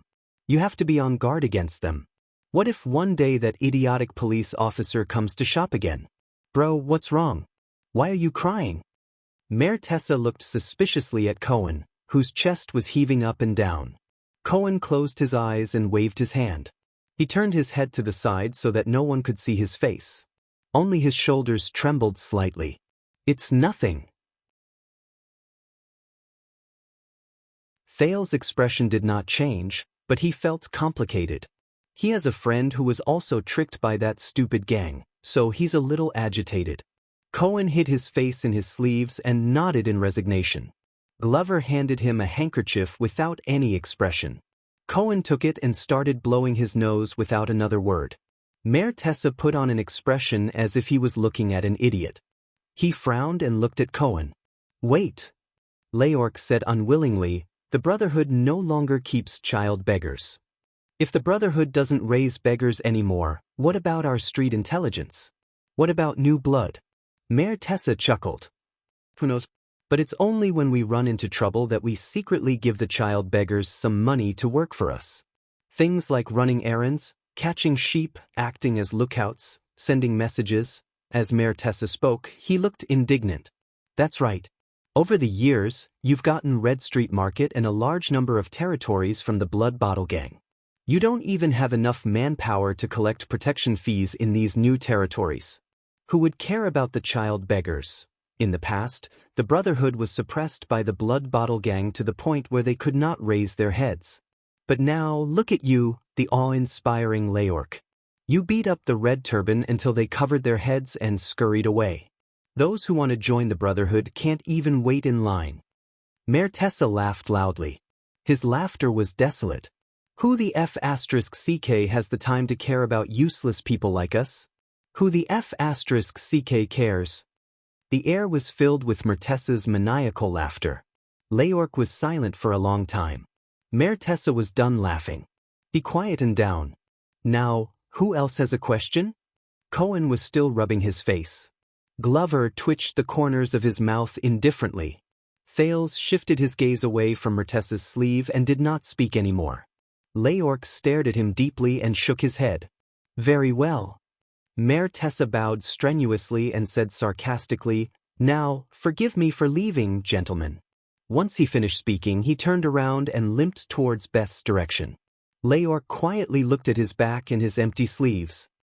Aren't you going to the 6th house? The silent killer suddenly spoke. At least, go and get the pots and bowls back. Mayor Tessa sneered without turning his head. The people living there are another batch of the Brotherhood's former thugs. Even though they are either disabled or sick, Mayor Tessa pressed on the spot where his arm was broken, and his voice was dejected. But there are many of them. Leork trembled slightly. Mertessa's footsteps rose and fell, and he gradually disappeared into the distance. Mayor Tessa, wait. Leork sighed. He walked forward and handed over a bag of money. Listen to me, Boss Morris just happens to need. Mayor Tessa subconsciously took the bag of money. But a few seconds later, his expression changed from astonishment to anger, shame, and then ferociousness. Morris, can you not King keep saying other people's names all day long? You are a human. Mertessa's eyes were bloodshot. He threw the bag of money away and roared, and he is not your father. Mertessa's violent reaction startled everyone. Leork stared at the bag of money on the ground in a daze and took a deep breath. Listen to me, Boss Morris, he is different from Rhoda. He is not the same as you King idiot. Mayor Tessa roared angrily. I don't need your charity. Get lost. One of the former 13 generals angrily dragged his crippled body and left while trembling. This is the so-called coming out to mingle. Glover seemed to have thought of something. He looked at Mertessa's back and said faintly, all dignity is an illusion. Cohen sniffed and still hid half of his face in his sleeve. But I actually think he is not bad. Boo-hoo, only Leork did not say a word. He looked at his old acquaintance's back from afar and closed his eyes. Thales walked past him and also looked at Mertessa's limping footsteps. He sighed with emotion. This is his end, even if he was once one of the 13 generals. If one day you become like him, what will you do? Leork opened his eyes. His gaze was full of murderous intent. I don't know. But I will definitely not follow you, high-class man. Thales chuckled softly. But he immediately turned around and looked at the big fool who was crying his eyes out. So, Cohen. Thales looked at the abandoned house in a daze. He looked at this place that was once heavily guarded and cruel. The Brotherhood no longer has any child beggars. The police officer shuddered. Thales raised his head. For the first time, he felt that the sky in Eternal Star City was no longer gray. It's all thanks to a certain persistent and stupid, idiot police officer. Cohen let out a heavy whimper. He put down his arms and threw the handkerchief back to Glover, who had a disgusted look on his face. I don't know, Your Highness. Wow, what I mean is... Cohen's eyes were red. He sniffled and said sincerely, wow. Thales smiled. Although it was very complicated and dramatic, but those child beggars who escaped, the city hall who came to clean up the abandoned house, and the most important thing was you. Your hard work, Cohen. Cohen breathed desperately and felt the blockage in his chest. He looked at the prince gratefully. They did change something. With endless emotions, Thales walked forward and was filled with emotions. They were useful, even if there was only one sword. Cohen swallowed hard at his sore throat. His emotions were complicated. I don't know, Your Highness, I don't know. He buried his face in his hands again. Glover sighed and took out another clean handkerchief. Do you still remember, Cohen? Thales knew how the police officer was feeling at that moment, but he was gradually lost in thought. What we did in Heroic Spirit Palace 6 years ago. Cohen looked up in confusion. You said that I saved the world.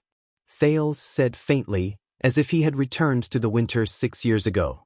I didn't understand at that time, but, just like what you said, our desperate efforts in Heroic Spirit Palace may seem insignificant. Thales took a deep breath, turned back to the way he came, and walked forward. But for those who might be affected by the war in the future, our efforts, indeed, saved the world.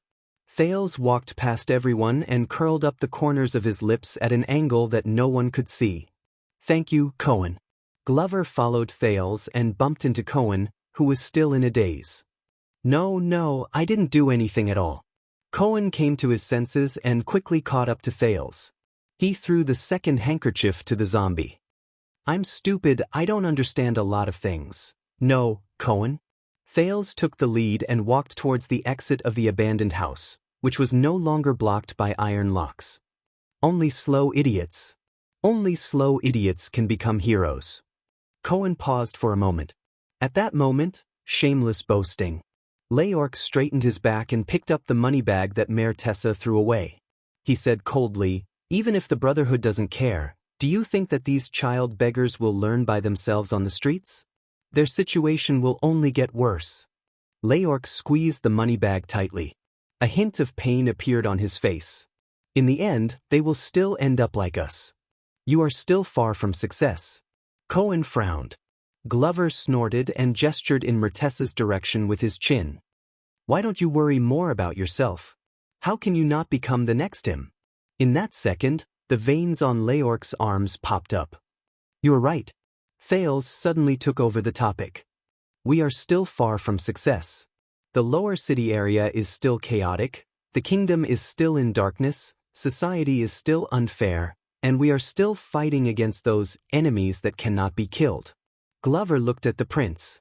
He did not understand why he said that. Thale's expression darkened. In fact, we will never succeed. Even if we do our best and spend our entire lives, even after a few thousand years, our descendants and our descendants' descendants will not succeed. Leorc smiled coldly. But Cohen was the one who replied. But so what? Everyone turned their heads and looked strangely at the police officer who spoke. We will not succeed. That is the meaning of this matter, is it not? Glover froze. Leorc frowned. It is precisely because we cannot do it. Cohen breathed absent-mindedly and clenched his fists. It is more meaningful to persist in doing it. He came to his senses and raised his head in embarrassment. He looked at the others carefully. Am I right? Leorc's frown deepened. But Thales laughed. It was a very carefree laugh. Well said, Cohen. Thales sighed. Do you know who is the greatest knight in the world? Ha! When he heard the cultural studies question, Cohen's expression instantly turned bitter. He scratched his head. When I was young, the old man and my teacher always taught me about the 10 great knights in the history of the empire. But I seem to remember a knight named Needham. Thales shook his head. The greatest knight in the world, Thales said faintly. His name is Glover, and Cohen were completely focused. Even Leorc was staring at him. Thales closed his eyes and took a deep breath. Then he slowly opened his eyes and extracted the great name from his distant memory. Don Quixote. At that moment, everyone was stunned. Everyone had a confused look on their faces. Only Thales was still smiling. I was not good at school when I was young. May I ask who he is? Cohen asked carefully. Thales was silent for a moment. He is a knight. A knight who is determined to charge towards the most impossible goal. Glover and Cohen were both stunned. The prince raised his head. His eyes were filled with confusion. But he is still charging. Even if he never succeeds. In the next second, Leorc suddenly took a deep breath. He turned around abruptly and threw the money bag in his hand towards the place with the most vagrants. Thales and the others were all stunned. I still have something to do. Leorc parted ways with them without turning his head back while the coins fell to the ground and the sounds of people snatching the money. Walk around on your own. The Brotherhood has spoken to them. No one will dare to make things difficult for you. Thales frowned. That is not the way out. I know, Leorc answered coldly. They only saw his back as he walked away. But Thales smiled. He knew that it was the direction of the 6th house. Is he angry? Cohen asked carefully as he wiped the last tear from the corner of his eye. No. Thales shook his head. He is lost. Cohen looked at Leorc in the distance. He scratched the back of his head in confusion. Should we follow him, Your Highness? It will be safer with him. Glover looked around cautiously. No. Thales suddenly felt extremely carefree. He looked at the road that he was once most familiar with. We are not going back. Glover suddenly had a bad premonition. Then where are we going?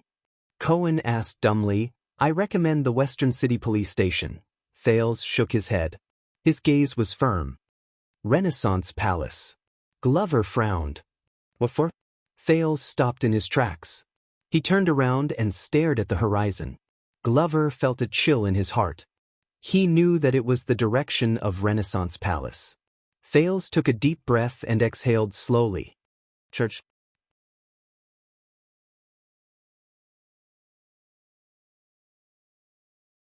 Chapter 610. Eternal Star City, Twilight Star District. Your Highness, please wait. Glover avoided a cart that was pulling goods and hurriedly caught up to Thales, who did not stop walking. Forgive me, but have you thought about what you want to do? Cohen followed closely behind him. Perhaps because he knew that his work was meaningful, the police officer was in a good mood. Don't worry, that's Ty. Why, just like in Extet, he has his own ideas. We just need to obediently do as he says. I haven't thought about it yet, Thales suddenly said. Cohen instantly choked. Thales did not even turn his head. He only cared about moving forward. By the way, I haven't thought about it yet when I was in Ekstead either. Cohen blinked and watched the prince's back in a daze. Glover sighed. Your Highness, forgive me for being blunt. He caught up to the teenager. No matter what we want to do, we might as well follow Lord Mallow's suggestion and inform Madame Gines first. Mallows. Thales remembered something and stopped walking. Glover and Cohen stopped. Thankfully, they did not bump into the teenager's back. They then realized that they were standing at the crossroads at the corner of the street. They were facing Renaissance Avenue, which ran from the north to the south of the kingdom. Turning right was the way back to Mindy's Hall. As for turning left, zombies, Thales said. Commodore said that Mallows made arrangements before we entered the palace to find a reason to send you out of Mindy's Hall and fetch me outside the palace? Cohen looked up in confusion. Mallows? Oh, the big brother we met in Mindy's Hall last time? Glover ignored him and nodded without hesitation. His Grace said that the matter at the banquet is not a trivial matter. After you enter the palace, any accidents can happen. He must consider the worst-case scenario and leave some useful manpower for you, so that you will not be alone and helpless, and we will be at a loss without a leader. Thales was stunned at first, then he smiled. That guy, although he goes against me every day, he still has some redeeming qualities, right? Glover nodded cautiously. Before he became the watchman, His Grace was the herald of the command division. He was in charge of delivering Guard Captain Adrian's orders to each division. Most of the time, what he said was the guard captain's will. Thales snorted softly. Yeah, that guy looks like he knows a little bit about everything, but he also hides a little bit about everything. As expected of the watchman. Thales sighed in his heart. Zombie, how long have you been in the Royal Guard? Glover was stunned, but he instinctively replied, I'm still inexperienced, Your Highness. Not even 6 years. With complicated emotions in his heart, Thales' gaze pierced through the passing carriages and pedestrians. Through the gaps between their figures, he looked towards the end of the road. Under the setting sun, the towering and heavy dark pyramid stood silently. It was like a huge lock that descended from the sky, firmly pressing down on the heart of Eternal Star City and even the entire constellation. What about Mallows? Glover's expression became stern. Lord Mallows is one of the first batch of royal guards to be reorganized after His Majesty Kessel was crowned. For more than 10 years, the new guards have come and gone, but his lordship has always been there. Thales nodded thoughtfully. So, 18 years. So, he has already surrounded Renaissance Palace and served beside the throne for 18 years. That's why he can be so skilled, so indifferent, so calm, and so farsighted. Under the hood, Thales stared at the dark and deep ancient palace. Regardless of whether it was stopping me from showing my face in public when I entered the city, dealing with the situation at the royal banquet, or making arrangements before disaster struck. It seems that this is his instinct, his normal way of life. He has seen through it, adapted to it, and is used to it. He deals with it as it comes and accepts it. Just like a veteran actor who is used to a stage and a play, he repeats similar lines countless times. Cohen, who was out of sorts, stared at Renaissance Palace at the end of the road in boredom. He did not bother to hide his yawn. It's already evening, Thales suddenly spoke and interrupted him. Do you know what we are facing now? Glover frowned. Thales sank into deep thought. Threat? Glover and Cohen were both stunned. Threat? Thales nodded. Yes, just like in puppet shows, the strings on the idol's body have two ends. One end is over there, and the other is over here. It involves me, Mallows, and everyone else's every move. Thales stared at the thick and heavy pyramid in the distance, lost in thought. When he was young, the palace was like a layer of clouds floating in the sky. Although it could not be touched, it always made people look up and stare at it. Now, when he could really touch it, Thales slowly stretched out his left hand, bent his thumb and forefinger, and slowly trapped Renaissance Palace in his sight between his fingers. At that moment, it looked exquisite and delicate, as if everything was under his control. However, no matter how he retracted his fingers, All Thales could feel was the rustling autumn wind that blew past his palm. It left no trace behind, only a chill. Just like in Dragoncloud City, Blade Fang's camp, and the Prison of Bones. The teenager frowned. In everything that happened, there was always a thread that pulled everything together, and in the end, it gathered into a torrent that surged forward. Cohen listened in a daze until he caught hold of a term he could understand. What? You went to the Prison of Bones? That place where you can only enter but not exit? Following Thales' movements, Glover looked at Renaissance Palace in the distance, and he became alert. Thread. You mean whether it was the accident at the banquet or the disturbance today, you were used and manipulated by someone? Cohen glanced at the zombie, and he became equally alert. What banquet? What accident? What disturbance? Thales shook his head gently. Based on past experience, as long as I understand where the thread is, see through it, grab it, and split it open, I can see the exit of the maze, even if there is another maze behind the exit. But Thales' expression became even more solemn. But this time, the teenager said solemnly, this time is a little more special. He stared at the tiny Renaissance palace between his fingers, and he felt that it was becoming more and more illusory and distant. Glover listened attentively, but did not speak. In the next second, the golden setting sun passed through the gaps between Thales' fingers, illuminating the scar on his palm that was difficult to remove because of the many cuts he made. When he thought of this, a dull pain came from his palm, replacing the illusory chill. It's not so clear, not so specific, and not so direct.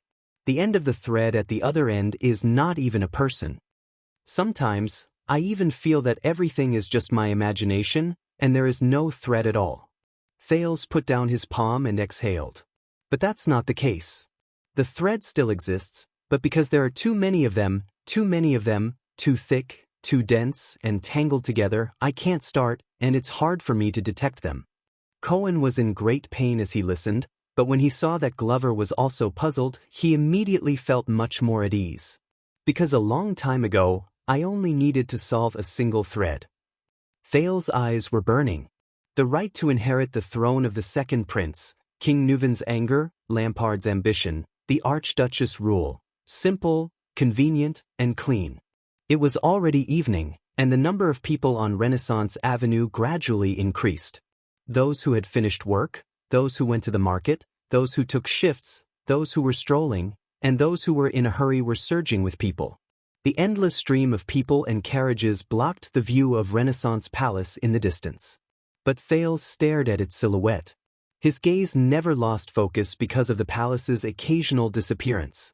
But now, the ownership of Blade Fang's camp, the resistance in Western Desert, the undercurrent in Mindy's Hall, the shadow of Renaissance Palace, the actions of the kingdom's secret intelligence department, the stance of the 7 Jade Star attendants, and the meaning of the Star Lake Guards. Thales' expression became more solemn as he spoke.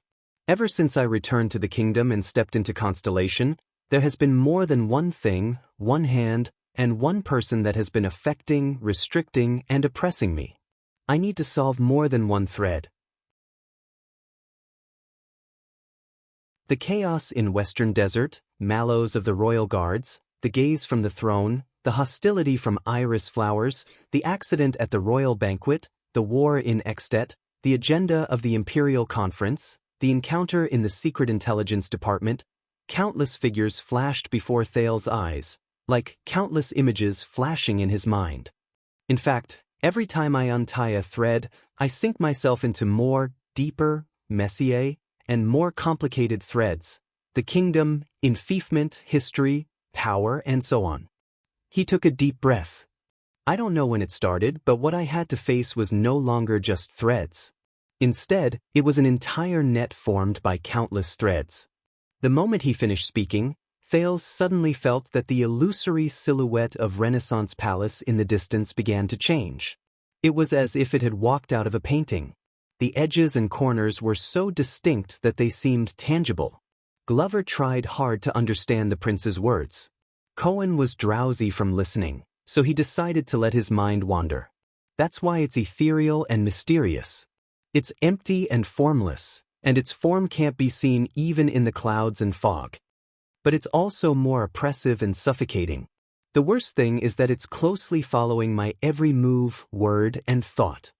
Thales stared at Renaissance Palace in front of him. He felt that the oppressive and tangible feeling became clearer, as if it had a sharp blade, and it made him feel uncomfortable.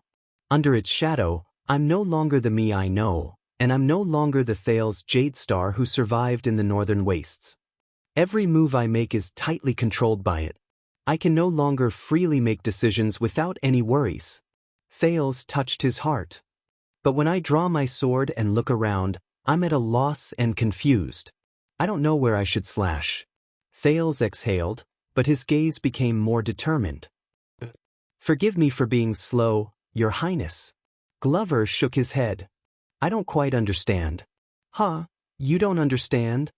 Cohen snapped out of his daze and was instantly overjoyed. Thales gave him a sidelong glance. You understand? Cohen was stared at, and his tone instantly became awkward. Very good. Thales raised his eyebrows. I knew you understood. Cohen's expression froze on his face. What a pity, Thales sighed and said. Others don't understand.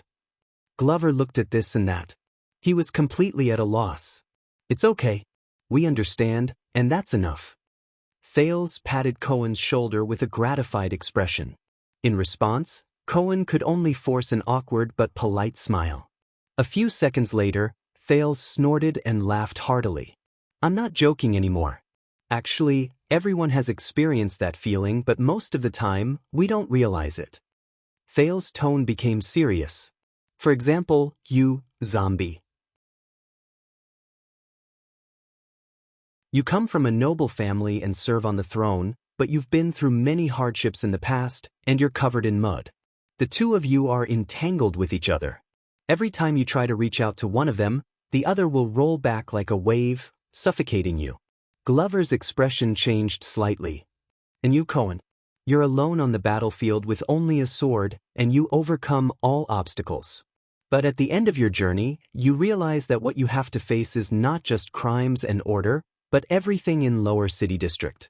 Cohen was stunned, and he fell into deep thought. Just like me, what you face is an entire net. Thales let out a long sigh and turned around again. He faced the seemingly endless Renaissance Avenue and Renaissance Palace, which was hidden in countless people. They were silent for a while. Then, Glover's voice was hoarse and sluggish, as if he had encountered some difficulties and obstacles. What should we do? Thales' pupils shrank slowly. The scene reflected in his eyes had Renaissance Palace firmly in his mind. According to what the leader of Blackstreet Brotherhood said, first of all, Thales recalled the madness of Dragon's blood that night, and the corners of his lips curled up subconsciously. We have to change our minds. Glover's expression did not change, but his gaze shifted. Cohen was puzzled. How do we change our minds? Thales lowered his head and looked at the scar on his palm again. The net we face can never be cut, broken free, or even undone. As Thales spoke, he slowly extended his hand towards Renaissance Palace. He spread his fingers and covered every corner of the ancient palace. But it is also because of this, the prince said softly, as if he did not hear anything, you, me, him, and them, all of us are in it. The teenager's tone was cold, and his gaze was indifferent. Glover felt a chill run down his spine. We have been under its control for a long time. Thales clenched his fist tightly, and Renaissance Palace was completely in his palm. We are powerless to escape. In the next moment, Thales resolutely stepped out of the corner of the street and walked onto Renaissance Avenue. Glover and Cohen looked at each other. They were puzzled, but Thales was already far away. They could only chase after him. At this moment, why? The three of them turned their heads at the same time and saw another cloaked figure hurriedly catching up to them from the other side of the road. When the other person came closer, Thales saw his face clearly and said in surprise, Commodore, you're awake. Gianluca Commodore, the second-class protector of the Royal Guards who was taken down by Cohen and Glover in Laurel Club, panted and trembled in excitement. He looked as if he had just survived a desperate situation. I was scared to death. When I woke up, all of you were gone. There was only a man who was pulling down his pants. Cohen frowned and looked at Glover. The latter was expressionless. Commodore's eyes were filled with tears. I went back to Mindy's hall. All of you were not there, so I went to Renaissance Palace. The guards also said that all of you did not come, so I could only run to Eastern City District to call for help. Commodore suddenly saw Cohen's figure, and he instantly gritted his teeth. Hey, you're that bastard? Cohen was shocked. He quickly pulled down his hood. Ahem, Lorbeck, I am Lorbeck Dara. Lorbeck Dara? Commodore muttered this name, and his expression suddenly changed drastically. How dare you? He grabbed Cohen's collar. How dare you pretend to be Western City Police Station's Director Lorbeck? Cohen, who was at a loss for what to do after his identity was exposed, lowered his head and leaned forward. Let me tell you, I am an inner city police officer. I know the internal affairs of the police station very well. Thales felt a headache coming on. He coughed. Caribbean. This man is the heir of Walla Hill and Sword of the Twin Towers, Cohen Caribbean. He is now a police officer in the capital. Commodore was stunned. He spent a few seconds thinking about the meaning of this name. Oh, so it's young Master Caribbean. The protector instantly became as enthusiastic as fire, and he smiled like a flower. He loosened his grip on Cohen's collar, and in a very natural manner he adjusted Cohen's clothes. What a coincidence. I was once a police officer as well. We are in the same profession. It's a misunderstanding. If I knew that you were visiting in secret, Cohen stared at him in a daze. He could not react to the situation. However, in the next second, another sobbing voice traveled into their ears from afar. Your Highness. The few of them were shocked. Another man in civilian clothes moved stiffly towards them with a limp. The passers-by looked at him. Glover saw the man's face clearly, and he covered his forehead in pain. Thales frowned. Aren't you recuperating? The first-grade protector beside Thales, Danny Doyle, pounced on the teenager with sparkling eyes. Yes, Your Highness. But Commodore came to my house to look for me. I heard about what happened in Mindy's hall. Silence. Glover pulled Doyle up rudely and dragged him to the corner of the street. At the same time, he looked around vigilantly and whispered, Wyatt. His Highness' current alias is Wyatt. Doyle was stunned for a moment before he reacted. Okay, Wyatt. Commodore didn't make it clear. He said that all of you went to look for a woman, but you found an androgynous one. Then a strong and tough man came. Then he fainted from the pain, and all of you disappeared. Hey, Doyle. It's been a long time. Cohen happily appeared beside Doyle and slapped his back. Doyle screamed in pain and pounced into Glover's arms. What's wrong with you? Cohen stretched out his hand in confusion. He looked puzzled. Why do you walk like a duck and explode with just one slap? Doyle endured the pain in his back and laid on Glover's body. He turned around to take a look. What's going on? Doyle's face was contorted.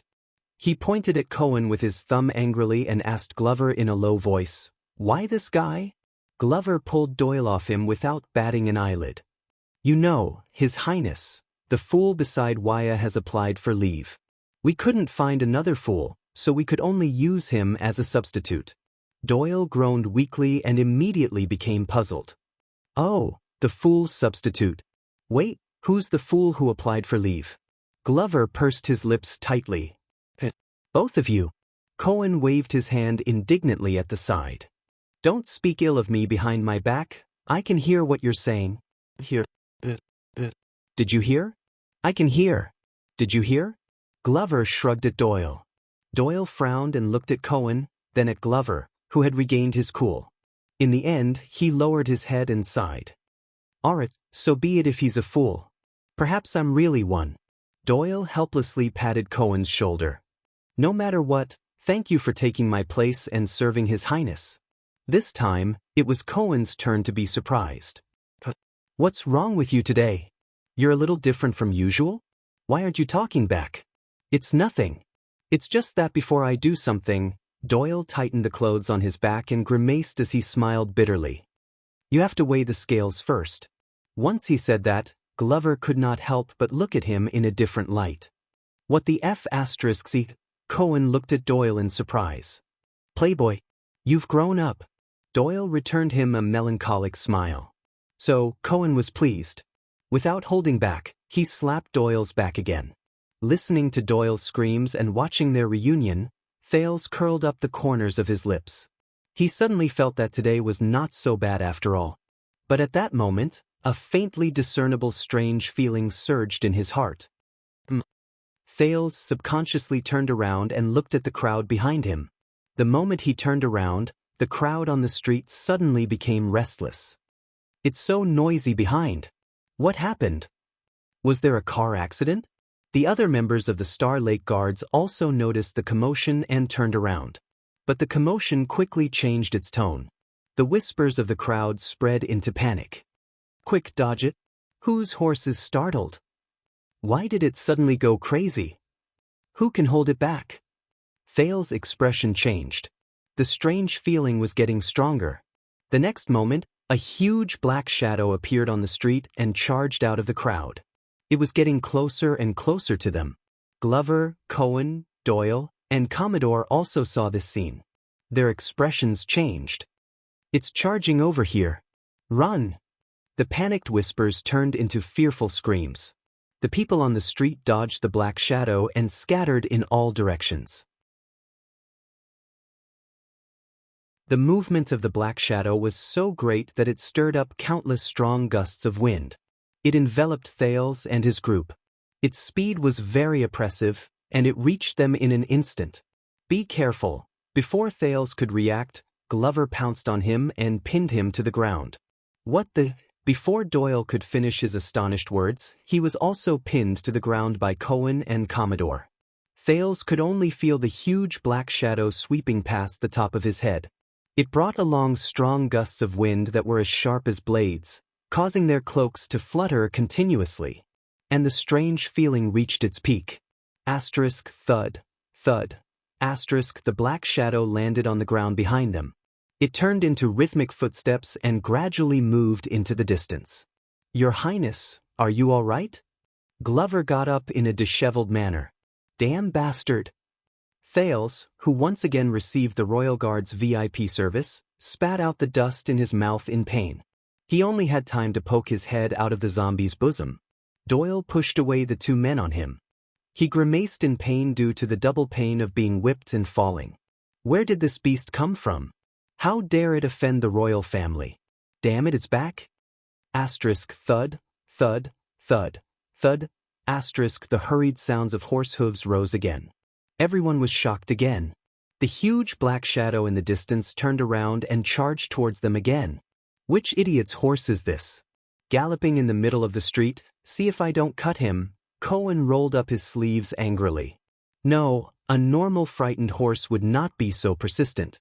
It might have been drugged and is specifically charging towards your Highness. Commodore analyzed cautiously. Hey, stop talking. Someone come and pull me up.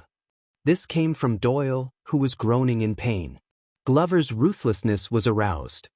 He jumped up, gritted his teeth, and drew his sword. Kill it. Wait a minute. But Thales suddenly extended his hand, pressed down on his sword, and stood up. The teenager took a deep breath, took a few steps forward, and opened his arms towards the black shadow that was charging towards him.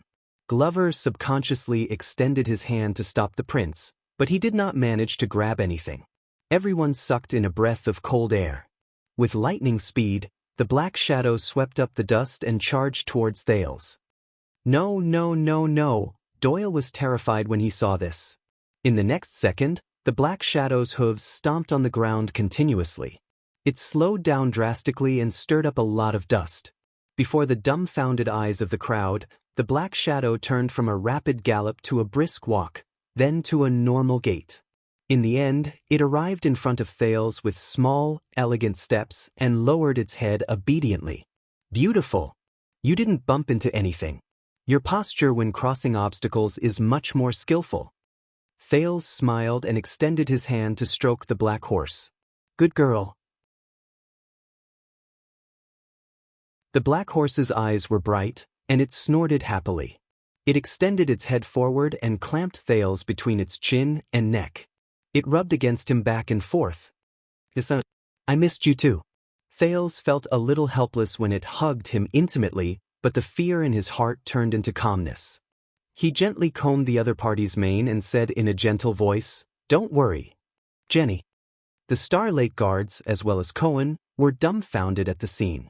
This is Doyle, you read a lot. Tell me, what is this scene?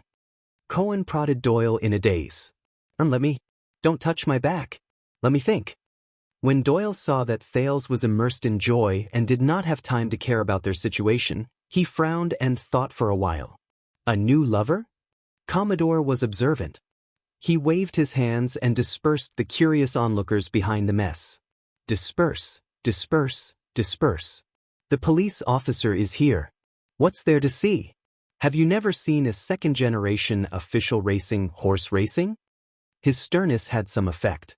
The crowd slowly dispersed, but it was not as fast as Glover's methods. The zombie walked forward with a cold expression and took the money pouch from Doyle's waist without any explanation. He tore open the pouch and sprinkled coins and bills into the distance. Amid Doyle's indignant protests and the crowd's bustling commotion, Glover and the others escorted Thales and his new steed away from the crime scene. But before they could go far, Glover turned around vigilantly. A few figures did not care about the coins scattered all over the ground. They went against the flow and passed through the crowd. They ran towards them while panting. Uncle, it's in front. It's right in front. Take it easy, boy. Where did you put the horse strap? That thing is useless. Do you remember? The last time Ute fell into it, it ran around and flew a kite for the whole afternoon. We have to tempt it with good horse food. Or wear His Highness clothes. Damn it, how many times has it done this? It bullies the weak and fears the strong. When that dead face was around, it never dared to be so arrogant. Don't stop me. This time, I'm going to chop this crazy horse and feed it to Mute. The Star Lake guards stood in formation vigilantly and blocked the path of the newcomers. The noisy chatter stopped abruptly. The newcomers stopped in unison and looked at the Star Lake guards warily. Glover frowned. There were 4 newcomers. Although they were travel-worn, they were fully armed. The older man carried a sword and shield on his back, the younger man carried a spear and a spear on his back, and one of them wore a strange mask that covered the lower half of his face from his chin. Their leader was a handsome young man with a long sword at his waist. He stared blankly at the black horse that was being intimate with Thales. But their positions, Glover became more vigilant, were extremely professional. They spread out to the left and right, guarding each other's blind spots. They were not gangsters, but veterans who had been on the battlefield and seen blood. Cohen suddenly screamed. His face lit up as he rushed between the 2 groups of people. When the strangers saw Cohen, their expressions changed as well. Some were pleasantly surprised, some were disgusted, and some were even more disgusted after being pleasantly surprised. I know him. Cohen's lips parted as he danced around. He opened his arms to the young man leading the group. Let me introduce you. This is my... But the young man only passed by Cohen in a daze and ignored his embrace. Cohen missed his embrace and could only raise his arms awkwardly. Until he saw the next person. Before him, the strange man wearing the silver mask snorted coldly and glared at the police officer with resentment. Cohen's smile became extremely ugly. His arms went limp, and his voice trembled. Friend. On the other side, the handsome young man's breathing quickened. His chest rose and fell as he walked towards Thales step by step. His face was filled with disbelief. Your Highness? Thales, who was holding Jenny's hand, looked back at him and flashed a faint smile. Waya. The handsome young man, Waya, who had not been seen for a long time, took a deep breath. His expression changed from disbelief to ecstasy. He quickly caught up to Thales and said, Your Highness, it's you, it's really you. But Glover raised his arm coldly and stood between Waya and Thales. Waya snapped out of his daze and stopped in front of Thales. He glanced at Glover and forced himself to recall Constellation's etiquette. He embarrassedly tidied up his messy and casual expression due to the many days of traveling and bowed in a respectful and old-fashioned manner. Thales opened his mouth, but could only say a few words. "Yes, it's me." Waya blinked hard and adjusted his breathing. He turned around in surprise. "I was just talking to the mute." The strange man wearing the mask snorted coldly and hoarsely and turned his head away. Waya ignored him. He only sized up Thales excitedly and spoke incoherently. "You don't know, when you were kidnapped in Dragon Cloud City? Uncle Genid said that it was all your plan, but I couldn't believe it." The elderly man with the sword and shield on his back revealed a faint smile. "The Star Killer checked every single one of us from head to toe, until he returned to Dragon Cloud City covered in injuries." Waya was so excited that he spoke incoherently. "Until the news of your return to the kingdom came, but Thales smiled. He smiled in relief. In the next second, he stepped over Glover and the distance between the prince and the attendant. He extended his arms in a carefree manner, and under the attendant's surprised gaze, he hugged Waya tightly. Everyone's expressions changed at the same time. "Thank you, Waya." Thales pressed his chin against Waya's shoulder and tried hard to stop his voice from trembling. "Thank you for coming back." Waya was also stunned. He looked at the prince's unseemly and sincere action, and he did not know where to place his hands. "Your Highness?" Thales took a deep breath. He suddenly felt that the net he was in was no longer as thick and heavy as it used to be. You don't know what this means to me." Waya hesitated for a few seconds, but he still smiled in the end. He hugged the teenager in a natural manner and patted his back lightly. "I know, Your Highness, I know, just like before." "Yes." Thales closed his eyes. "Just like before." What the F***CK? This time, it was Doyle's turn to be dumbfounded. He stared at the newcomer who was being hugged by the prince. "What's going on now?" Cohen sighed. When he remembered his military career, he sighed and said, "Unfinished business."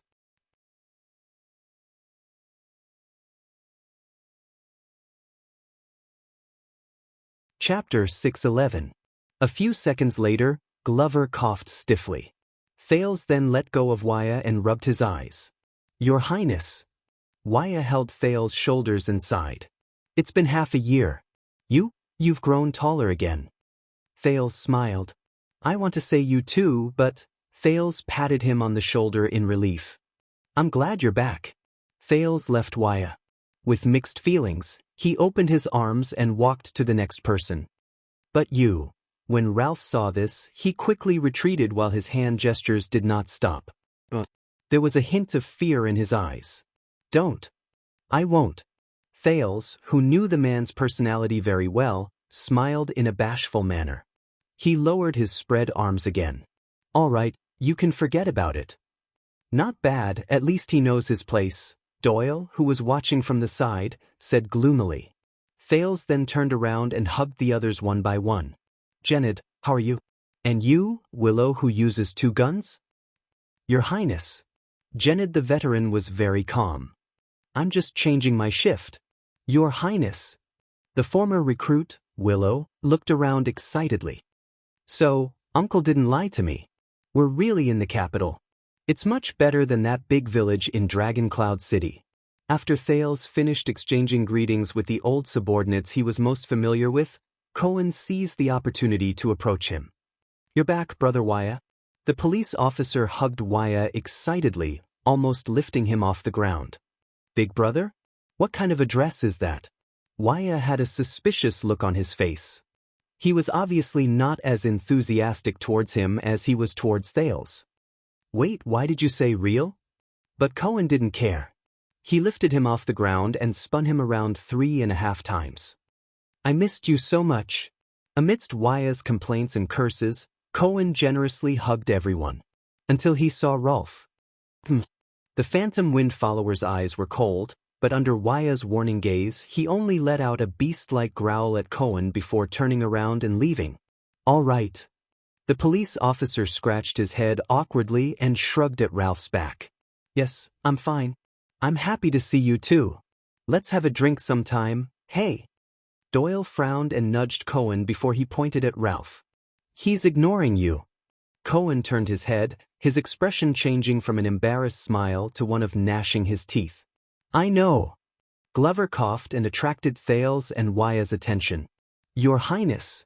Doyle, on the other hand, elegantly straightened his clothes, scrutinized the newcomers, and then looked hopefully at the prince. Thales snapped out of his trance. "Everyone, I really want to introduce you, but now is clearly not the time." He patted Glover's shoulder and pounded Waya's chest. "Let's get to know each other on the way." Doyle's hopeful gaze dimmed, and he felt incredibly wronged. Thales sucked in a deep breath and took his steed from Commodore's hands. "Are you ready?" Jenny whinnied happily. Thales chuckled softly and rejected Commodore's kind offer to crouch down and help him up the horse. He recalled Nicholas' equestrian lessons, and the sin of Hell's River was activated at will. He stepped on the saddle in a straightforward manner and flipped himself up the horse. "Let's go." Hence, the group of people who were excited, agitated, curious, and puzzled followed Jenny's footsteps and stepped onto Renaissance Avenue. As a protector, Doyle took stiff steps and was about to catch up to Thales' right side, but another figure had already taken a step ahead of him. "Thank you, but I am His Highness' attendant." Waya walked beside Thales' horse and extended his hand to reject Doyle. His words were polite, but there was no room for refusal. "It is my duty to serve by his side." Doyle's eyes widened. "You are the prince's attendant?" Doyle landed beside Waya and whispered in displeasure, "What's your name?" "Waya." Doyle narrowed his eyes. "Waya what?" "Waya." "Casso," the attendant said coldly. "Casso, I was wondering which—" Doyle snorted softly. Then he remembered something, and his expression instantly changed. "Huh, Casso." Doyle instantly became friendly and amiable. "Oh my, brother Waya. I've been looking forward to meeting you for a long time. How's your father, Count Casso?" Waya was not good at dealing with such enthusiasm. He could only show an ugly smile. On the other side, Ralph sneered. Waya's gaze turned cold. He turned to Doyle and said, "This is Madeira Ralph. This is Madeira Ralph. In fact, he followed His Highness even earlier than I did." Ralph choked on his smile. Doyle turned his head. His eyes lit up again. "Brother, you are Ralph? Wow, good name. Your parents are really talented. Hey, your mask is so cool. Where did you buy it?" "I know you don't like to talk. It's okay. I like people who cherish their words the most, because I know people like you. You don't usually speak, but when it comes to critical moments, you say wise words. Speaking of which, I am untalented. My name is Danny Doyle. I am the protector of His Highness' personal guards. Let's go to Red Street Market together when you are free?" "It's okay, you are welcome. I am very familiar with that place. Even Blood Bottle Gang has to give me face." "Brother, you don't have to say anything." I know. Behind them, Cohen could not hold it in anymore. He convulsed with laughter. "Ha, you don't know? He is a mute. He can't speak." Doyle, who was disrupted, turned around angrily. "So what if he's a mute? Can't a mute speak?" Doyle's words came to a halt. He turned around pitifully and looked at the gloomy Ralph with a fawning and aggrieved look. "That he. I'm sorry, brother." Cohen took pleasure in Doyle's misfortune and mouthed, "Idiot." But Doyle quickly thought of a way to remedy the situation. "It's okay. You don't have to say anything. I understand.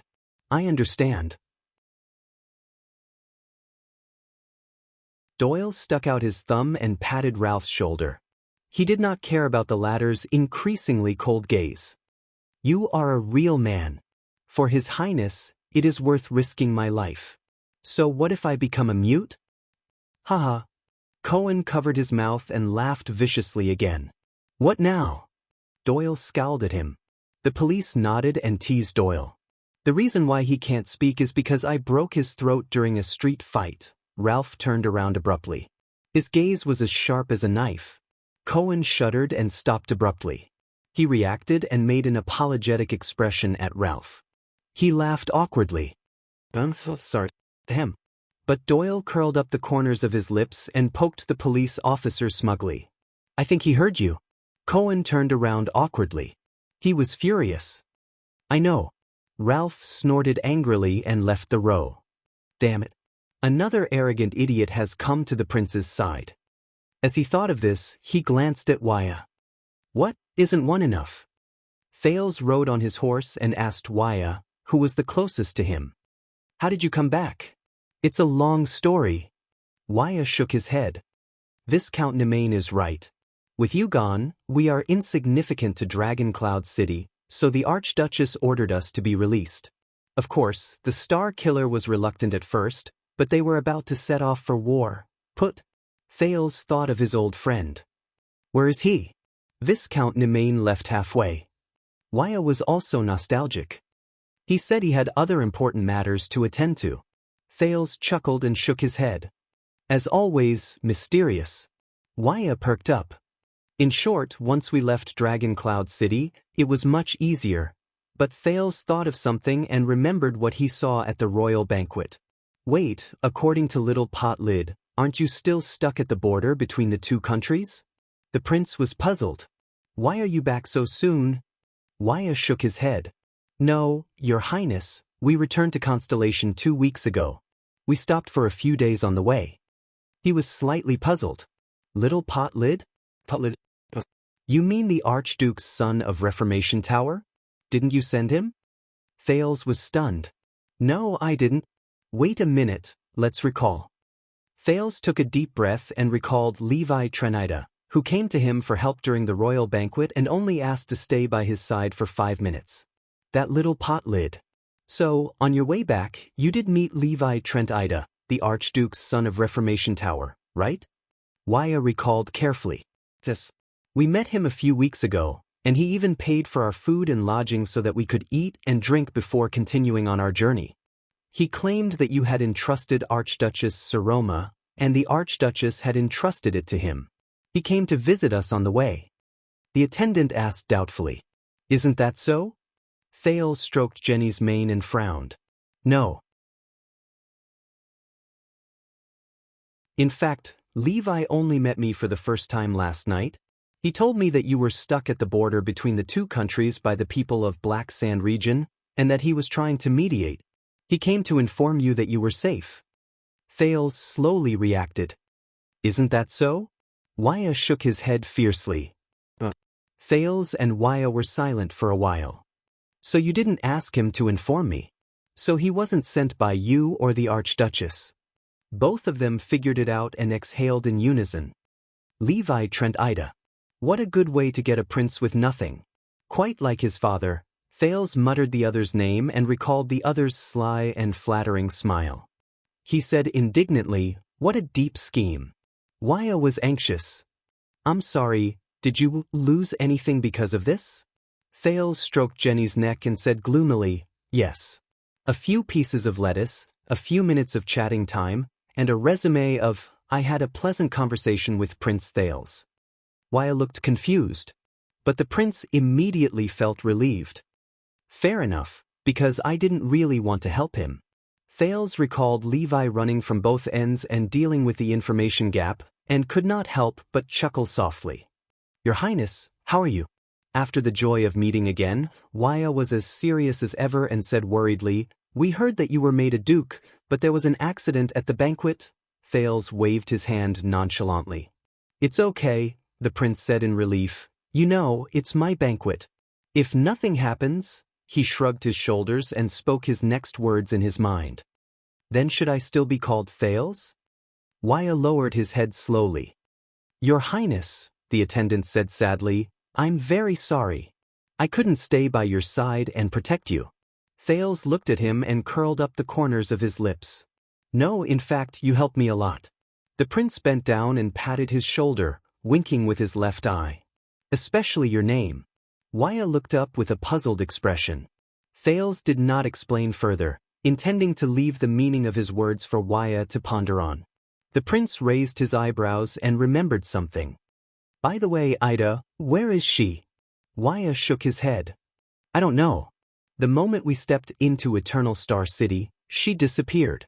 Uncle Genid told us not to be nervous. Instead of worrying about her, we should worry about ourselves. In fact, with Lady Aida's personality, even I find it strange that she could follow us safely all the way. As expected, it's Ida. Thales sighed. That's because without all of you, she would have lost her way. Waya thought for a while, then came to a realization. It's okay. Thales gestured at Glover and the others with his chin. Without her, we can still get things done. I saw that your guards have been upgraded. Waya looked at Glover, who was still vigilant, and there was a hint of loneliness in his eyes. Especially this man. I can feel that he's very powerful. Yes.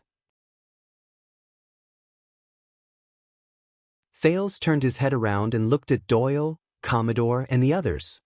He sighed and said, I have my own royal guards. Even though there are a lot of problems and I'm in a state of disunity, even though the leader likes to go against me, even though he can't even protect himself now, but without my attendant by my side, there's always something missing. Thales patted Waya's shoulder, and the latter's eyes burned with fighting spirit again. Of course, they are just guards, and I am an attendant. We are different. Waya was full of confidence. Ah. Thales held the reins again. He looked at Renaissance Palace, which was getting closer and closer. Of course you are. Glover, who was moving forward quietly, suddenly felt that something was wrong. He turned his head and saw the young man who had just hugged the prince staring at him with a burning gaze. The valiant young man extended his hand in a friendly manner. I am Waya, His Highness' attendant. Glover stared at the young man's hand warily. 2 seconds later, he tentatively extended his hand and shook hands with Waya. Caleb Glover. Royal Guard, Star Lake Guards, First Class Vanguard. Waya smiled. Thank you. Glover responded with a puzzled gaze. The prince's return to the kingdom seems to have settled down, and he has boundless prospects. However, those of us who have been by His Highness' side for years know that there are countless undercurrents and dangers lurking behind the scenes. Waya looked at Thales, who was deep in thought on his steed. He needs more help. But he looked at Doyle, sighed, and said, but today, when we meet again, among the people around him, only you seem a little more reliable. Glover's expression became slightly better. It seems that there are still normal people around His Highness. But he paused for a moment. Wait, you said that your name is Waya? Waya's voice was solemn. Glover's expression was a little strange. Just Waya? No, other names? My name is Waya Casso, if that's what you mean. Glover looked like he had a sudden realization. Oh, so you are the real Waya. Waya was stunned. Sorry? It's nothing, it's just that. Glover glanced at Thales' back. His Highness often talks about you. Waya glanced at Thales, who was on the horse, and a special feeling welled up in him. We were supposed to serve by His Highness' side and protect him. But not only did we fail to fulfill our duties, we even got ourselves into trouble and almost became a burden. But not only did His Highness not blame us, he was even concerned about our safety. Waya sighed. How can we repay this kindness? But after he said this, Waya vaguely felt that Glover's expression when he looked at him seemed to be even weirder. You actually have already repaid him. Waya was puzzled. Because your name is Waya, Zombie replied briefly. Waya was stunned again. That's strange. The attendant could not figure it out. His Highness seemed to have said that before. Does my name have any meaning? Glover coughed. It's nothing, but you better not go to Red Street Market. Why? Because your name is Waya. Waya was even more puzzled. Until Doyle's voice cut in. Oh my, brother Waya, ignore him. You should have asked me about the Royal Guards, especially the defense division that protects the country. Hiss. Waya turned his head around in shock and saw Doyle approach him with tears in his eyes. Then he, what's wrong? It's nothing. Doyle pressed his back and looked like he was about to cry. It's just that, my back hurts. But Waya was shocked. Doyle panted and looked like a delicate flower waiting to be cherished. You know, there was a banquet last night. This, work injury, professional risk, banquet, work injury, back pain? Waya's expression became more and more puzzled. But Doyle looked desolately at Glover, whose expression was already very unpleasant. By the way, Glover, your back hurts a lot too, right? The zombie turned his head around coldly. No, I can handle it. Actually, you don't have to force yourself. Doyle sighed weakly. It's all Officer Mallow's fault. He was too aggressive with us, too forceful. My back, I feel like it's going to split open. If we knew this would happen, we wouldn't have done that last night. Glover froze in his tracks. Waya's expression was strange. What did you do last night? Doyle looked up. His smile was bitter but gratified. It's okay. That was just me and Glover. We were just impulsive. He looked at the zombie with sparkling eyes. Right, Glover? Impulsive. Waya's gaze became stranger. Glover was instantly stunned.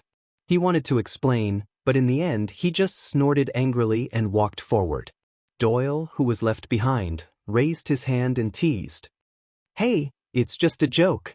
Don't be so petty. Glover gritted his teeth and looked at Doyle.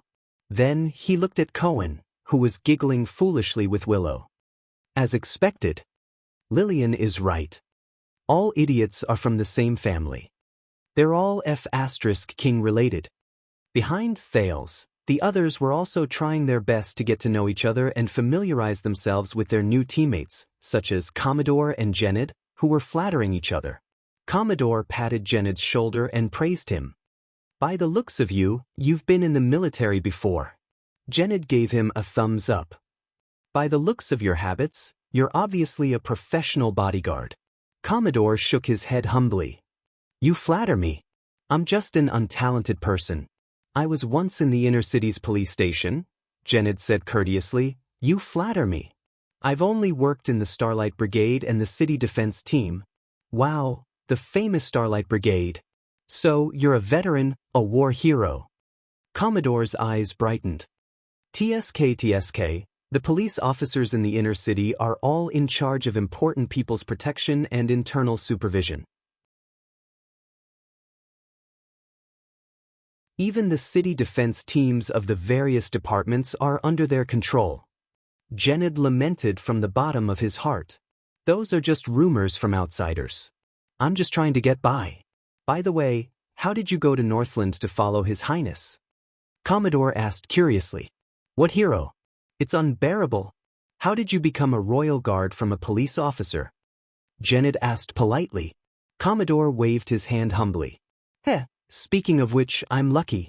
6 years ago, we gloriously uncovered a series of corruption cases in the city defense team of Eastern City District. I was recommended. Jenid shook his head in a self-deprecating manner. Sigh, speaking of which, I was unlucky. 6 years ago, when I was still in the city defense team of Eastern City District, I was framed for corruption and bribery, and I was implicated. When he said this, Jenid and Commodore's smiles froze at the same time. They turned their heads at the same time and looked at each other in shock. A few seconds later, the two of them turned their heads stiffly and mechanically, and their conversation fell completely silent. Just like that, the newly gathered group of people talked at once. Some were travel-worn, some were calm, some were used to it, and some were uncomfortable. They surrounded Thales, who was at the center of the group, and they moved forward on their horses. They attracted countless gazes along the way. They looked like a group of disbanded soldiers. Thales swayed as he rode on his horse, but he had a vague feeling that he was hallucinating. They were just like 6 years ago, the diplomat group that was hastily formed. They did not even know each other, and they all set off in a hurry. They trod on the snow and headed north to an unknown path. But now, Thales stared at Renaissance Avenue and Renaissance Palace at the end of it. He did not know what to think. Your Highness, Waya said with a sigh. Perhaps you don't know what returning to Constellation, returning to Eternal Star City, and reuniting with you means to us. Thales turned his head around. Oh, Waya stared at the familiar streets and sky, and his tone became lighter. It feels like the journey has ended, and we no longer have to work hard. And we can rest now. Thales was silent for a while before he spoke awkwardly. About that, Waya. Right now, we might not be able to rest yet. We can't rest. Waya's expression froze for a moment. Your Highness, I'm sorry? Thales took a deep breath and looked seriously at the attendant who had followed him for 6 years. Waya, do you trust me? Asterisk clang. Asterisk Waya subconsciously wanted to nod, but he stopped when he raised his head halfway. No, Your Highness, I've learned. I have a bad feeling. The last time you asked me this, Waya recalled Thales' glorious deeds in Northland. He was first terrified, then suspicious. You asked me to find? Chapman Lampard. This name attracted the attention of his companions. Most of them turned their heads and looked at the prince. Thales' smile froze slightly. Just say it, Your Highness, you. Waya hesitantly looked at the smiling prince. What do you want now? Thales exhaled and laughed bitterly. Yes, I'm very sorry. You went through so much to return to Eternal Star City, I shouldn't have gotten you involved. But when Waya looked at the prince, his vigilant expression suddenly relaxed. He lowered his head and smiled. Fine, Your Highness, you're right. Waya raised his head in relief and smiled bitterly. You're still you after all. If nothing happens, he did not continue, but his expression became solemn. He punched his chest. No matter what you want to do, this life and this body are yours to command. I will not hesitate to die for you. This made Thales a little embarrassed. He twitched the corner of his mouth. Well, it's not that bad. Besides, Waya unclenched his fist as if he had let go of a huge rock. We are people who have followed you through mountains of blades and seas of fire in Dragon Cloud City. Waya's smile was bright. There is nothing in this world that can scare us anymore. At that moment, Thales sank into silence. All sorts of feelings welled up in his heart. The teenager looked up. Really? Waya looked at Ralph and gestured with his chin. The Phantom Wind follower's gaze was cold. He gestured for them to move forward. Thales smiled in tacit understanding and looked at the others.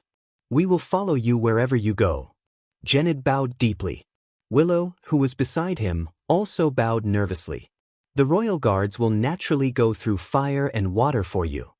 Commodore's face was filled with loyalty. Thales nodded. Doyle looked to the left and right before he cleared his throat. You are Your Highness. We should listen to you. That is true. Doyle's emotions were initially stirred up, but they slowly calmed down. But you also saved my family. He patted the horse's belly with great emotion. Not every prince can choose not to sacrifice his pawn. Jenny turned her head around and neighed fiercely. Doyle, who had been brewing his emotions, was so frightened that he immediately retracted his hand. You have listened to my story, Your Highness. While everyone laughed, Glover was silent for a while before he spoke slowly. I will listen to you as well. Thales stared at him deeply. Thank you.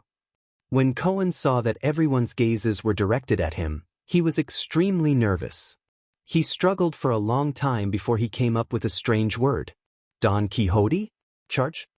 Aside from Glover, everyone else was stunned. They sized up Cohen as if they were looking at an idiot. Thales snorted and laughed heartily. But yes. The teenager took a deep breath and sat up straight. Don Quixote. Very good, the second prince said solemnly. Everyone listen up. We are going to Renaissance Palace now.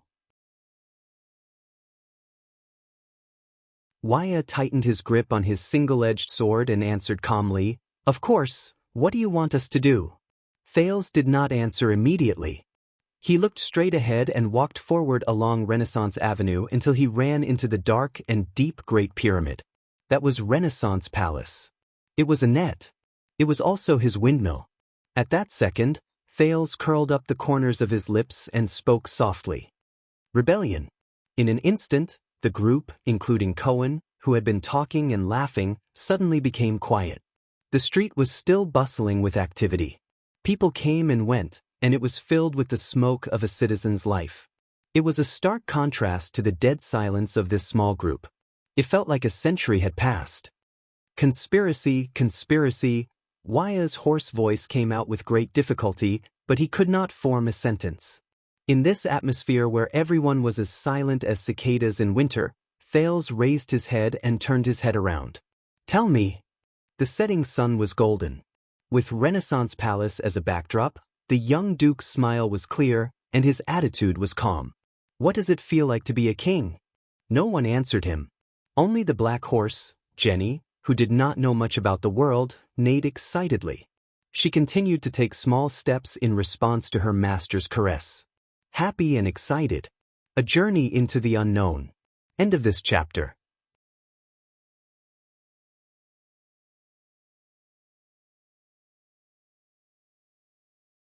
Chapter 6:12. Renaissance Palace, Ballard Room. The setting sun shone through the stone window and cast a long shadow on the conference table, like blades of gold and black. There's such a good thing? Constellation's Minister of Trade, Viscount Kenny, put down the Jade City Substitute Servitude petition that had just been delivered to the conference room with a doubtful expression. That master of iris flowers. Kenny looked at his peers at the Imperial Conference. Duke Covendier actually volunteered to pay taxes to substitute servitude, reduce the number of recruits in Jade City, and even support the royal family's expansion of the regular army to fill in the important national defense positions left behind by the recruits? The ministers at the Imperial Conference looked at each other. Only the scarred man from the kingdom's secret intelligence department, who had returned with this petition, stood quietly by the side without saying a word. Setting aside his position, doesn't he know the risks of doing so? Viscount Kenny narrowed his eyes, his expression subtle. If Jadeite City really does as they say in the letter, challenging tradition and shaking their interests. When every conscripted person in every level of fief refuses to serve the Lord because of this reason, Covendier will become a vassal, no, the target of the entire kingdom's noble system.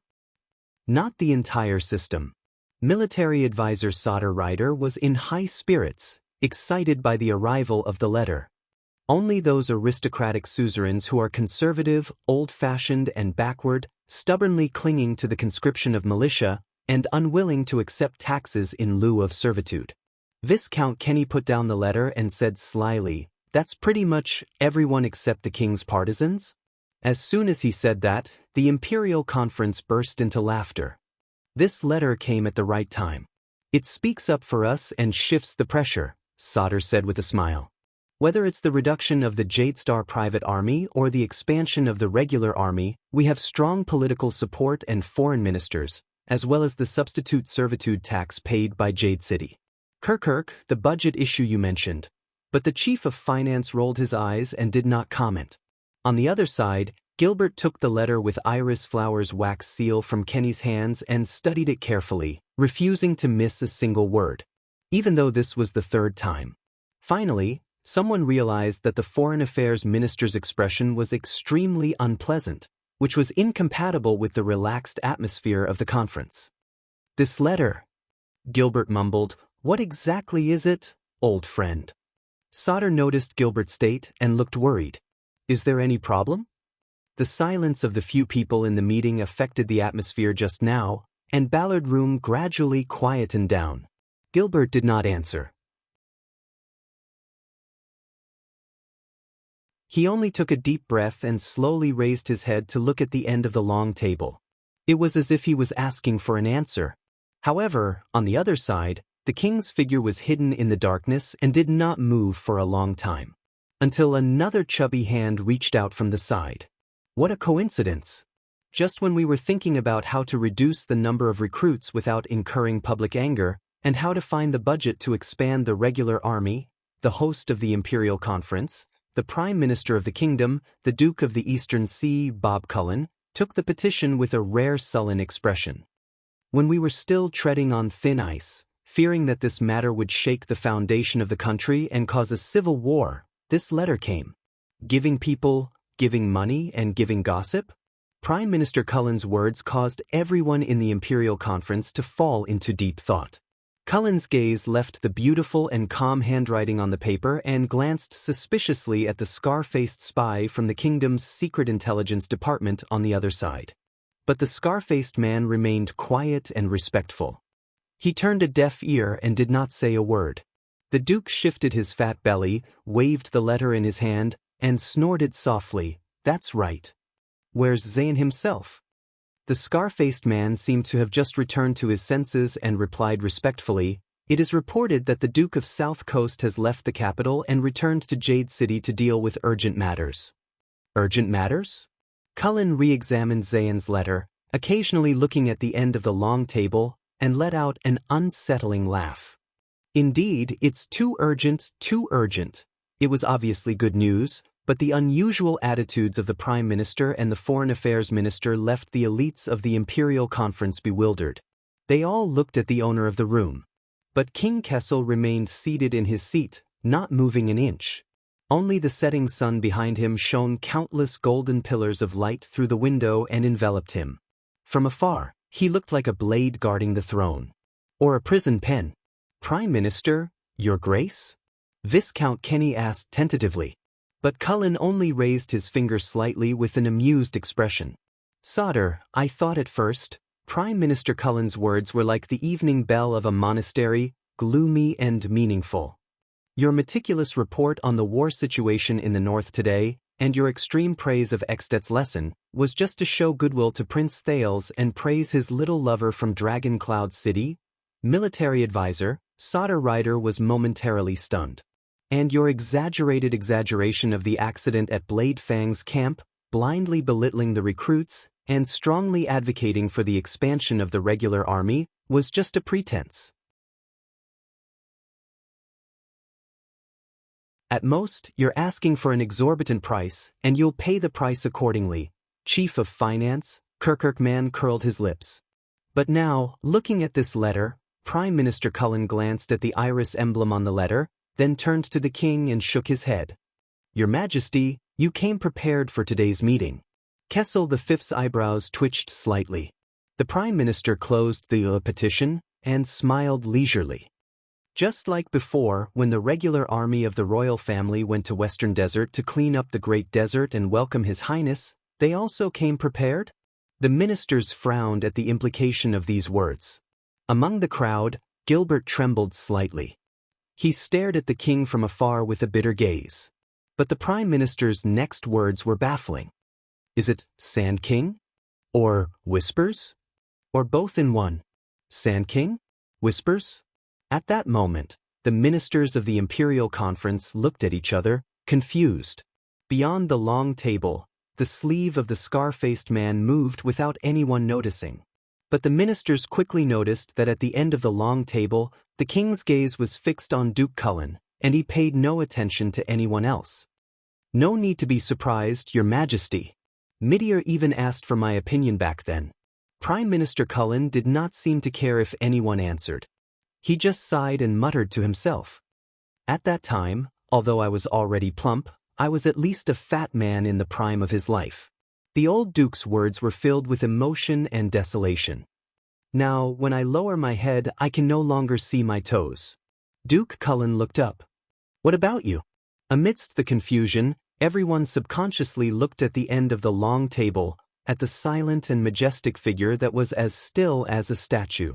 But, after a few seconds of silence, the Iron Hand King spoke expressionlessly. "You're not just fat." At that moment, the rays of the setting sun converged into countless golden blades, lying between the two of them. But the Prime Minister did not seem to notice and remained calm. "I'm old." The Iron Hand King's voice was no longer thick and powerful. It actually had the sharpness of a knife cutting through ice. "And tired." King Kessel and Duke Cullen's gazes crossed the long table and met in the air. The ministers all frowned. "Yes, I'm tired." A few seconds later, Cullen avoided King Kessel's gaze and said slowly, "Not like the kingdom's prosperity, where the wheels roll forward." The Duke of Eastern Sea slowly lowered his head and snorted indifferently, looking like an ordinary old man who had no regrets in his old age. "If it's not this horse, then it's that one. Anyway, we have to pick a horse to pull the carriage, right?" King Kessel's gaze was cold and he did not answer. "But you're not him," Cullen said the last sentence and closed his eyes wearily. "Not him." King Kessel still did not speak. At that moment, the atmosphere in Ballard Room was no longer relaxed. In the face of the obscure confrontation between the king and the duke, everyone was very puzzled, but dared not speak. Except for one person.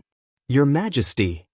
Gilbert looked up with a complicated gaze and became the next person to break the silence.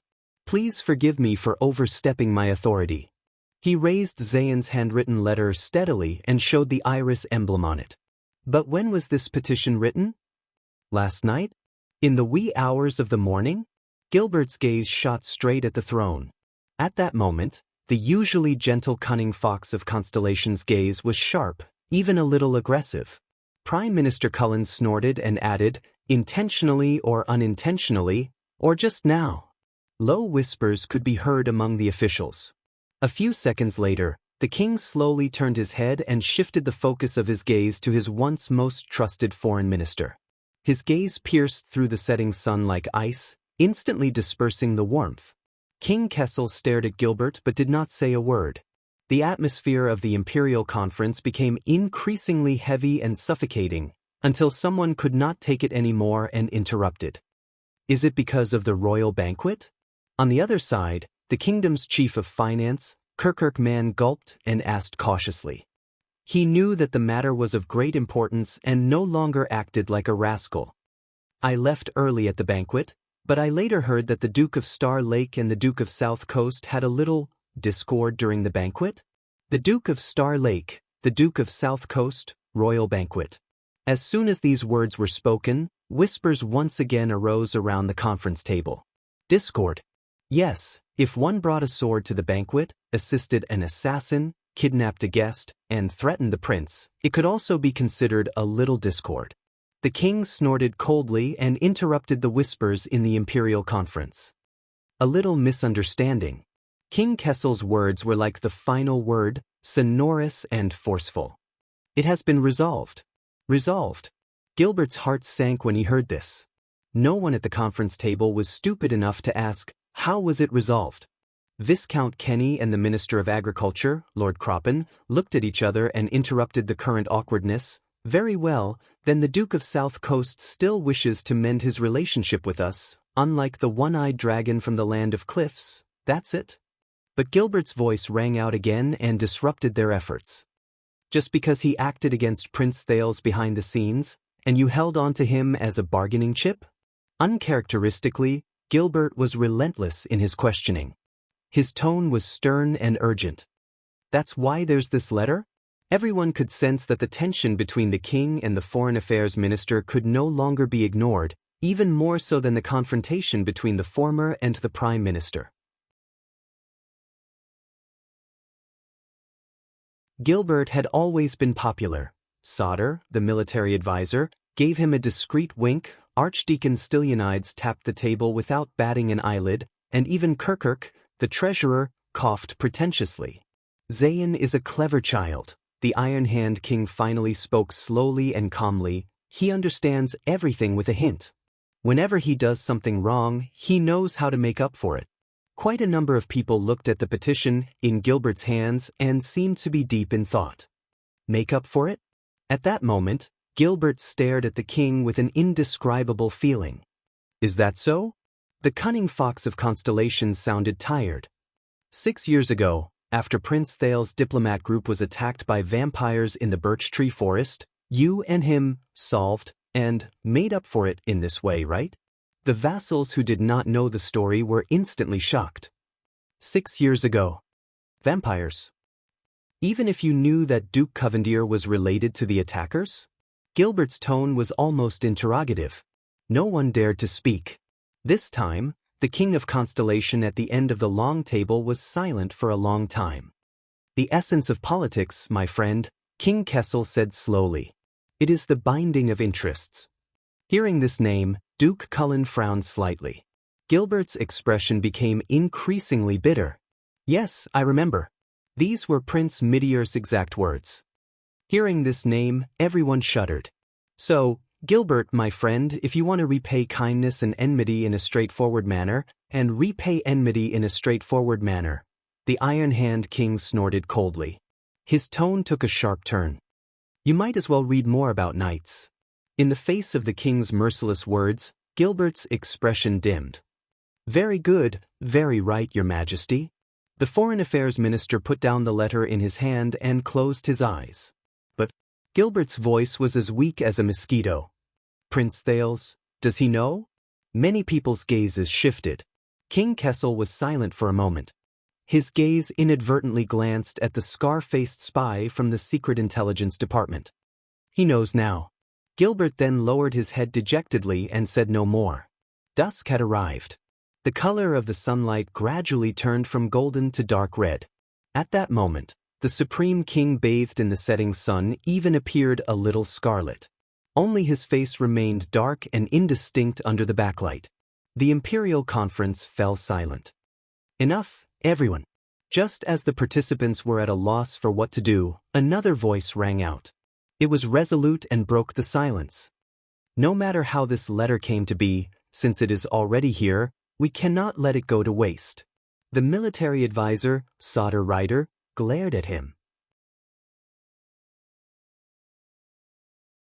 Whether it is voluntary or involuntary, whether it is compensation or a trade, since Duke Covendier kindly sacrificed his reputation and interests, even at the cost of being condemned by the masses, to submit a petition to His Majesty, to pay taxes in lieu of service, to share our political pressure, and to cheer for Renaissance Palace, he didn't.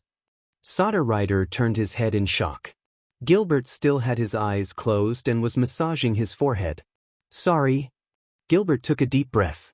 As far as I know, during the last years of the late King Adie's reign, under the rule of the former Guardian Duke of South Coast, Leinster Covendier, Jade City's regular military service system had already been disrupted, loosened, and even ceased to exist in name.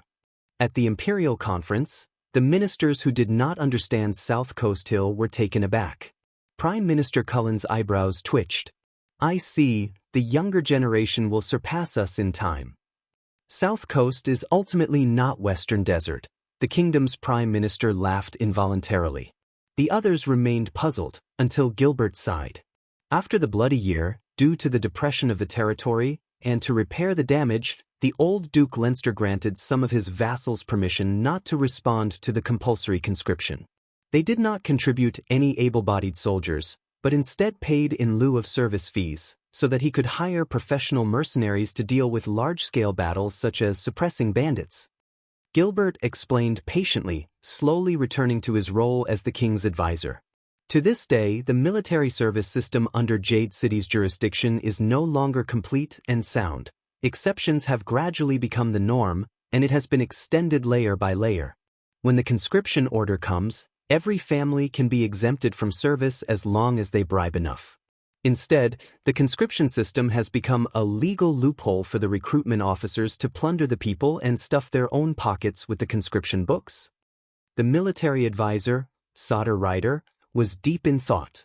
Everyone's expressions slowly changed. King Kessel listened quietly to the Foreign Affairs Minister's explanation, his thoughts unknown. I remember now, during the National Conference 6 years ago, when everyone was discussing whether to send troops, Prime Minister Cullen shook his head, seemingly having gained some insight. It seems that Zayn wasn't completely lying at that time. Gilbert nodded, his mind preoccupied. In other words, this seemingly costly petition is but a favor at little cost. The Duke of South Coast described the established situation in Jade City as his own sacrifice and loyalty brought the tacit convention to the surface and turned it into a decree in black and white. He even claimed that this was a need for the king and the regular army.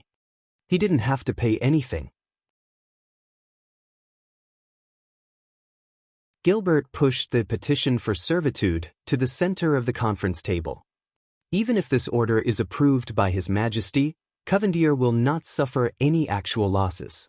Perhaps he can even purge the corrupt and inefficient governance, regulate the chaos of paying taxes for servitude, and let the people who have worked hard for a long time applaud and praise the Duke of Iris Flowers who serves the people wholeheartedly. On the other side, Moneybag, Kirkuk snorted softly and added, he can also swallow all the dirty money that his subordinates plundered during the conscription, of course, in the name of His Majesty Kessel and the regular army of the royal family. The chief of finance rubbed his hands in envy. Covendier has been rich for many years, he really has a way. Gilbert's expression was cold. Also, as Lord Cullen said, the next time there's a war, South Coast Hill will be able to refute with reason at the National Conference that they have received the King's permission to pay taxes for servitude and not send troops. The fat Prime Minister nodded benevolently. Gilbert turned to the astonished advisor Sodder. As for what you said, Sodder, Iris Flower's political support and solidarity for Renaissance Palace, Gilbert paused for a moment. Don't forget, Zayn only presented the petition to His Majesty after he was publicly accused of being the mastermind by Prince Thales at the banquet. Prime Minister Cullen continued Gilbert's words. He shook his head and appeared to be in a good mood. If the news gets out, as long as it's done properly, this will not be a symbol of Iris Flower's siding with the royal family, but merely a helpless move by Covendier under pressure from Renaissance Palace. Not only will Jade City not be blamed, but it will also receive the sympathy of his vassals and even the suzerains in the country. The king must have forced him to do this. The Prime Minister blinked thoughtfully. Is that so? No one answered him. Instead, it's Renaissance Palace. Gilbert's voice sounded again, becoming unhurried, gentle, and drawn out. This matter is sensitive to begin with. If we bear the infamy of forcing vassals, whether it's the reduction of conscripts or the expansion of the regular army, the pressure we face will only be greater, he did not continue, but the atmosphere in the Imperial Conference grew heavier. What a pity! Chief of Finance Kirkuk slapped his thigh in frustration. If only Prince Thales had not howled at Covendier after finding out the truth, but had instead suppressed his temper and quietly reported to His Majesty. So, Cullen looked at the end of the long table, intentionally or unintentionally. Young man, you can't be too hasty. Gilbert's analysis completely chased away the excitement that the Imperial Conference had because of this letter, leaving not a single trace of it behind. Everyone was already exhausted, and now they were even more disappointed. But everyone. The military advisor took a deep breath, pulled himself together, and raised his hand to attract the attention of the Imperial Conference. Perhaps Iris Flowers has its own plans, but this will not affect our choice. Sodder tried his best to convince everyone. Most importantly, if this letter comes to fruition, we will have the surrogate labor tax that Covendier will pay and expand the regular army. But he was interrupted. I'm not trying to pour cold water on you, soldier. The Chief of Finance's familiar sarcastic tone sounded again, causing Sodder to frown.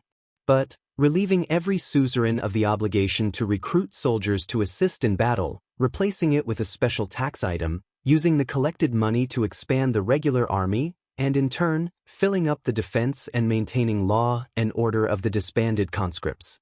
Sounds like a good idea? Steward Kirkuk cocked his cheek with a smile that did not reach his eyes. However, I have to deal with those profiteering suzerains of Jade City every season. Believe me, they can't do anything else, but every time they collect taxes. Sodder scoffed angrily. They dare to evade taxes? Worse. Kirkuk narrowed his eyes. They know how to keep accounts. Sodder was taken aback. What? Many people frowned. Prime Minister Cullen glanced at Gilbert and revealed an expression that said, I knew it. Kirkuk shook his head disdainfully. I say, their accountants are no less skilled than the Camians. The tax accounts are crystal clear, without a single concealment.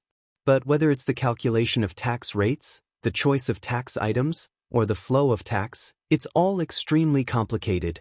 Can you believe it?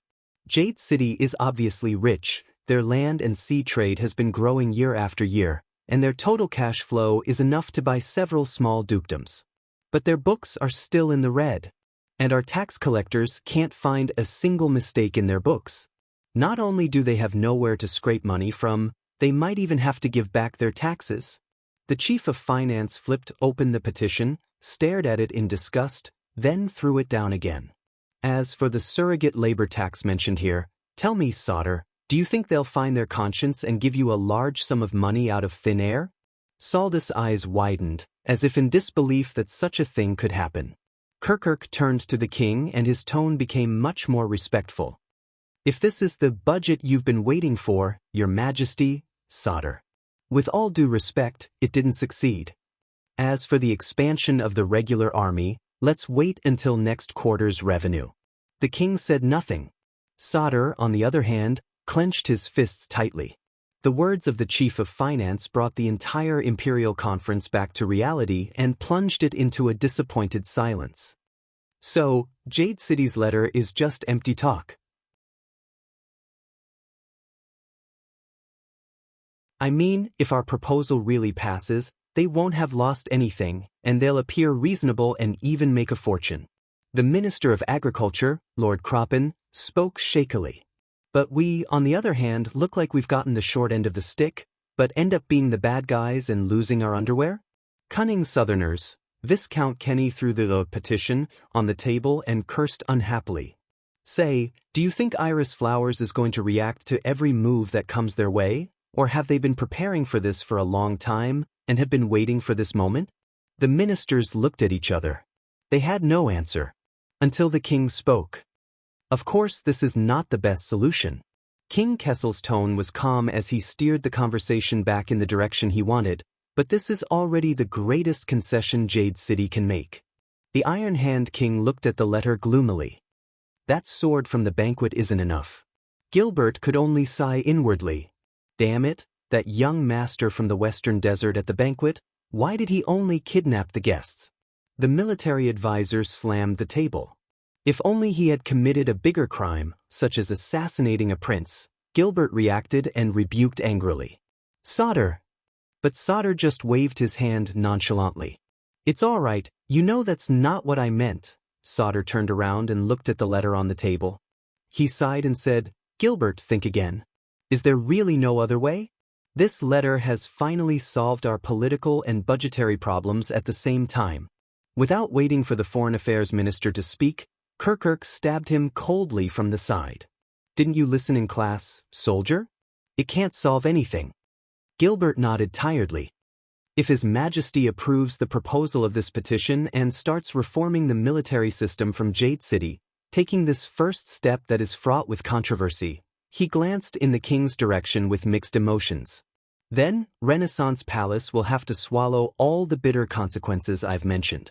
Aside from the Duke of South Coast's hypocritical support and the taxes that we don't know where they'll come from, the benefits are really limited. It's not even up to us to approve of it. Duke Cullen seemed to be in a good mood.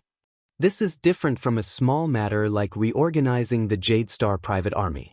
As long as this petition is made public in the form of an official document or warrant, the reform of the military system will definitely cause a huge uproar in the kingdom. We will be at the heart of the storm, and we will not be able to retreat. In the dark corner of the long table, the king's pupils gradually shrank. After all, asking for a sky-high price is just a tactic, Cullen said as he looked at the dejected Sodder. Just return the money on the ground. You can't really hope to sell it for a sky-high price. These words made the military advisor even more depressed. Majordomo Kirkuk yawned discreetly, looked around, and said tentatively in a tone that concluded the meeting. Then this letter, just ignore it. Gilbert's tone was both resigned and resolute. Bury it among the countless official documents and letters in Renaissance Palace every day. Drown it out without causing a ripple. In the Imperial Conference, he was answered with an awkward silence. Until the king's voice sounded again. So, King Kessel chuckled softly, but without the slightest hint of a smile, making everyone shudder. We've been sitting here for a day, and my son was attacked by an assassin at a banquet and almost died in a duel. At that moment, the Iron Hand King's face was revealed under the setting sun. There was an inexplicable strangeness about it. And all we got in exchange for this? All the officials in the Imperial Conference lowered their heads. No one dared to answer the question. Only Cullen calmly took a sip of tea and cast his gaze at the end of the meeting table. It's a pity, Your Majesty, but this letter cannot give you what you want. That's right, the wheels roll forward. The Duke of Eastern Sea put down his teacup and adjusted his crooked belt, satisfied. But not by brute force. At the end of the long table, King Kessel was silent under the setting sun. Only his eyes flickered slightly in the darkness.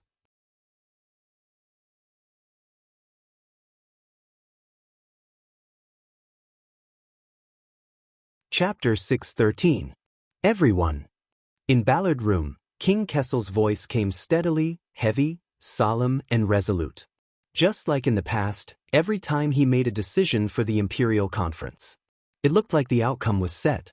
With this in mind, the ministers restrained their emotions and adjusted their posture.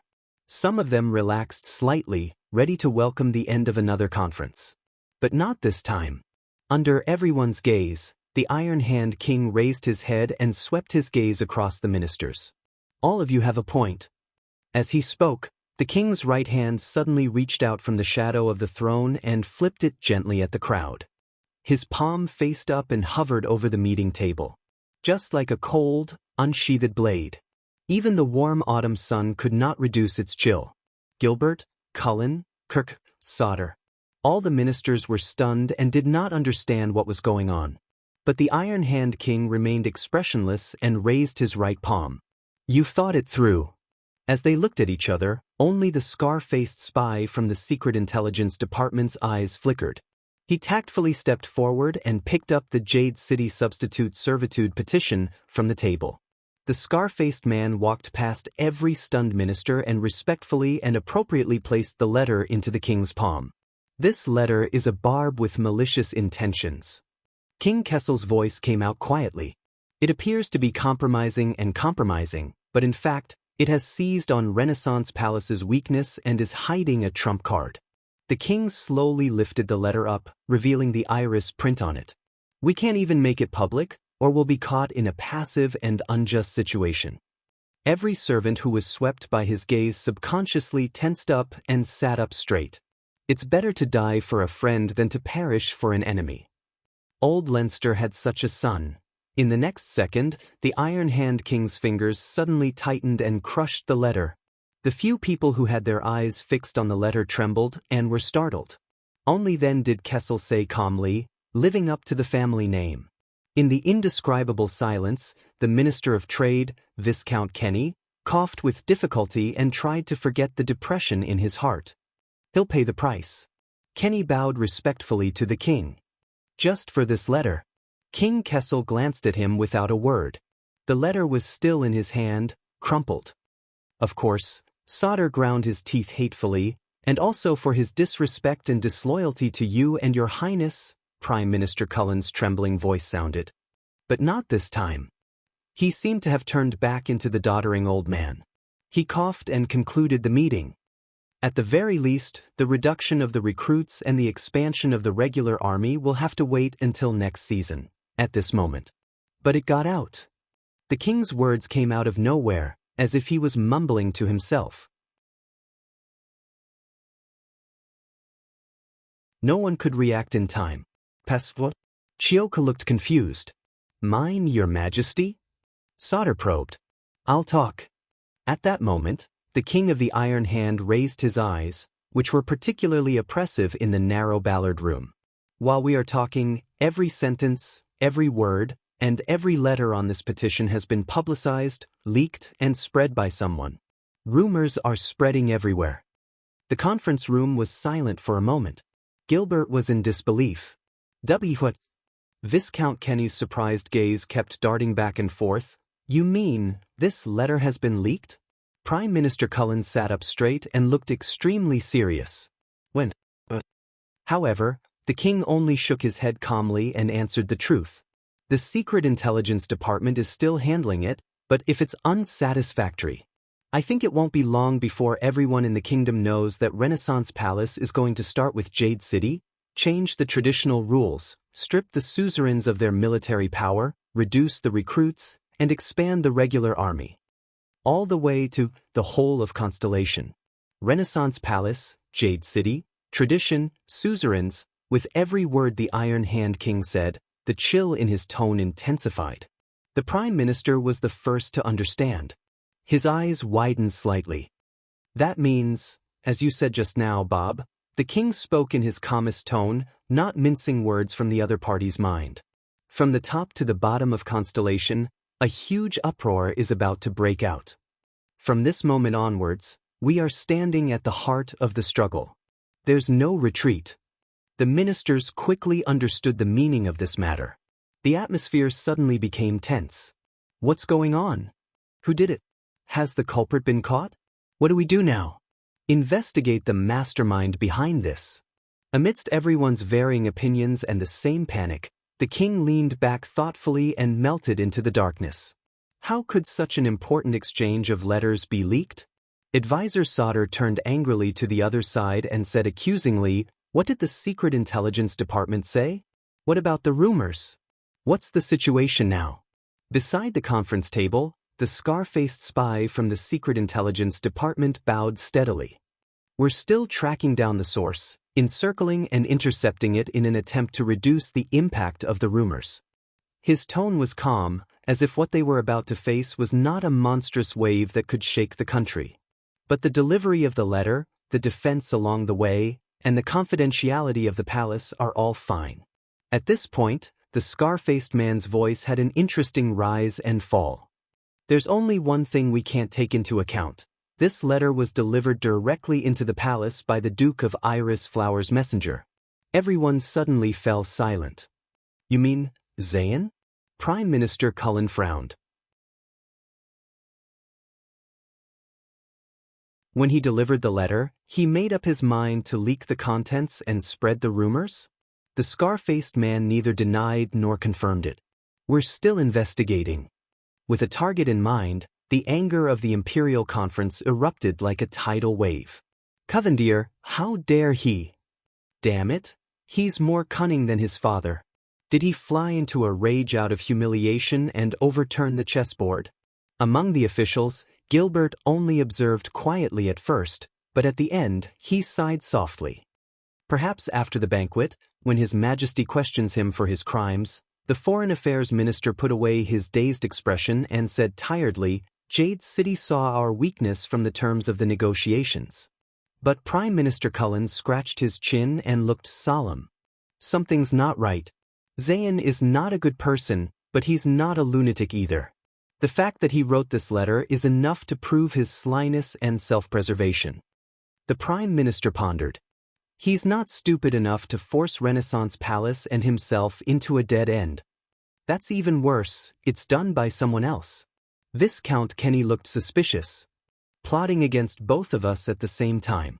Someone is looking forward to chaos in the kingdom, just like back then." Amidst the chatter, the voice at the end of the long table rang out again. "It doesn't matter anymore." Everyone fell silent and looked at the king. "Whether he did it or not, it doesn't matter anymore." A cold glint flashed in the king's eyes. "The kingdom never lacks enemies. What's important is, how should we deal with it?" After King Kessel said this, he let the petition slip from his fingers and fall between the sunset and the shadows. The wrinkled iris insignia faced the ceiling alone. A few seconds later, like a pride of lions awakened by a crisis, the Imperial Conference was no longer languid and slow, and everyone became shrewd and capable. Let the Secret Intelligence Department work overtime. At the same time, we will send a letter to clarify and put an end to such rumors. We might be able to find some clues from the feudal nobles who have expressed their dissatisfaction recently. We have to be careful with the wording of the announcement. There may still be room for maneuver. We need to make contingency plans immediately for the reaction of the nobles, especially the feudal vassals. Send special envoys to appease the feudal lords of the grain-producing areas and explain to them. I'm afraid the preparations for the military reform will have to be delayed. We cannot leave any clues that could lead to misunderstandings. Amid the intense discussion, only Prime Minister Cullen and Gilbert remained silent. The former gazed at Covendier's letter quietly, while the latter quietly tidied up the documents beside him, both deep in thought. Meanwhile, Kessel V sat quietly in his seat, expressionless, indifferent, as if he was the only outsider. Bang.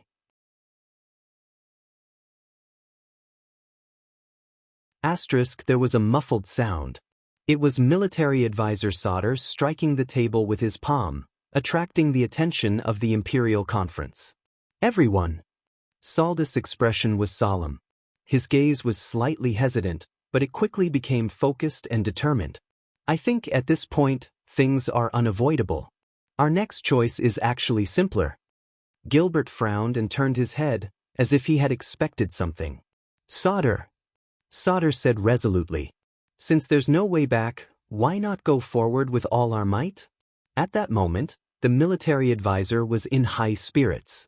Your Majesty, give Covendier a formal reply. Grant his petition, and announce to the nation that starting from Jade City, the military reform is imperative. Everyone was stunned. Or rather, they were shocked by this suggestion. Sadr, have you thought about the consequences? Gilbert said with difficulty amid the silence. Including what we just discussed, of course. Sadr turned around and interrupted him. But at this point, our plan to take things slowly has gone south. We have no chance to disguise ourselves, nor do we have room for compromise. Sadr paused. His voice turned fierce. We do it. Or never do it again. There's no such thing as next time. His gaze swept across the room. Many of his colleagues could not help but lower their heads to avoid his gaze. Some looked solemn, while others hesitated to speak. Only the king at the end of the long table remained silent, as if deep in thought. But Sadr could not care less. He waved his hand. Kirkuk, find the money. The chief of finance raised an eyebrow. What? Sadr stared at the chief of finance. If Jade City did it, then we don't have to count on their financial aid.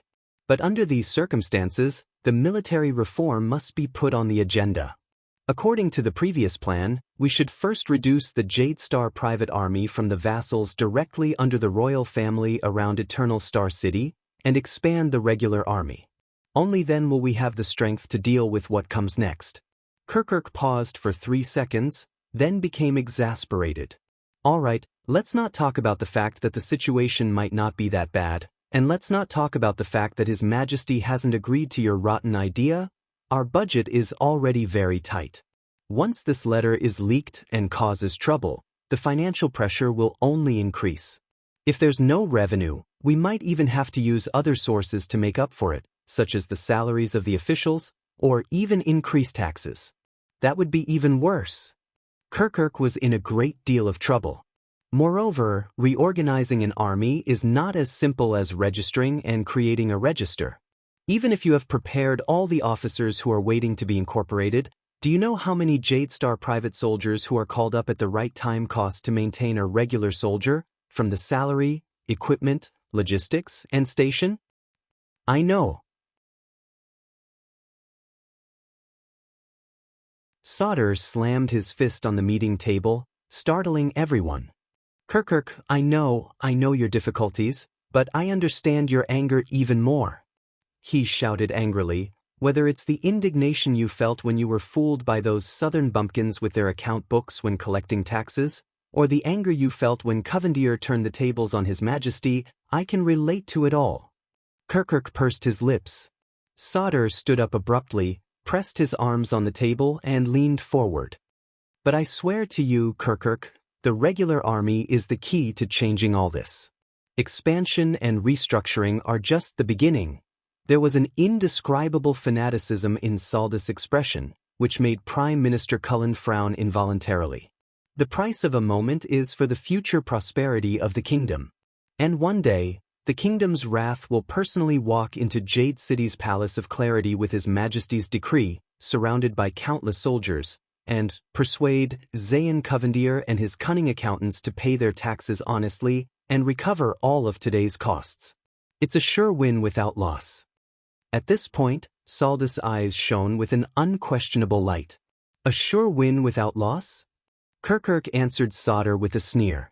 Yes, when I was young, I had a relative who liked to gamble.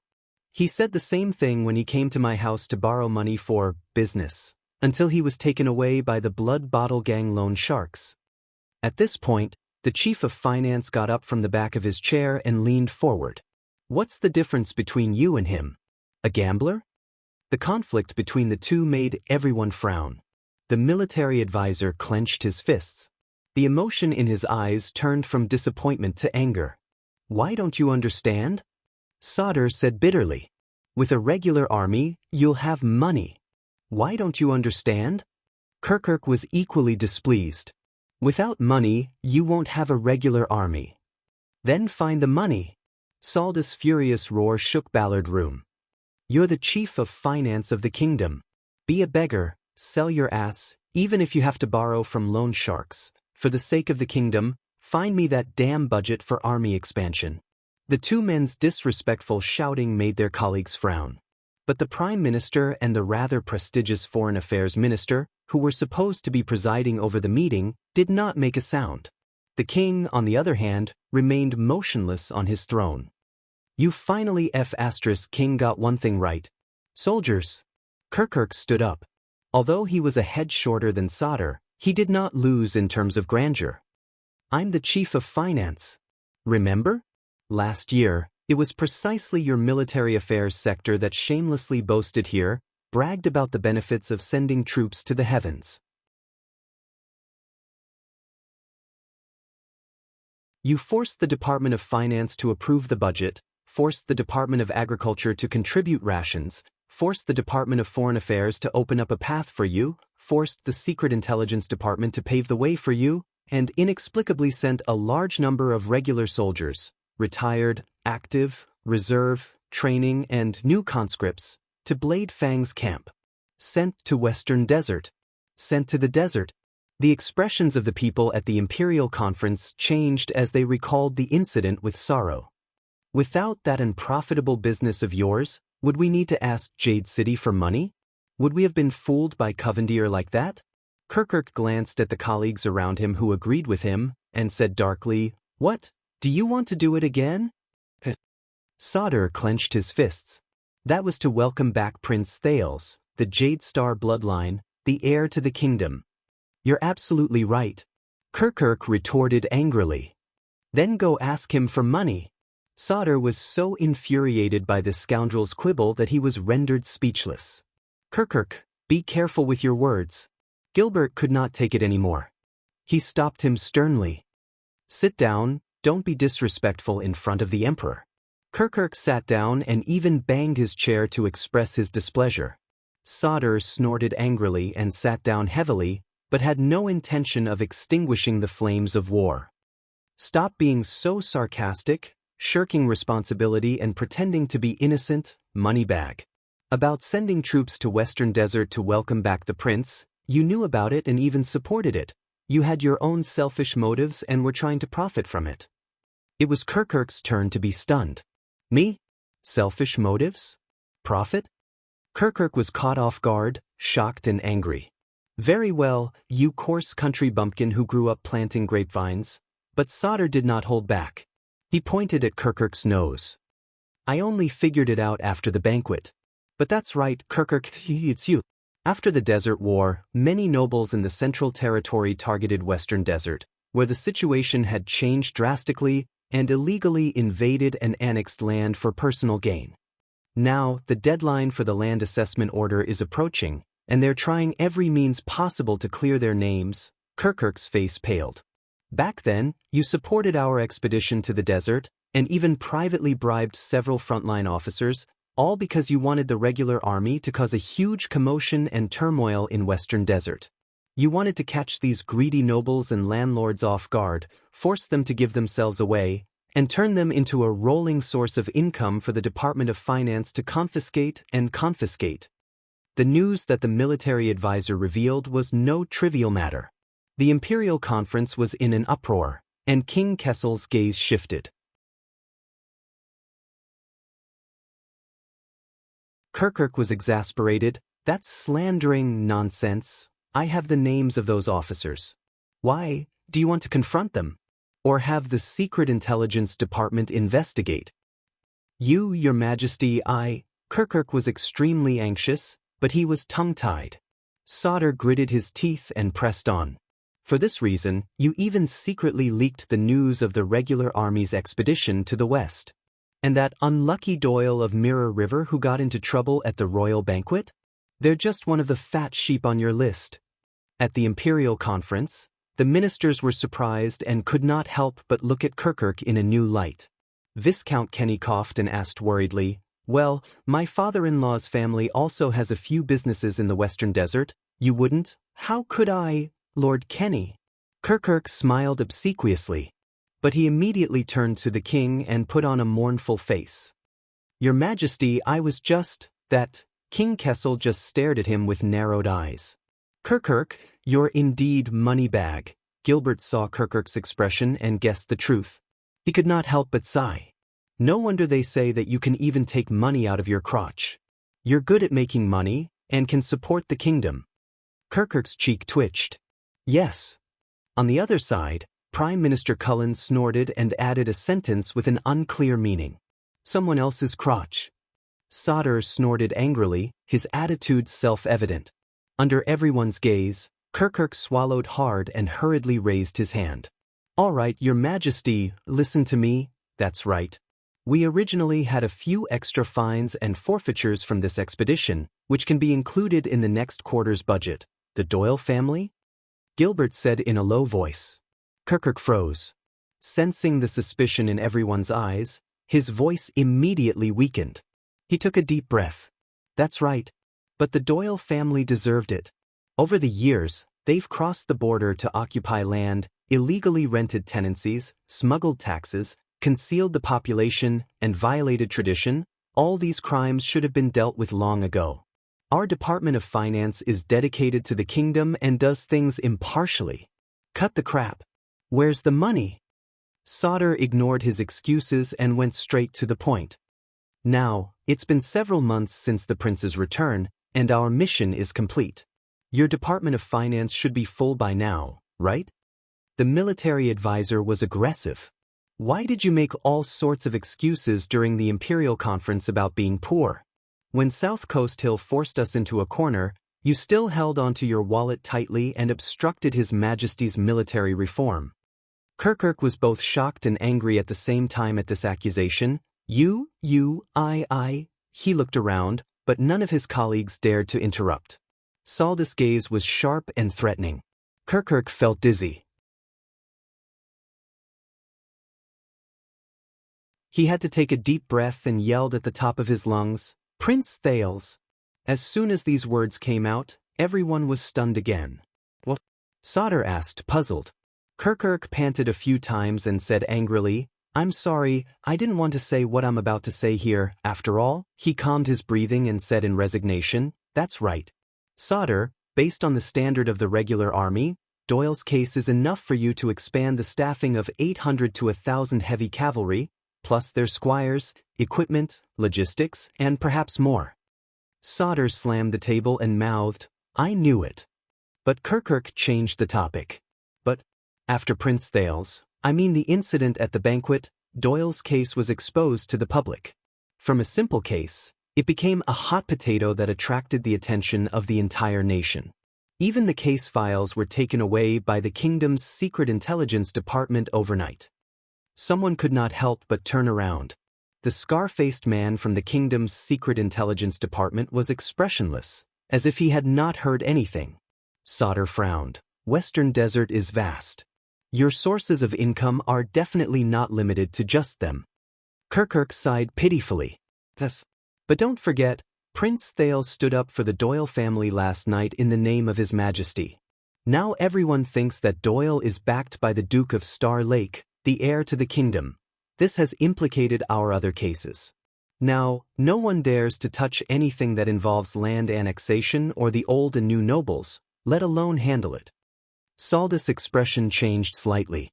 Kirkuk said angrily, "So when I said, ask Prince Thales for money, that's true." Gilbert rebuked him angrily. Kirkuk reacted and waved his hands regretfully. I know. That's why I said sorry. I didn't want to say that either." No one dared to speak rashly when the matter involved the royal family. Many stole glances at the king at the end of the long table. But King Kessel remained unmoved, as if what Kirkuk had just complained about was not his son and heir. The chief of finance regained his composure. Seeing that no one spoke up, he regained some of his confidence. All right, let's not talk about the prince. So don't always blame it on me, soldier. If you had done a better job in Western Desert, more frugal, more efficient, and more profitable, would we have ended up in this state? Sauter wanted to retort, but hesitated again and again. For more than half a year, we mobilized a large force, traveled a long distance, and even fought a war with our own family for no reason. How much money and rations did we waste in total?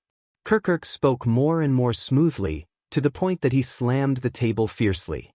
His voice spread clearly throughout the narrow meeting room. And what did you bring back? Aha, a report saying that you were going to expand the army. We ate up such a large sum of the kingdom's budget, but not only did we not accomplish anything, not to mention the spoils of war, we didn't even earn back the money we spent on horseshoes. What else do you want? Sauter could not hold it in any longer. He slammed the table and stood up. Do you want my warriors to shed blood in Western Desert and attack the ruins? Plunder Wing Fort? Or take over Brave Soul's fort? Ransack the homes of all the local nobles? Do you want to burn the entire Western Desert to the ground and send all the spoils of war to the Department of Finance, so that you won't have to complain so much when you're sitting here leisurely counting your copper coins? Kirkuk scoffed. Then why don't you do it? And the result? It turns out that you were just there for a vacation. Even the prince himself was sent back by the Western Desert nobles. The military advisor said angrily. Do it? His Royal Highness' whereabouts are uncertain in Western Desert, and you even took a sword and a flag from them. Chroma and Bosdorf escorted him back to the capital in a grand manner, and they were very respectful. What can we do? What should we do? What should we do? Kirkuk, who had regained his confidence and was knowledgeable, said without fear, Then why are you yelling at me? To find the prince. Why don't you tell him about your suffering? Ask him why he mixed with the enemy, blocked your army, cut off my source of income, and even gave Covendier an opportunity to take advantage of him. Everyone was at a loss, and His Majesty was in a dilemma. In the end, he ruined the kingdom's military reform. Enough, both of you. Gilbert reminded him sharply. You'll never understand, Moneybag. Sauter was so angry that he laughed. He did not hear the Foreign Affairs Minister's reprimand at all. You'll only see the reflection of copper coins and hear the hum of gold coins. You'll never understand the meaning of us sending troops to Western Desert. You won't understand that for the kingdom. Thud. Thud. Everyone turned in unison to see the scar-faced spy from the Secret Intelligence Department standing apologetically. On the ground was a broken teapot. I'm sorry. The scar-faced man hurriedly bowed. It's my fault. I was just thirsty. Only then did the officials turn their heads around. Yes, Prime Minister Cullen mumbled with his head lowered, but his eyes lit up.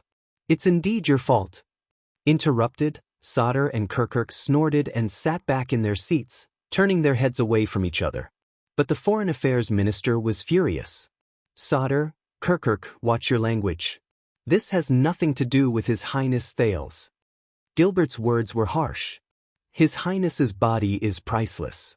His safe return to the capital is the greatest contribution to the kingdom. Nothing else.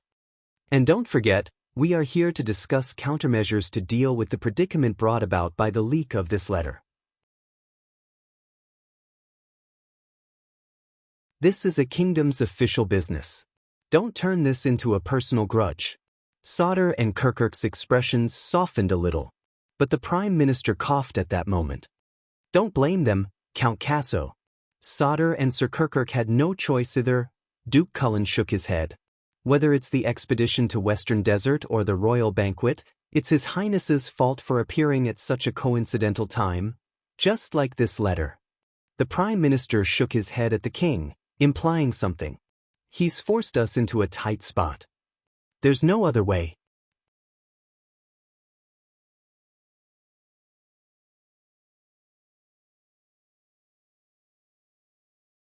Chapter 614.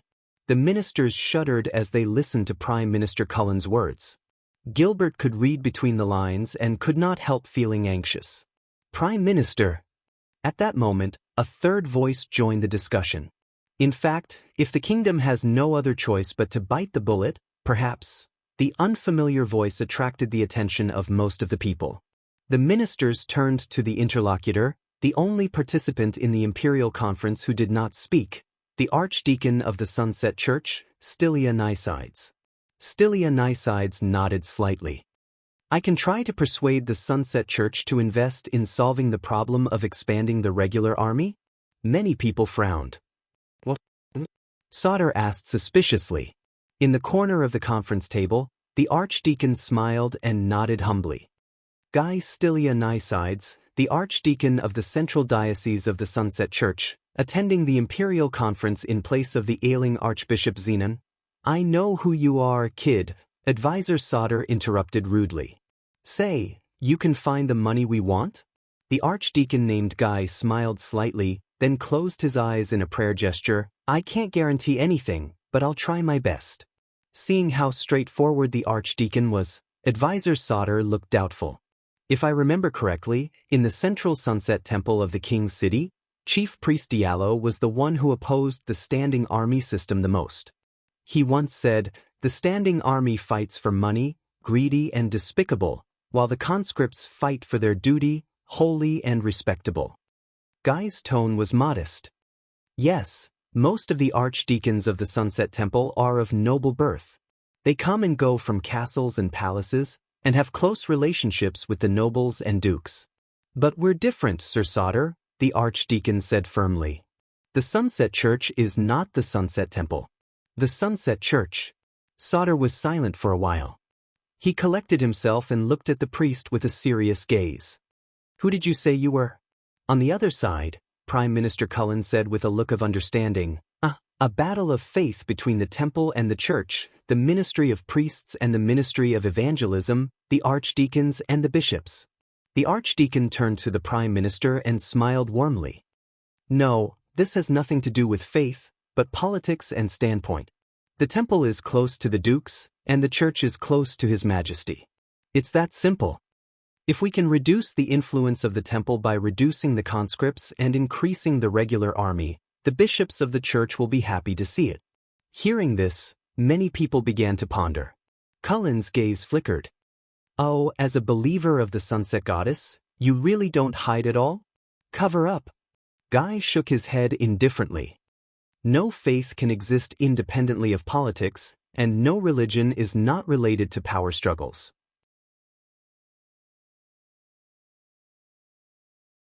To avoid politics and talk about faith is to abandon humanity and only ask about divinity. This is a disguise and disguise. This is the contempt and contempt for faith. It is disrespect and dishonesty to the Sunset Goddess. Even the king at the end of the long table raised his head slightly. Cullen was taken aback when he heard the rebellious words. He raised his brows and said, I think I know why Gilbert recommended you. Compared to those priests who are full of holy teachings, you are indeed a bit more interesting. Gilbert forced a smile. Archdeacon Guy sighed. Thank you for your praise, but not everyone understands this principle, especially the priests of the Divine Hall. Therefore, it is not convenient for the Church to intervene in the kingdom's military affairs in the form of direct funding. Sauter, who was most concerned about this matter, instantly put on a cold expression. Then what do you mean?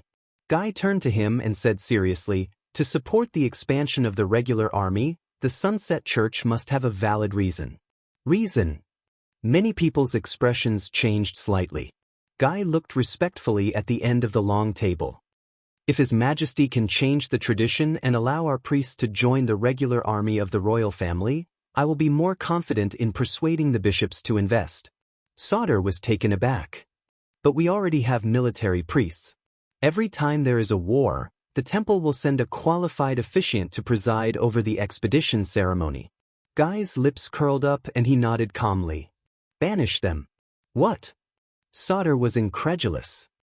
I suggest, Sir Sauter, that you banish the regular army's military priests and replace them with military priests, Archdeacon Guy explained patiently. Whatever the temple can do for the regular army, the church can do as well, or even more. Sauter understood Guy's words. His expression changed back and forth in those few seconds. The others in the meeting looked at each other. The king's gaze was still distant and unfamiliar. Prime Minister Kulun snorted. The Sunset Temple's officiants will never like it. Guy turned his head around, and his words were sharp. The temple doesn't like many things. For example, the regular army of the royal family. But this was originally a political issue. With your intervention, it has become a religious conflict. Kulun shook his head and said, "It has always been a tradition for priests to accompany the army, no matter." Guy calmly replied, "Yes, just like how suzerains regularly recruit militia, it has also been a tradition until the emergence of the regular army of the royal family." Saldus' eyebrows twitched. The archdeacon looked at the dispirited chief of finance. "And if we have military priests, the Sunset Church will be able to allocate a permanent fund from the believers' donations, justifiably subsidizing a portion of the regular army's costs, and relieve the pressure on the Department of Finance." This is something that the lofty and self-proclaimed Orthodox temple cannot do. The initially bored Kirkuk perked up. His beady eyes sparkled. "It's not that we can't consider it." On the other side, the military advisor was silent for a few seconds. He asked cautiously, "In that case, the Sunset Church can fund the expansion of the regular army, provided that His Majesty grants permission for your priests to join the regular army of the royal family to replace the military priests, right?" The archdeacon smiled. "Of course not." But his gaze changed. "But without this bargaining chip, I'm not that confident in convincing the bishops." Sauter scoffed. "This is blackmail and profiteering from a burning house." "This is more for the kingdom," Guy swiftly retorted. "The priests of the temple are basically of noble birth and are related to the various feudal lords. They are naturally at odds with the regular army. Following the army is just a story. And us priests are mostly born poor and are used to educating the lower classes. We will be more competent, more capable, more passionate, and more suitable for the regular army than the priests." "Yes, that's exactly what I'm worried about," Sauter sneered. At this point, King Kessel suddenly snorted. His meaning was unclear and intriguing. "I say, Guy, you're a priest who serves the gods." On the other side, Prime Minister Cullen narrowed his eyes. "Full of benefits and calculating bargaining chips, don't you think that's too vulgar?"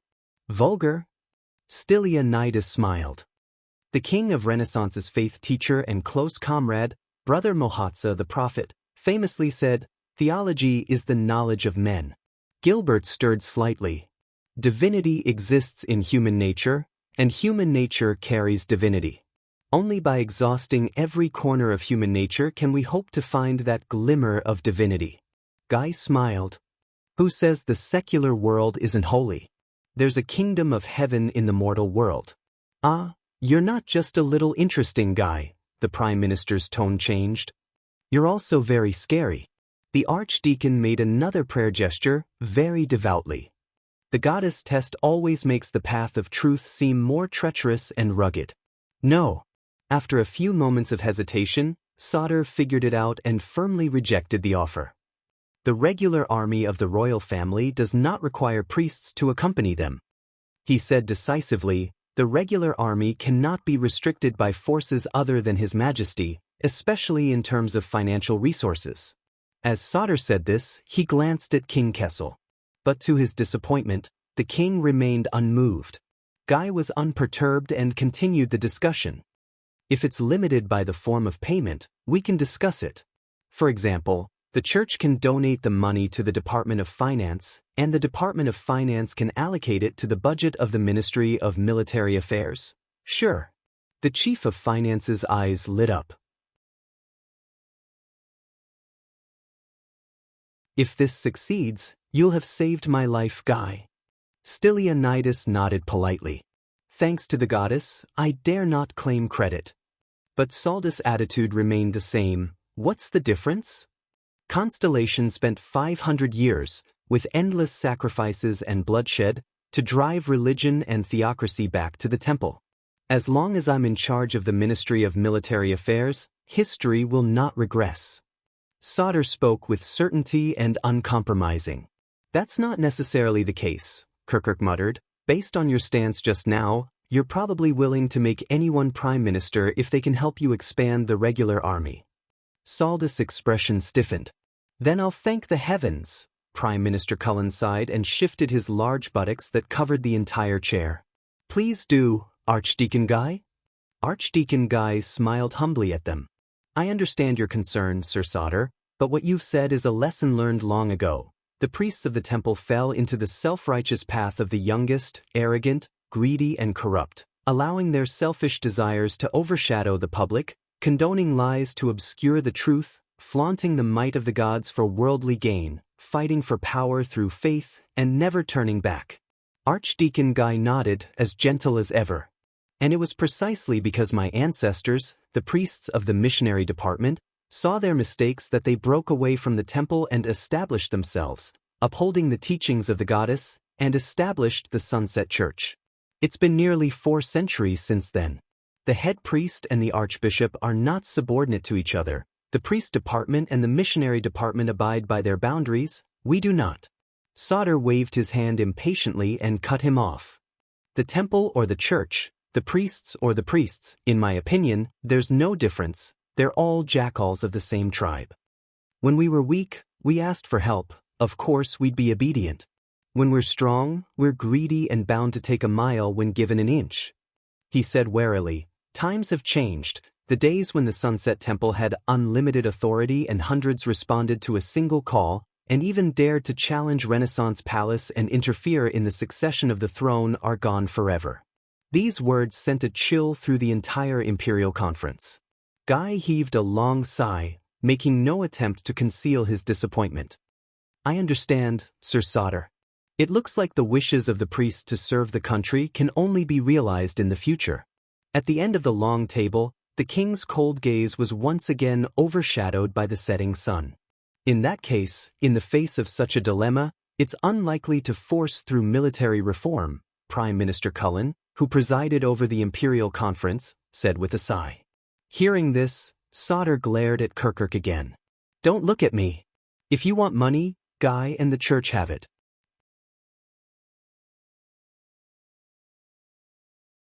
Kirkuk knew what the other party was thinking and was unconcerned. As for whether you want it or not, it's up to you, it's not just a matter of money. Unexpectedly, Prime Minister Cullen spoke up again, interrupting the dispute over military wealth that was about to erupt once again. This caught the attention of all the officials. In fact, speaking of the prince's banquet, I thought of something else. Duke Cullen's eyes burned. Last night, that minor Western Desert noble made a scene at the royal banquet, but was saved by Duke Thales. Gilbert furrowed his brows. This inevitably reminds people that His Highness returned to the country under the protection of the Western Desert Army, and that sort of fakenhas. This could easily give people false expectations, or even be interpreted as the royal family's stance. Things will be troublesome, especially at this juncture. Cullen shook his head as he spoke, seemingly extremely regretful. Prime Minister. Gilbert reminded him sternly. Cullen shuddered slightly, as if he had just understood, and smiled apologetically. But after hearing the Prime Minister's words, many people nodded thoughtfully. Wright, the Doyle family in question, the Minister of Agriculture, Lord Croppen, who had not spoken much all day, spoke up. Their Mirror Lake district has been a major grain-producing region for the past few years, and also an important source of soldiers for the Jade Star Private Army and the Central Regular Army. Moreover, they are part of the 7 Jade Star attendants, which may affect the attitudes of the other families. This will also affect the process of military reform. He looked at everyone cautiously. I think we need to determine the nature of the case as soon as possible, sort out the clues, and make a judgment. Indeed, the incident at the royal banquet has brought us a lot of trouble, whether it is the upcoming military reform or this letter. King Kessel's figure moved slightly on the throne. Viscount Kenny glanced in the direction of the king. Seeing that he did not react, he cleared his throat. Forgive me for being blunt, but I heard that Mindy's Hall has become the new place that everyone in the capital flocks to. Look at the Doyle family, they made a huge mess, but His Highness still risked his life to protect them. I do not want to criticize Duke Thales, but his attitude at the banquet is sometimes easy to misunderstand. Kenny. Gilbert sensed the direction of the meeting, and he was shocked and angry. There is no problem with His Highness's handling of the matter at the royal banquet. He is merciful, magnanimous, and impartial. Governor Kirkuk shrugged his shoulders. But now, looking at this letter, what we need the most is merciful and magnanimous. Viscount Kenny nodded in agreement and added, and impartiality. Gilbert was incredibly anxious. Regardless of the consequences, His Highness has saved 2 lives and 2 families with his superb skills, preventing a worse situation. But it is a barbaric method of a bloody duel, another voice said. May the setting sun forgive him. Gilbert turned his head around in disbelief and stared at his best friend. Guy. Archdeacon Stylianides nodded apologetically. Before I entered the palace, the bishops were discussing this matter. The officials exchanged glances and understood each other's intentions. The archdeacon made a penitential salute. With the setting sun as witness, the Duke of Star Lake dueling in person and resorting to the ancient rites of barbarism and heresy, that's a terrible signal and demonstration. No, that happened at night, Prime Minister Cullen scoffed sarcastically. It should be, witness of the North Star. All the officials in front of the Emperor lowered their heads. Gilbert sucked in a deep breath and explained to his good friend. Guy, my friend, as far as I know, the duel was unreasonably proposed by the other party, and Prince Thales agreed to the duel out of pity. Putting himself in danger was just an expedient measure. Guy nodded in understanding. Of course, I understand the prince's difficulties, and I admire his benevolence, magnanimity, intelligence, and wisdom. But do you think that after this story spreads throughout the kingdom? Duke Cullen clicked his tongue and shook his head. When people mention a duel, well, the first thing they think of is the prince's benevolence or Jadestar's violent duel. Gilbert furrowed his brows. The archdeacon smiled as well. What Lord Cullen said is not without reason, just like how the bishops of the church are also worried. In Northland, the Extension warriors may have given His Highness the courage to fight to the end, but they also numbed His Highness' thoughts in the midst of violence and bloodshed, causing him to not reject the barbaric and backward ancient rites. Gilbert stared at his good friend deeply. He could not hide his disappointment. And the king still did not move. As time goes by, His Highness, as the heir to the kingdom, has not avoided heretical beliefs and rites time and time again. Guy's tone became worried. This will have a profound impact on people's attitudes and ways of doing things, causing young people to be hot-blooded, desperate people to take risks out of desperation, and imitators to advance wave after wave. This will be greatly detrimental to the kingdom's existing governance. Moreover, the goddess will not be happy to see her believers bleed because of barbaric duels, and the same goes for her believers. Count Kroppen looked at everyone's expression and interjected with great interest. That, I also think, enough. The Foreign Affairs Minister's rare outburst of anger silenced the gossiping crowd. Everyone. His Majesty did not summon us to this room for us to judge right from wrong and pursue the matter to its roots.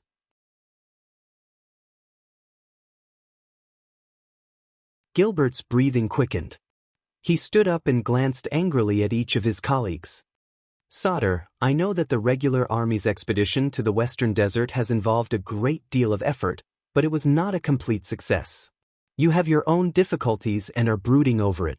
The military advisor pursed his lips. Chief Kirkuk, I also understand that the accident at the banquet caused the Department of Finance to lose a considerable amount of forfeiture money, and caught you off guard. The Chief of Finance crossed his arms in annoyance. As for the Prime Minister, you are trying your best to avoid unnecessary conflict between Renaissance Palace and the vassals, so you have used His Highness as a target to divert attention. The plump old Duke chuckled nonchalantly. Viscount Kenny, please be rest assured that no matter how popular His Highness is, or how he recruits talents, it will not affect your position as a pillar of the King's support party. The Minister of Commerce's expression darkened slightly. As for Guy, old friend, I swear to you that it is not His Highness' fault that you failed to become the Prince's theology tutor, and it does not mean that His Highness is closer to the temple. The Archdeacon closed his eyes and lowered his head. And Lord Croppen, you have been silent for the entire day, and that is already smart enough. Echoing the crowd at the end will not make you look smarter. The Minister of Agriculture coughed in embarrassment. Gilbert took a deep breath and calmed his emotions after he made all the officials in front of the emperor shut their mouths. He resisted the urge to look at the figure at the end of the long table. That's right. I can feel it. I know that all of you have your reasons, your thoughts, and your resentment, the Foreign Affairs Minister said solemnly, but, all of you, I implore you to put yourselves in the prince's shoes and understand his situation. Then you will understand that for the kingdom, His Highness has many times no choice, many things he has to do, and many encounters are beyond his expectations. And he has done his best in those tasks that he should have completed. Gilbert slowed down his speech, and unknowingly, there was a hint of regret in his voice. From the National Conference to Dragon Cloud City, from the Great Desert to Mindy's Hall, in the face of the covetous Northland vassals and the turbulent domestic politics, any one of us, even His Majesty, even Prince Midir back then, could not have done better than him. His voice was loud and impassioned, and it shook Ballard Room. Not to mention that we all owe him a favor, be it for stopping the Northlanders from moving south, or stabilizing the Jadestar royal family and Constellation's political situation. On the throne, King Kessel leaned against the back of his chair again. His gaze was distant, and no one knew what he was thinking.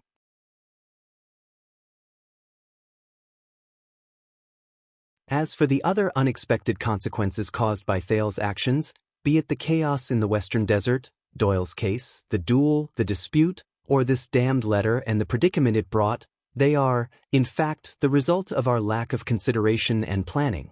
This is the dereliction of duty and incompetence of our servants, and it is the responsibility that we should bear. Gilbert exhaled, paused for a moment, and looked at everyone.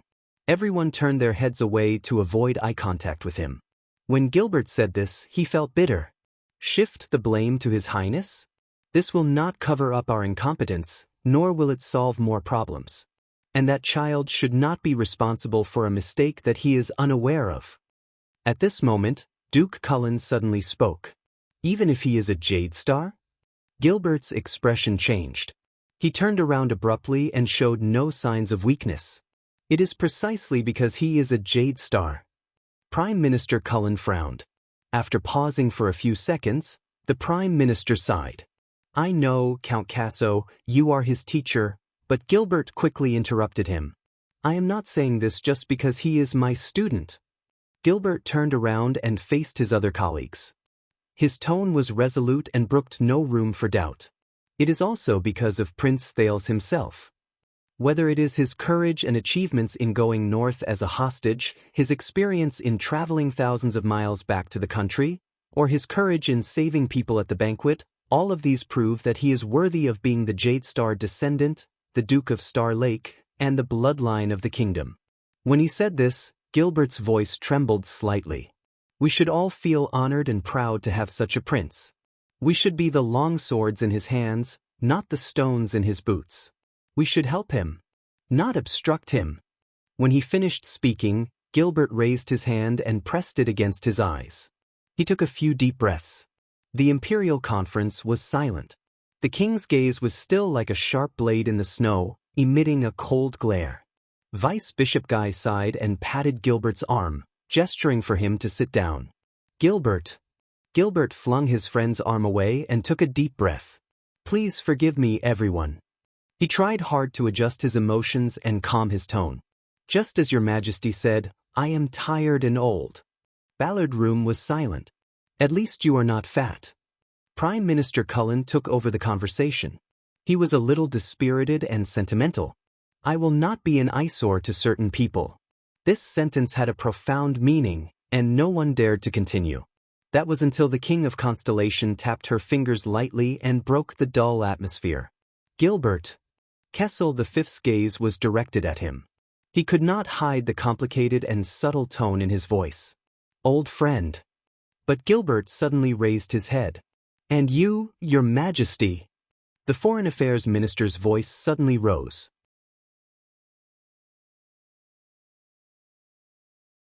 Many people were taken aback by this. Gilbert stared straight into the king's eyes, which were filled with pressure. His chest rose and fell. "Forgive me for overstepping my authority, but, Gilbert raised his right arm as if he wanted to point at something, but he gave up halfway. He gritted his teeth. His face was conflicted.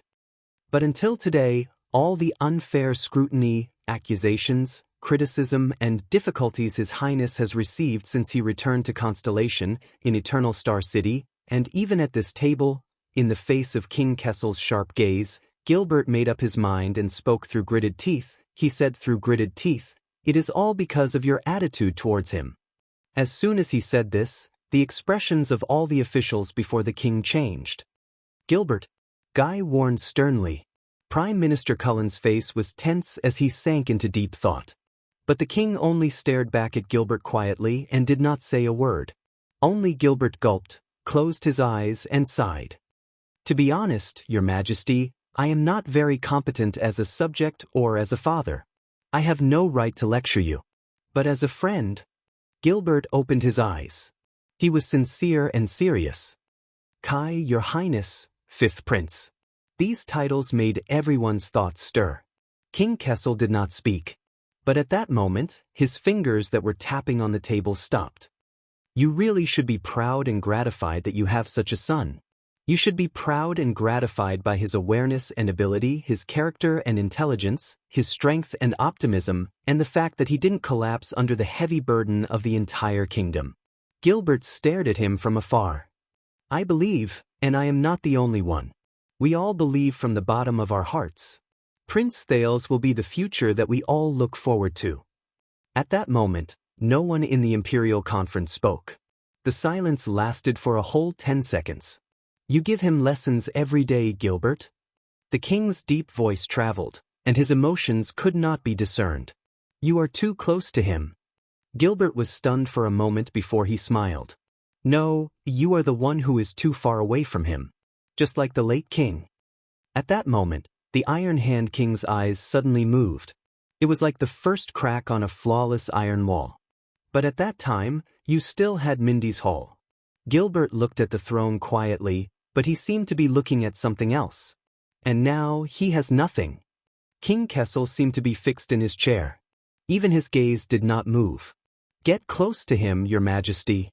At least try to get close to him. At least talk to him." Gilbert took a deep breath and sat down shakily. He pressed against his eyes and flashed an ashamed smile at the people around him. "My apologies, everyone." Ballard Room seemed to have sunk into an ice cellar. The king and his ministers were all silent. They either lowered their heads in silence or looked at each other. Only the sound of breathing remained. After a long time, Everyone trembled slightly. King Kessel's voice was like the first ray of sunlight that broke through the ice and broke the silence. "Don't worry about my son. I have already talked to him." At the end of the long table, the Iron Hand King slowly raised his head, but he did not look at anyone. "He will not be a problem." He closed his eyes and exhaled softly. "Everything is under control." His voice faded away. Prime Minister Cullen curled his lips. Gilbert forced a smile onto his face. The others had different reactions. They were all worried. Duke Cullen picked up his teacup, sat up straight, and performed his duty. "All right, everyone. Now, back to what we were." But the Prime Minister's words came to an abrupt halt. Everyone looked over in confusion. Only then did they realize that Cullen's expression had changed.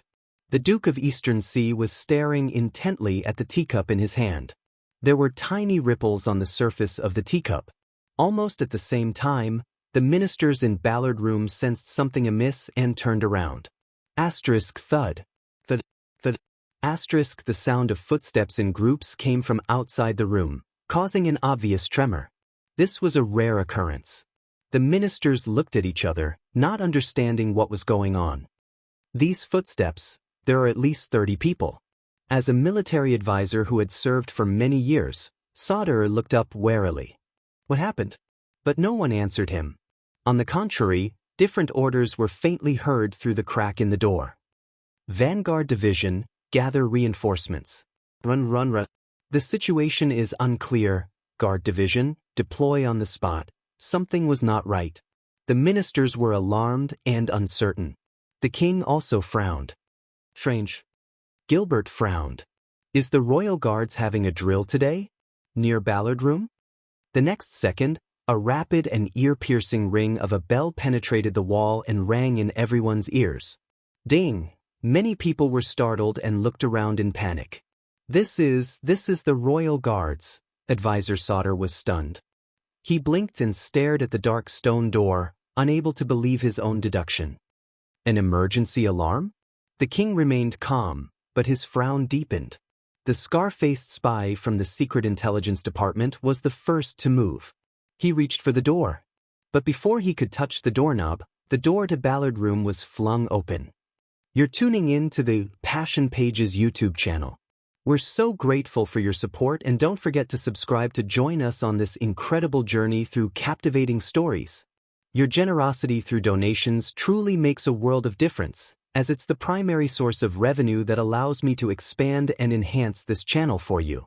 Thank you from the bottom of my heart for being a part of this adventure.